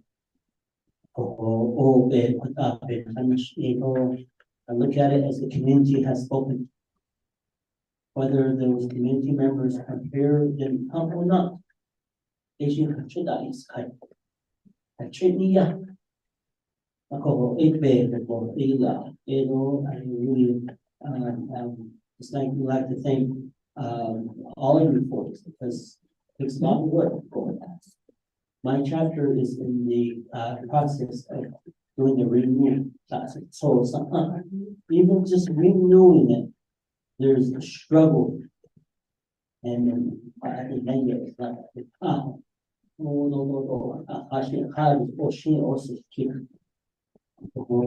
but I'm glad that you have this. Just one area that I just would like for you guys to keep in mind is that your burial plots and things like that. Somehow we need to get this, you know, how are we gonna implement that law to this? Because you probably have law, medical law that's referenced in here. That talks to maybe economic development, that talks to something else. But in this case, like telecommunication rates are coming up, the regulations are coming up. We need to make sure that this document has those laws, the existing laws cited, so that with time, that has only not comes, and it will itself adjust. Such as the home site lease policy. In early 70s, the policy was different. Now it's on us to the new home site lease B. Auto 79, Auto AC, Hanani did the C version. In the 1996 ship. The C did. That's so meaning that you don't have to change certain things so that the change can then be done, you know, in the policy. The language covers that. That way you're not coming back to the table to amend not so that is on the we change it not say and to modernize the quarantine. I don't know that basically how do you get that horse to get off the road there? One good access point down here at Leonard. And tell you the truth, I'll want to get off of there. I wouldn't get off of here. So you have to find that way to attract that driver to get off the interstate up here. I don't that's it not to get you need to get leave that. Ko e pe ko to yeah, that they have single get this work that you have tremendous amount of work you put time and effort into this. Your community members, I mean, ko e because ko bashne kasi adin chende ba hiro era don. De oba iha itin dorji. I in the when you wrote as we had done a chapter that didn't get off, I can vote, I wasn't there on it. Even now, but I support your policy that you are putting in place, the chapter is putting on the community. Then the other thing too is that as you move forward to provide direct services, I always say, tell council, stay in your lane, or I'll tell, or the executive branch, stay in your lane. Is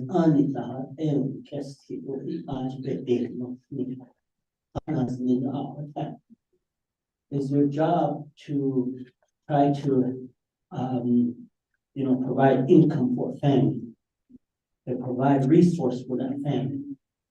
Or is your job to build a community? But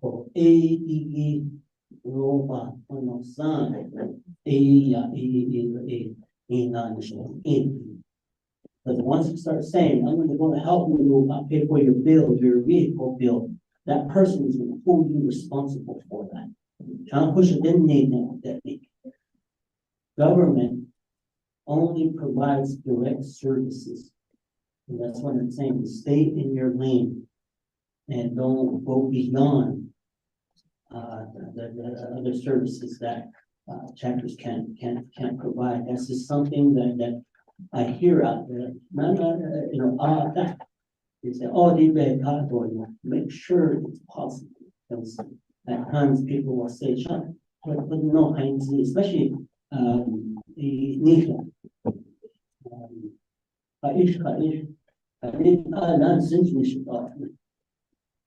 thought about it. So I remember I didn't promise you anything. I just indicated that I'll work within the confines of what Title II says, that outlines the duty and responsibility of a council delegate. Whatever. I said I fulfill those duties, not beyond or below or all. Age 9 Ishna. We're the same for chapter official. Stay within your authority so that you're not overstepping that. That's where a lot of community members will hold chapter official responsible. Now, that they will not forget.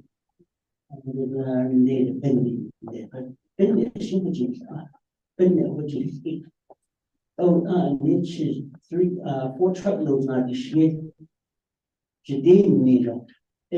Especially if it's an elder. The issue and she won't want that. Even now, so as you move forward, stay with what the chapter government, what the chapter is established for, what services are provided, stay within those confines.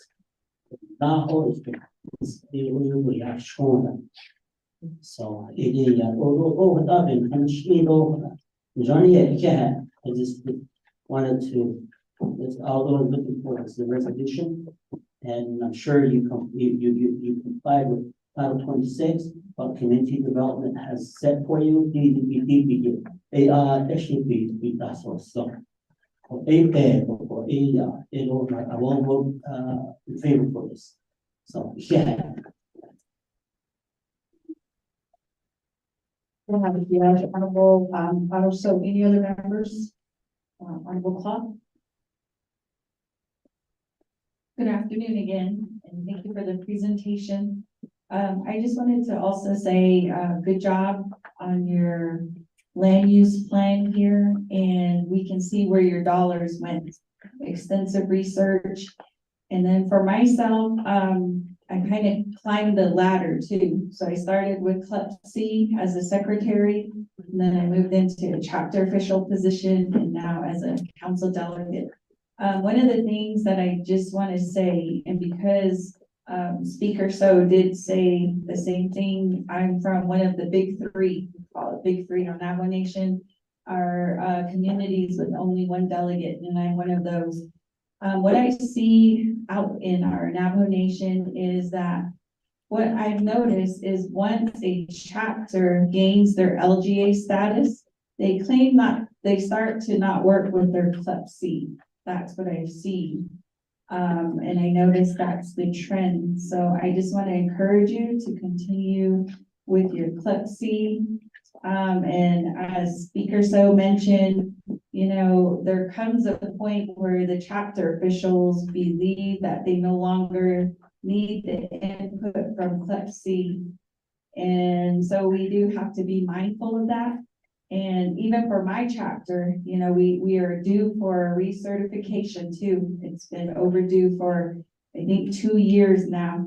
And it really is up to RDC to, you know, oversee the chapters. But one of the things I noticed in here, and this is just going to be a recommendation, is that all land withdrawals or land use should have a resolution from Club C.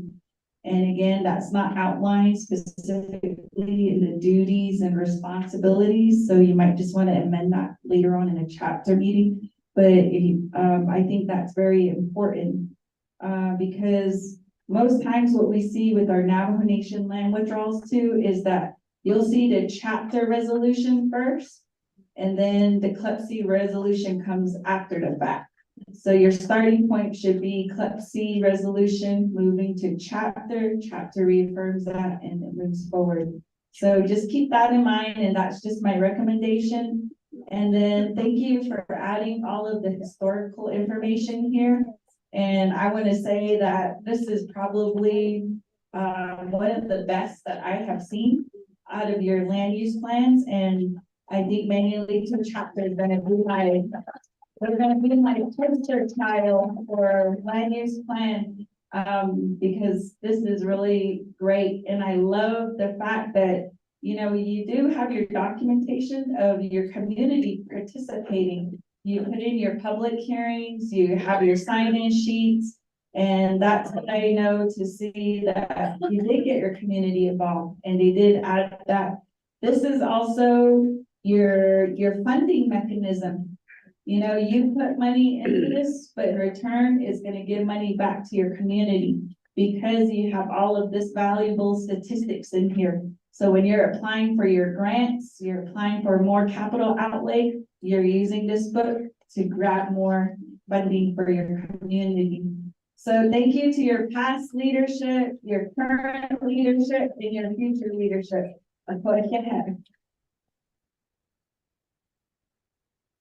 Yeah, Shadeja. Although, next time I'll go ahead and yield the floor back over to the presenters.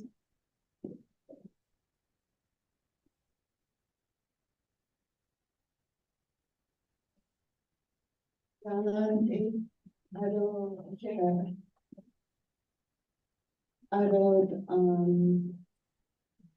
forgot to introduce myself. I think I was just nervous. I didn't have on me, I will introduce a bit here. And then, Shaya, Julia, Elson, and I don't the top single a large administrator. I don't know so Shado, I don't have able to see. I don't not everybody Shado, the vision is very about that. I don't RDC, the chairperson, I don't the vice chair, I don't think we do, but I also members of the committee. I don't put this call. Thank you.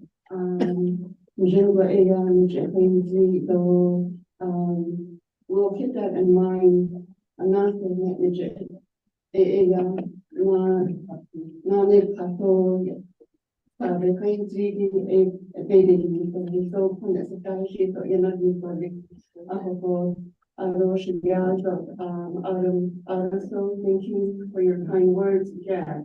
Aro members of the community, aro Putsi or chapter officials, aro members of the Putsi members, ado Jack, the need aro the chairman, ado aro the this on the Mahani ado Jack, aro for the agency of this vehicle for the Ibahosh aro.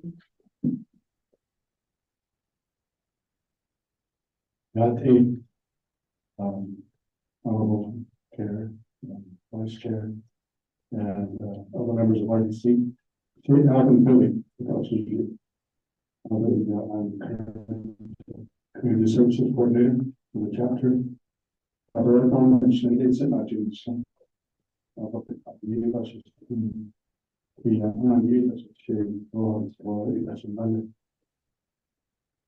Originally from Petachine chapter.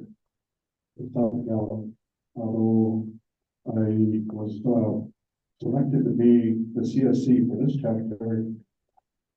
The last day of July is this year, so I've been here for 3 months currently. And one of the biggest things I remember was exactly what we're talking about today when I came on board.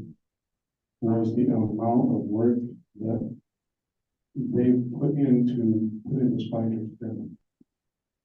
I helped out here and there, but the amount of work that went into it has gone back months and months. Of course, just like what you're saying, I feel proud being part of this community. I'm still learning where people live. I'm still learning where the roads are. I'm still learning what the bridges are, because in the plan of operations, it's going to be my duty to work with Pepsi to be able to identify what changes need to be done when it comes to recertification. And also to be able to say that we do have a solid foundation for our children, our grandchildren, in non-school, it's not capable of getting info. If you see it, but from our CKs, hold that, be quiet. Not solves any vehicle, master plan. I always say that I tell my grandchildren, I'm not going to be here for a very long time for you, but what I'm going to leave for you, I want you to be able to use it for yourself to move forward again with it. The honoring of it and so on. In this case, the vehicle. The effort that they put into it, Shemaya Stoll, Marlene Husky. He was I guess the backbone to move this forward. It helps to remember the chapter officials. I think that's the money and making sure that we went about the way things should be. Of course, that's I have to acknowledge that for them. And I want them to be up here because they're the ones that really deserve the commendation for putting this together. So thank you very much. Yeah, I'm Sunandai. Chair, you mentioned David for areas here. Then after you so Ching. I don't know, started and John Hoya. That's the only place that you can find pretty rock. Laconic is pretty rock with this and this is the stuff that for the entry up here on the chemistry.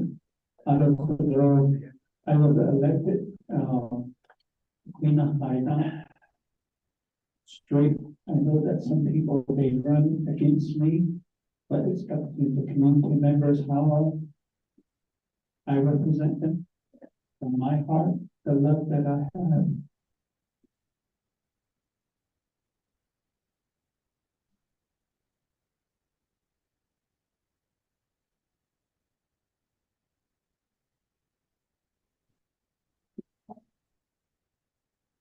That's all. Saya coba apa lagi? Apa tahu? Monsieur Nelson. I will be here.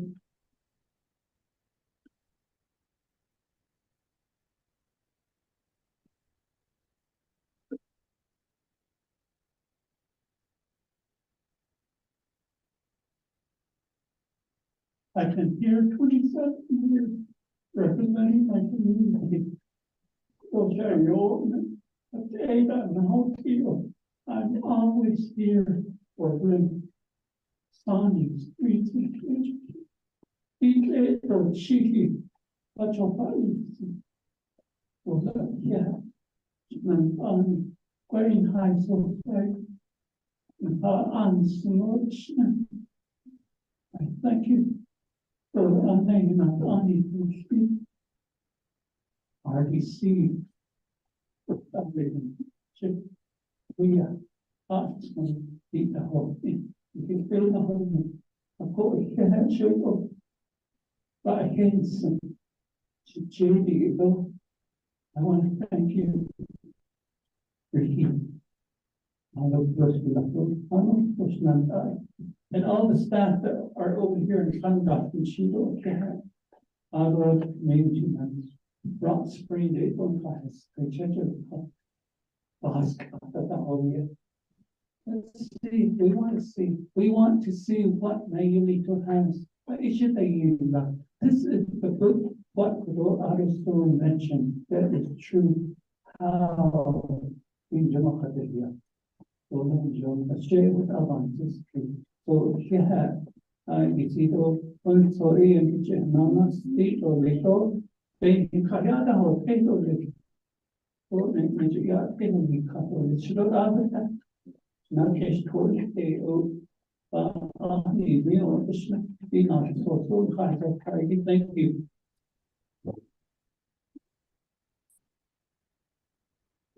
Yes, and he helped us develop this very we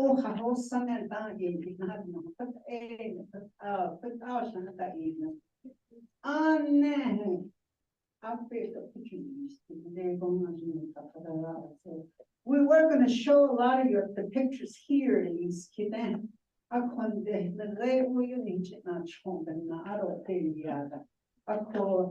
And then one last comment I'd like to make is economic development. Economic development, it's what should they fantasy, don't be Shina the though she the lay cook out the kitchen, but then I'm here and I no. I stated the reasons why we cannot even stretch out our legs to economically develop the sensitive areas or 2198 private land. The private land state and then one last thing I'd like to do, you're still here. Marlene Husky, I want to thank her for helping us to develop our community land use plan. So the certificate validation some from the community of Manulito.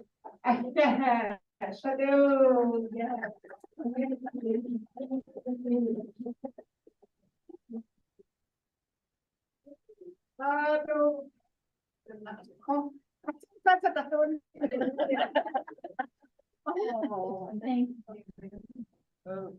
Yeah, thank you.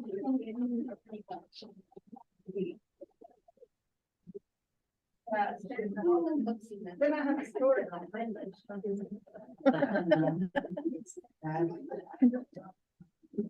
Adonana here, Adon, Shinatani of Kiri, Adonat Sosi, the Battle of Ado, Yego Eya, the Nashish. I'd like to have the individuals stand up to just get them recognized. Julia Allison. Adoinda Daniel Lee, are you here? Adoinda Bertha DeHosi. Please stand. Adon Pauline McCabe. Milton Davidson, Deborah Nelson. Otto Percy Anderson. Kathleen Marquito. She left, and then Angie McCray. Is she here? Okay, what about Alberta Long? St. Char. Alvin Billy. And of course, we have Speaker Damon and some of the other individuals that were involved. Yes, Sean, then let's give them another big hand for the big one.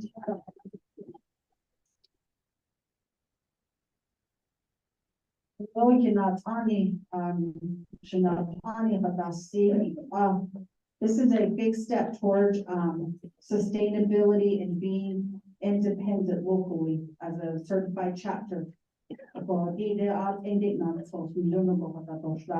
You know, oftentimes, you know, when you go through these several components here, and we have it nicely tabbed.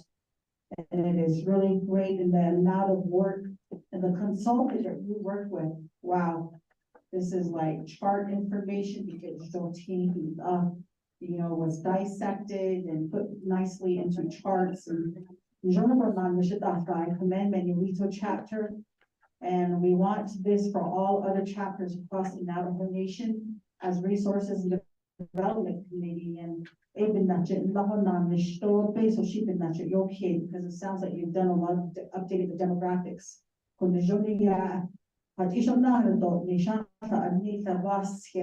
So this document is hitting that category right now.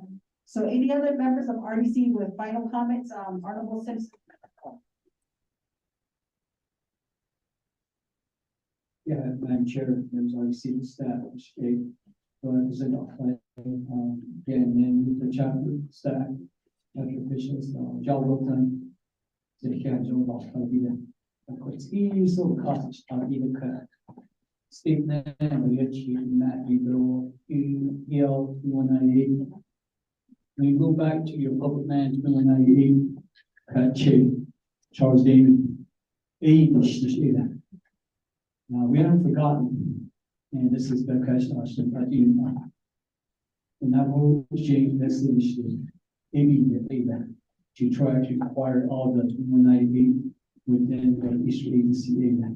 So could we hopefully the Eastern Land Commission along with Resource Development will meet with Senator Yuhan to sponsor that bill later.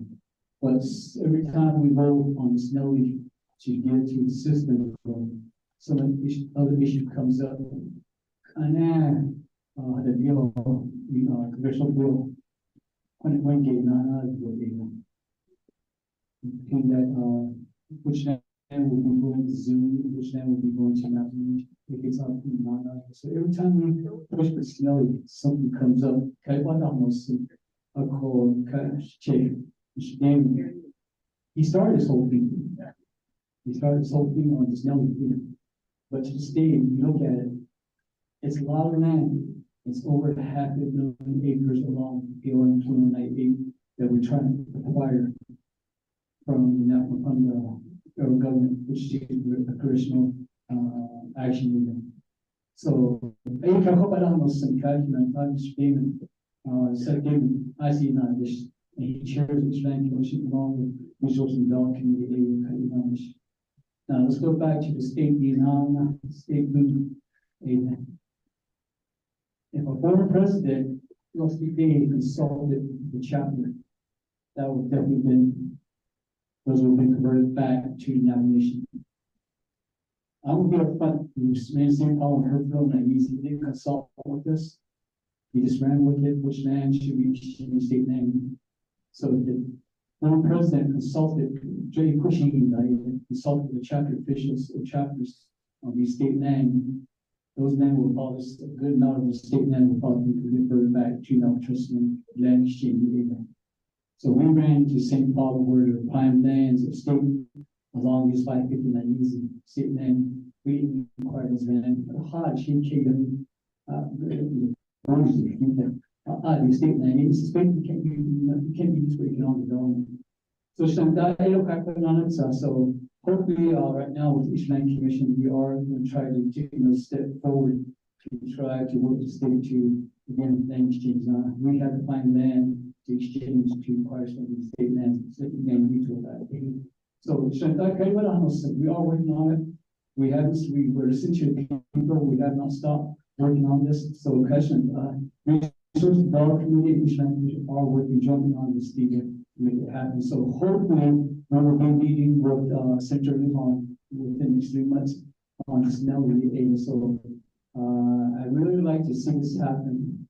I really like to see Grandpa Dean see this, what he worked on, what he started, this Nelly. I'd like to see that happen. Hopefully, this 2024 we get data.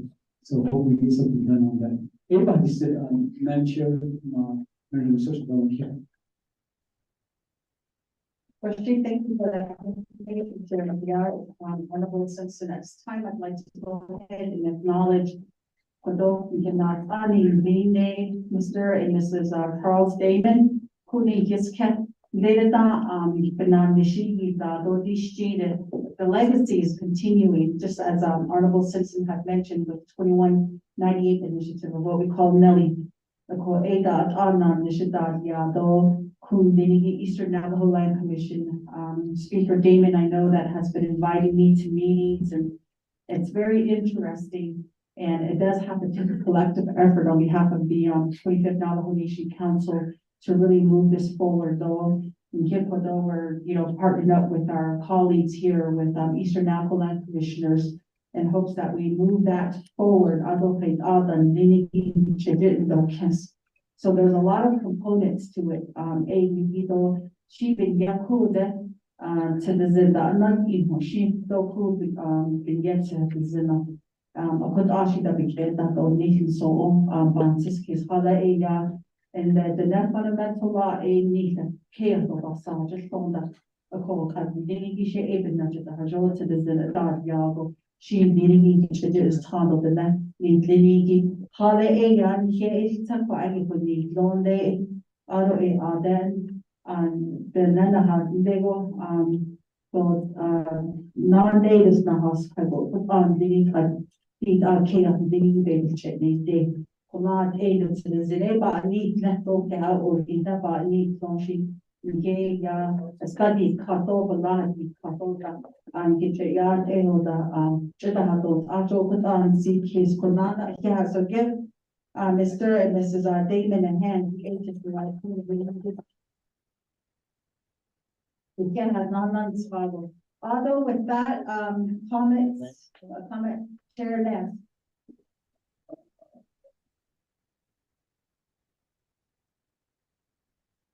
Thank you, Madam Chair, colleagues.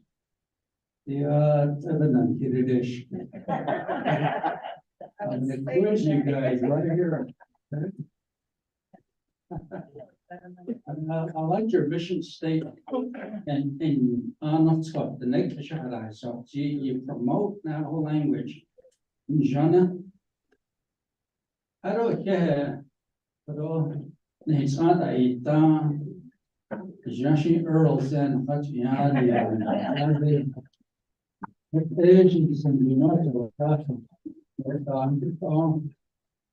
the reason I say the Navajo language, I was stationed in Germany, Nuremberg, Germany, for the Gator. Oh, child, and that is I just missed it. I got that nail it's not again, child, the Chile, and they told on and Zad and Java. I was stationed at Nuremberg, and there was an army base there, and there was other army bases. Then there was ego the Nebizad or Heda Yachtiko, not Kinakaya. Oh, I used to go up a little ways from the base, and there was a hill. I don't know, I had neck to Yashkito. Even now, the men of Senegi. The never came sent out that or the Nench Leniki, it didn't Dohit Aradan, Betastita. Social media Arabe Oshleda. The natural Ekidanzen. Silidoya take Osha, Ashkande Lagat. Do eat and then some Hatashin a Rene, a Chinen Stilo Kodaliego Katnenda at sea. A Nizine Echeronica. But oh, has your in the fundamental law of Kato Kwaki. No ho Katana, if it has on, if it says a lay nego, if it says a lay neniki, Nihit honest and ahitna.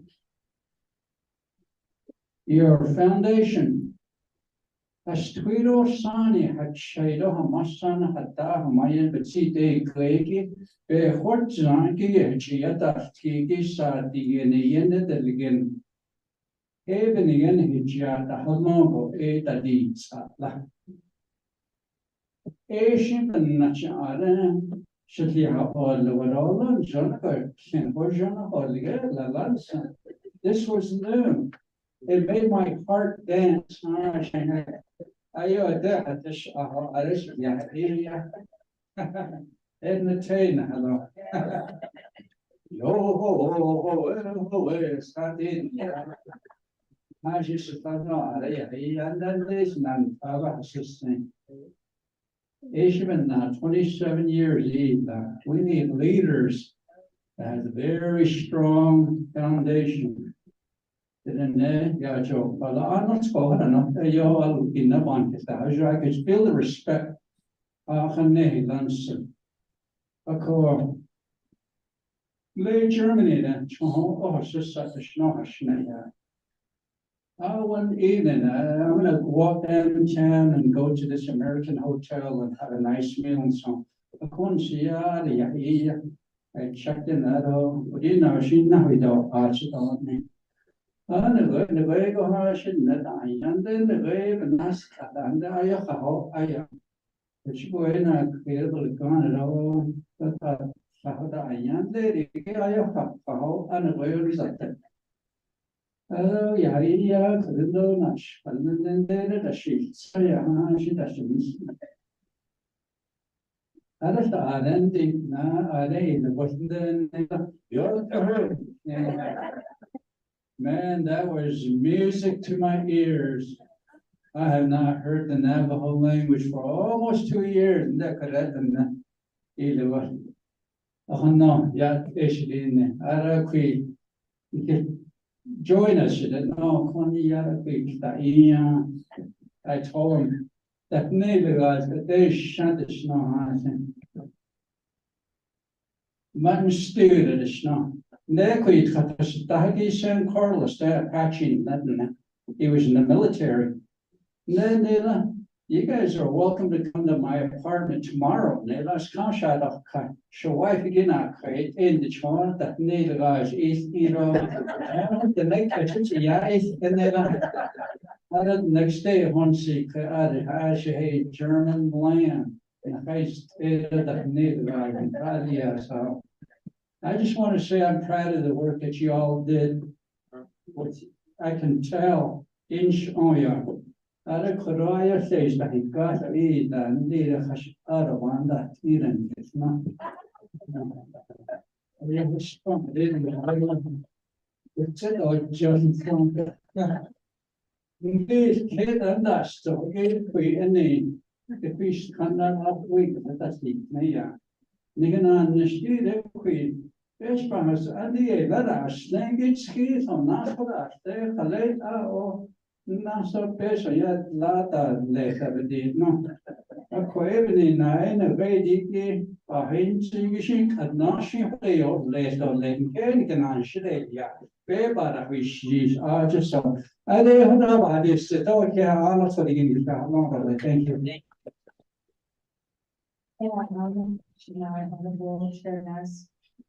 Final comment on what I said. For those that, the lady that we work with, who was an advisor to the legislative branch that was, it is kind of a hellas. No, oh yeah, someone got joke that in there. But the Nahalash is Martha. So I'm Zana, yeah, which you know, could you, Yado, the Ajah, she was our advisor to the Law and Order Committee, and she was the advisor to the Navajo Land Commission. Called this is the recommendation or recognition in the, I know again, as I stated earlier, used to come here a lot, no, not just many make grandpas. Grandpa, I did sit the bunch of my son, the late Herbert Morgan. She went in, not, she, no car, don't she, I, Eva, she's twin, nice, yeah, nice, I saw that. Quite she got like it, not you know, down. As you know, down or down away, that's quick. You did have known that, so that. National, and I know that. I just, that's what I've seen here. And that rich culture. It's not the issue, nationally, actually, from your neighboring communities. She came liquid that has nothing. We George. It was a metal or say the nurse under he does me I did. And the Khalik in the Adin Khayd, the Nen Han nuts, Adin Khayd, the Aya, the Nahagado, and Nahagadic Indians on Adin, nurse under he for Jish, called Able Kala. It sounds the cow, and again, you have a really nice product, and then you have set some seeds in the ground.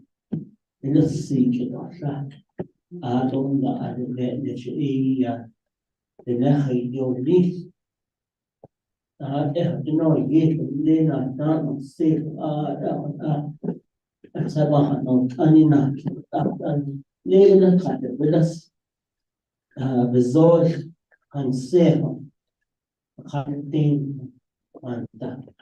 No, the fruitfulness, the things that can come from your land use and spirit. Endless possibilities in the Chica. And the Kanye about that, Shamasanya had named won't undermine any other committees that's under the chapter. You need them as much as they need you.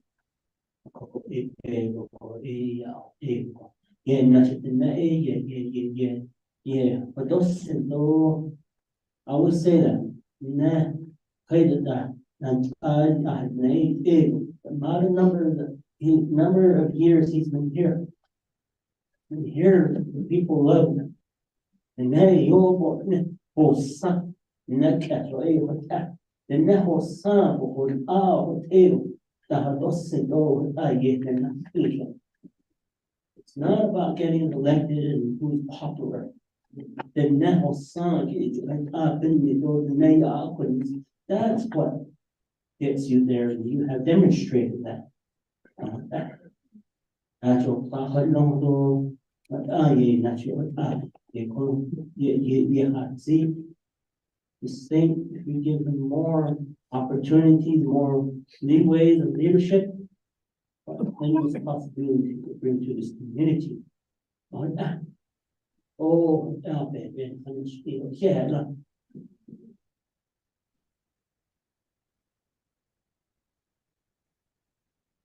Thank you, Hajna, Fami, of Hinigi, Rosanala, and Swado, Hiha Kusar.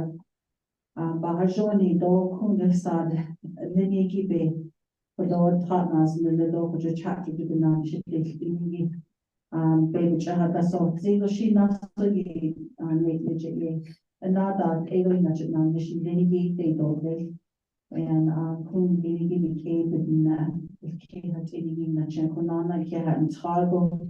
you so much as RDC committee members that you've illustrated here that you're ready to be a self-sustaining chapter through your land use plan. Hopefully, come will follow your fire management system for the chapter. Although the name nanan tago kung binigi kodo o wadigi at habon hinahata de sagi kung binigi hashin sobo hashine large then kike nabi in nabi yan eho na toshe I take just like Honorable Chair Nez had mentioned, Chiando binigi tago, thank you for the hospitality that you have showed us today. So with that, members of Resources Development, I'd like to go ahead and request for a roll call vote on legislation 224 Four. 224-23. Okay. Mr. Tahi? Madam Chair, members of RDC, this is roll call vote for item 7B. Honorable Shawna and Cloud, how do you vote? I vote green. Honorable Shawna and Cloud votes green. Honorable Casey Allen Johnson, how do you vote? Excuse, Honorable Ricky Nez, how do you vote? Honorable Nez votes green. Honorable Danny Simpson, how do you vote? Green. Honorable Danny Simpson votes green. Honorable Ottoso, how do you vote? Green.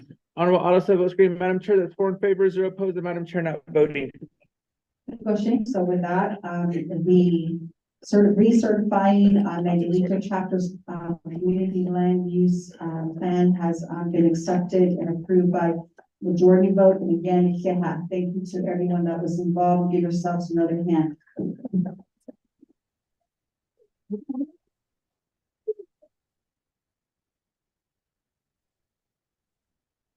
Going further down the item, letter C.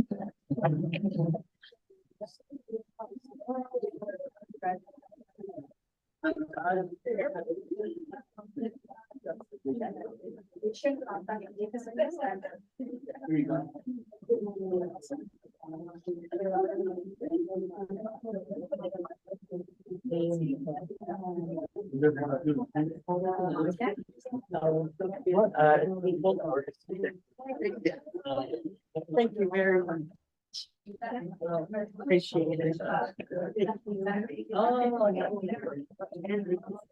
Thank you. Thank you for being here.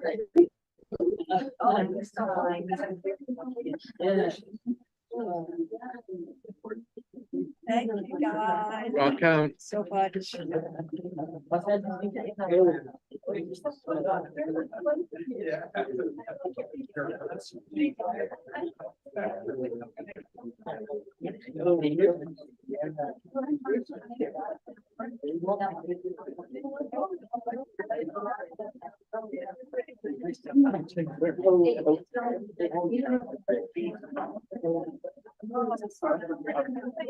Hey, Percy.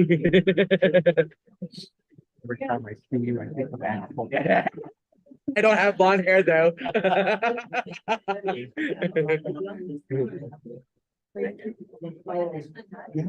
So I'd like to continue on down the executive item letter C, legislation 0224-23.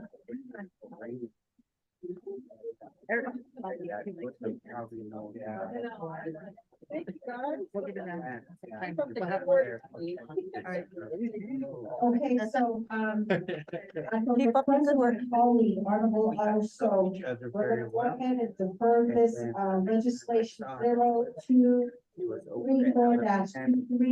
I know that Navajo Housing Authority, Ms. Aniba Yazi, I understand is on the call. But Ms. Yazi, just to let you know that there has been a request by Resources Development Committee that any agents, you're part of a presentation, you need to, we requested to have individuals here in person. So with that, the next meeting agenda, possibly slated for next week on Wednesday, we request Navajo Housing Authority to be in attendance in person. So with that, we're going to go ahead and go further on to item letter D, legislation 0242-23. At this time, I'd like to go ahead and yield the gavel over to today's Honorable Sean Clark as I am the sponsor to this legislation.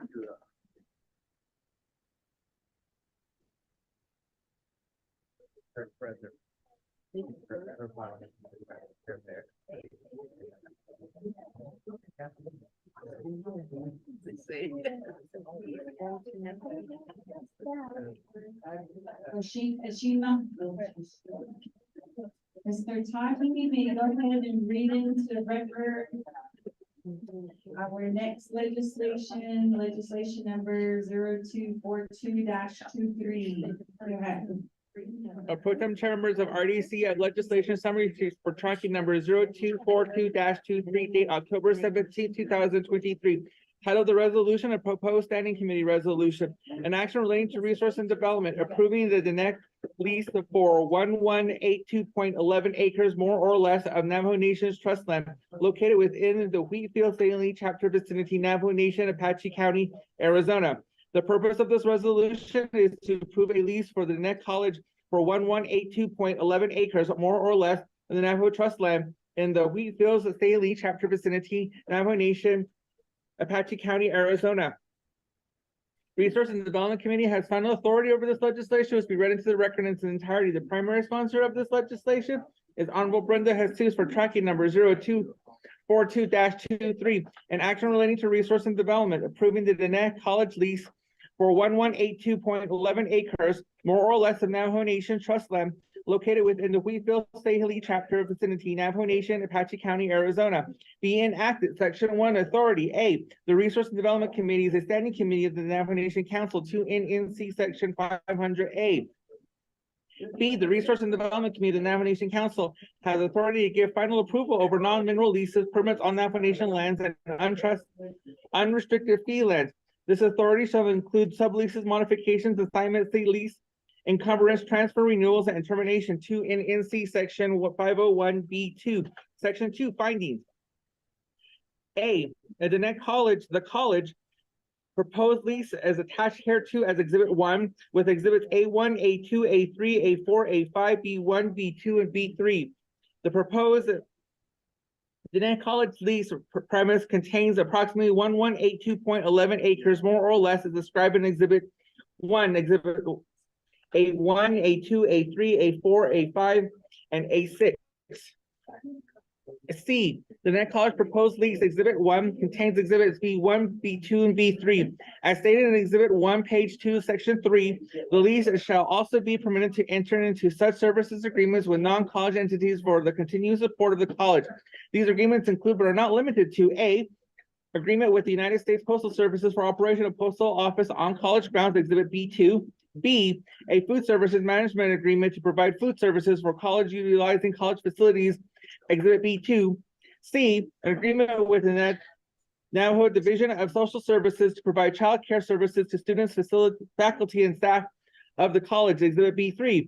The college shall not grant any interest in its lease as part of such services agreement. D, the Dennett College proposed lease Exhibit 1 contains Exhibit B1, B2, B3, which are reviewed as example types of agreements the college may enter into for the use of the leased property.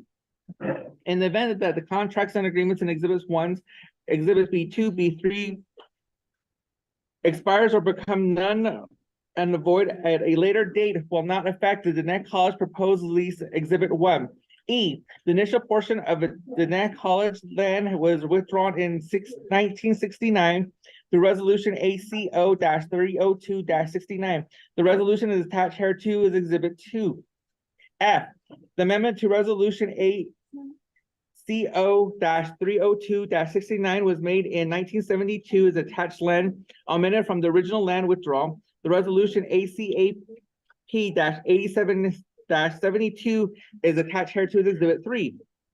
G, environmental and ecological studies and clearances have been completed and are attached here to and incorporated herein with this references. The biological resources survey is attached here to Exhibit 4. The cultural services inventory of the proposed Dennett College is attached here to Exhibit 5. The Historic Preservation Department Cultural Resources Compliance Form is attached to Exhibit 6.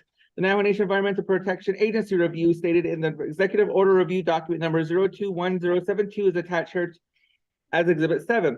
H, the Diné College lease for the use of 1182.11 acres, more or less, in St. Lee, Arizona, has completed the executive official review with various departments and programs providing approval and encumbrance. Comments. Executive official review document number 021072 is attached here to exhibit 7. Section 3, approval. The Resource and Development Committee of the Navajo Nation Council hereby approves a lease for the Diné College for 1182.11 acres, more or less, of Navajo trust lands in Wheatfield, St. Lee chapter vicinity, Navajo Nation, Apache County, Arizona. The location is more particularly described on the survey matches attached to exhibit 1.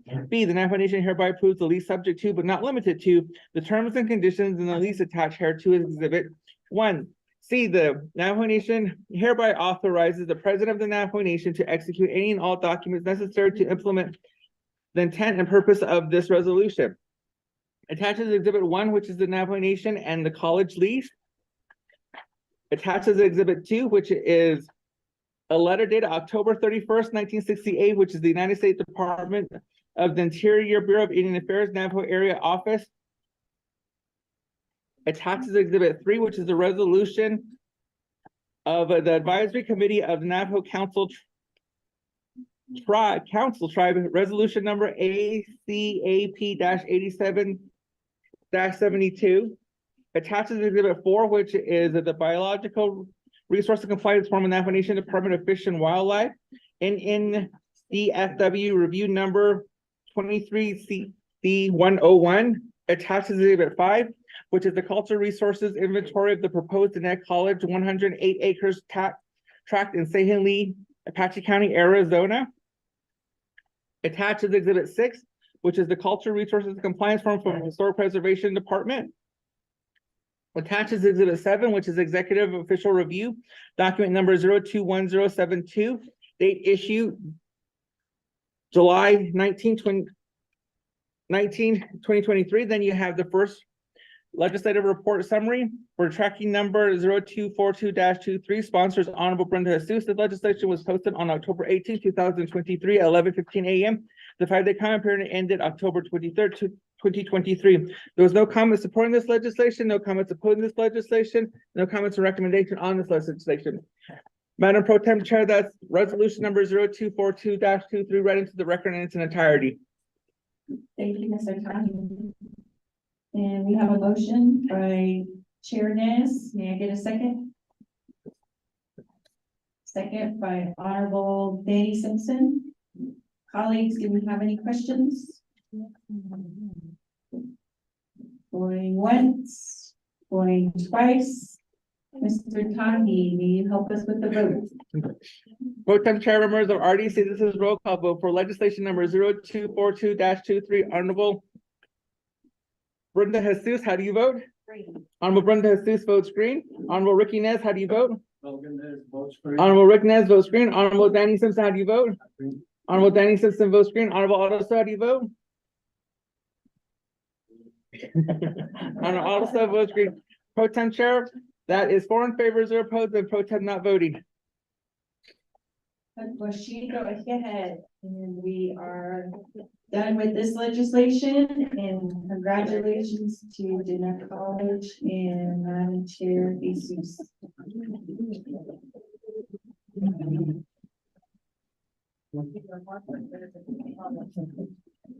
Thank you.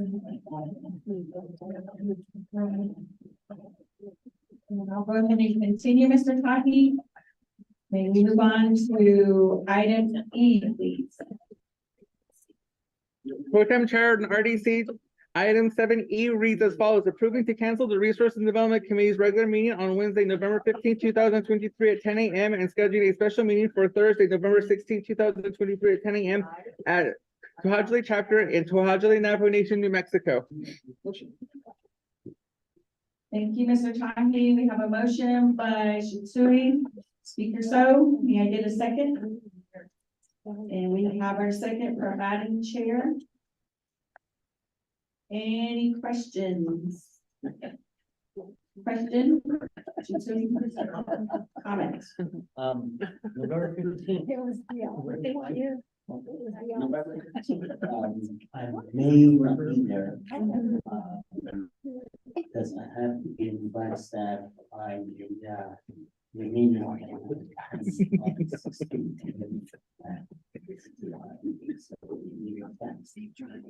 And make it, I think so, being through there, go back this way. So, roughly about what? 4 hours different one way, you're driving back. 4. Well, I might not be there. Thank you. Okay, go ahead. Any other comments, questions? If not, Mr. Tommy, can you get the roll call vote? Pro Tem Chair, members of RDC, this is roll call vote for item 7E. Honorable Brenda Jesus, how do you vote? Honorable Brenda Jesus votes green. Honorable Casey Allen Johnson, how do you vote? Excuse. Honorable Ricky Nez, how do you vote? Honorable Rick Nez votes green. Honorable Danny Simpson, how do you vote? Honorable Danny Simpson votes green. Honorable Otto, how do you vote? Green. Honorable also votes green. Pro Tem Chair, that's 4 in favor, 0 opposed, and Pro Chair not voting. Thank you, Mr. Tagi, and I will go ahead and turn it back over to Shudith, Madam Chair. Okay, I'll go ahead and close out. So, Mr. Tagi, do we have any announcements? No announcements? Members of RDC, any announcements before we adjourn? Next game. So the announcements that I have from my colleagues is that, just as, Chair Nez had mentioned earlier today, we're trying to get this ARPA project, funds encumbered and going, so this coming Tuesday on November the 7th, I know it's election day, but I did slate another meeting from follow-up that we had for last Thursday. And this time, this is regarding the bathroom conditions. There was an overlapping of services that was brought up during the meeting last Thursday. So I went and reached out to NEFA, IHS, NTUA, and DCD. We'll be having the meeting on Tuesday at, can't remember if it's 8:30 or 9, but I'll send a calendar invite at the DCD conference room. We do have confirmation by NECA, IHS, and NTUA as well, and DCD staff. So Agent Tasha Bakanos and the members of Resources and Development Committee. Yeah. Thank you, Madam Chair. Okay, one more. Two. The other thing too is that I won't be there too. Tibet on each day. So I'm scheduled to fly out, Monday. So it'll be up at Tibet, just for two days, just as long as they take care of the transportation portion and come back. So Tasha, they can stay at Tibet the rest of the week. I don't, Tibet is the Tribal Interior Budget Council.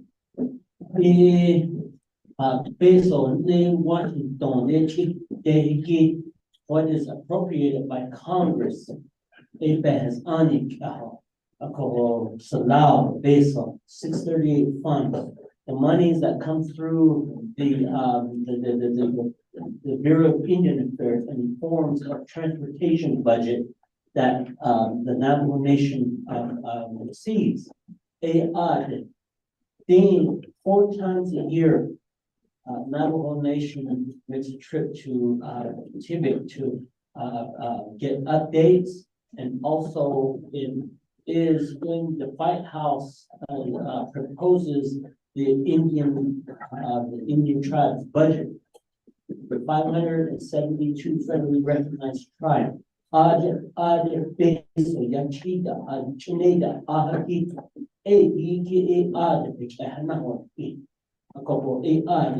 serve as the vice co-chair for the transportation under the Tribal Interior Budget Council.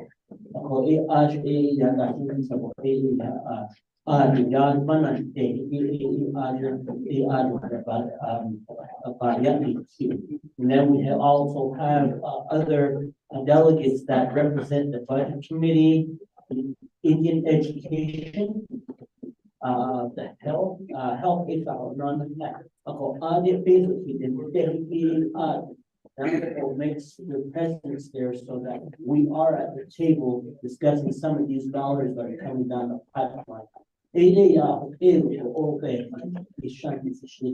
So, thank you. The resolution. Anyone else? Otto, I want to introduce Mr. Mahayo Manis with the Office of the Speaker, and he is a communications, part of our communications team. So when you see that on social media, I want to thank Mr. Manis for being here with us today. And then also, again, thank you to Manuelito Chapter for your hospitality, the wonderful food, and the good companionship today. May I get a motion to adjourn, members? Motion by Shannon, Delegate Simpson, and second by Madam Chair Jesus. Mr. Tahi, may you help us with our roll call? Pro Tem Chair, members of RDC, this is roll call vote for adjournment. Honorable Brenda Seuss, how do you vote? Honorable Brenda Seuss, vote screen. Honorable Casey Allen Johnson, how do you vote? Excuse Honorable Ricky Nez, how do you vote? Honorable Ricky Nez, vote screen. Honorable Danny Simpson, how do you vote? Honorable Danny Simpson, vote screen. Honorable Otto, how do you vote? Green. Honorable Otto, vote screen. Pro Tem Chair, members of RDC, that's 4 in favor, 0 opposed, and Pro Tem not voting. I think I had, yo no Juan de nunca.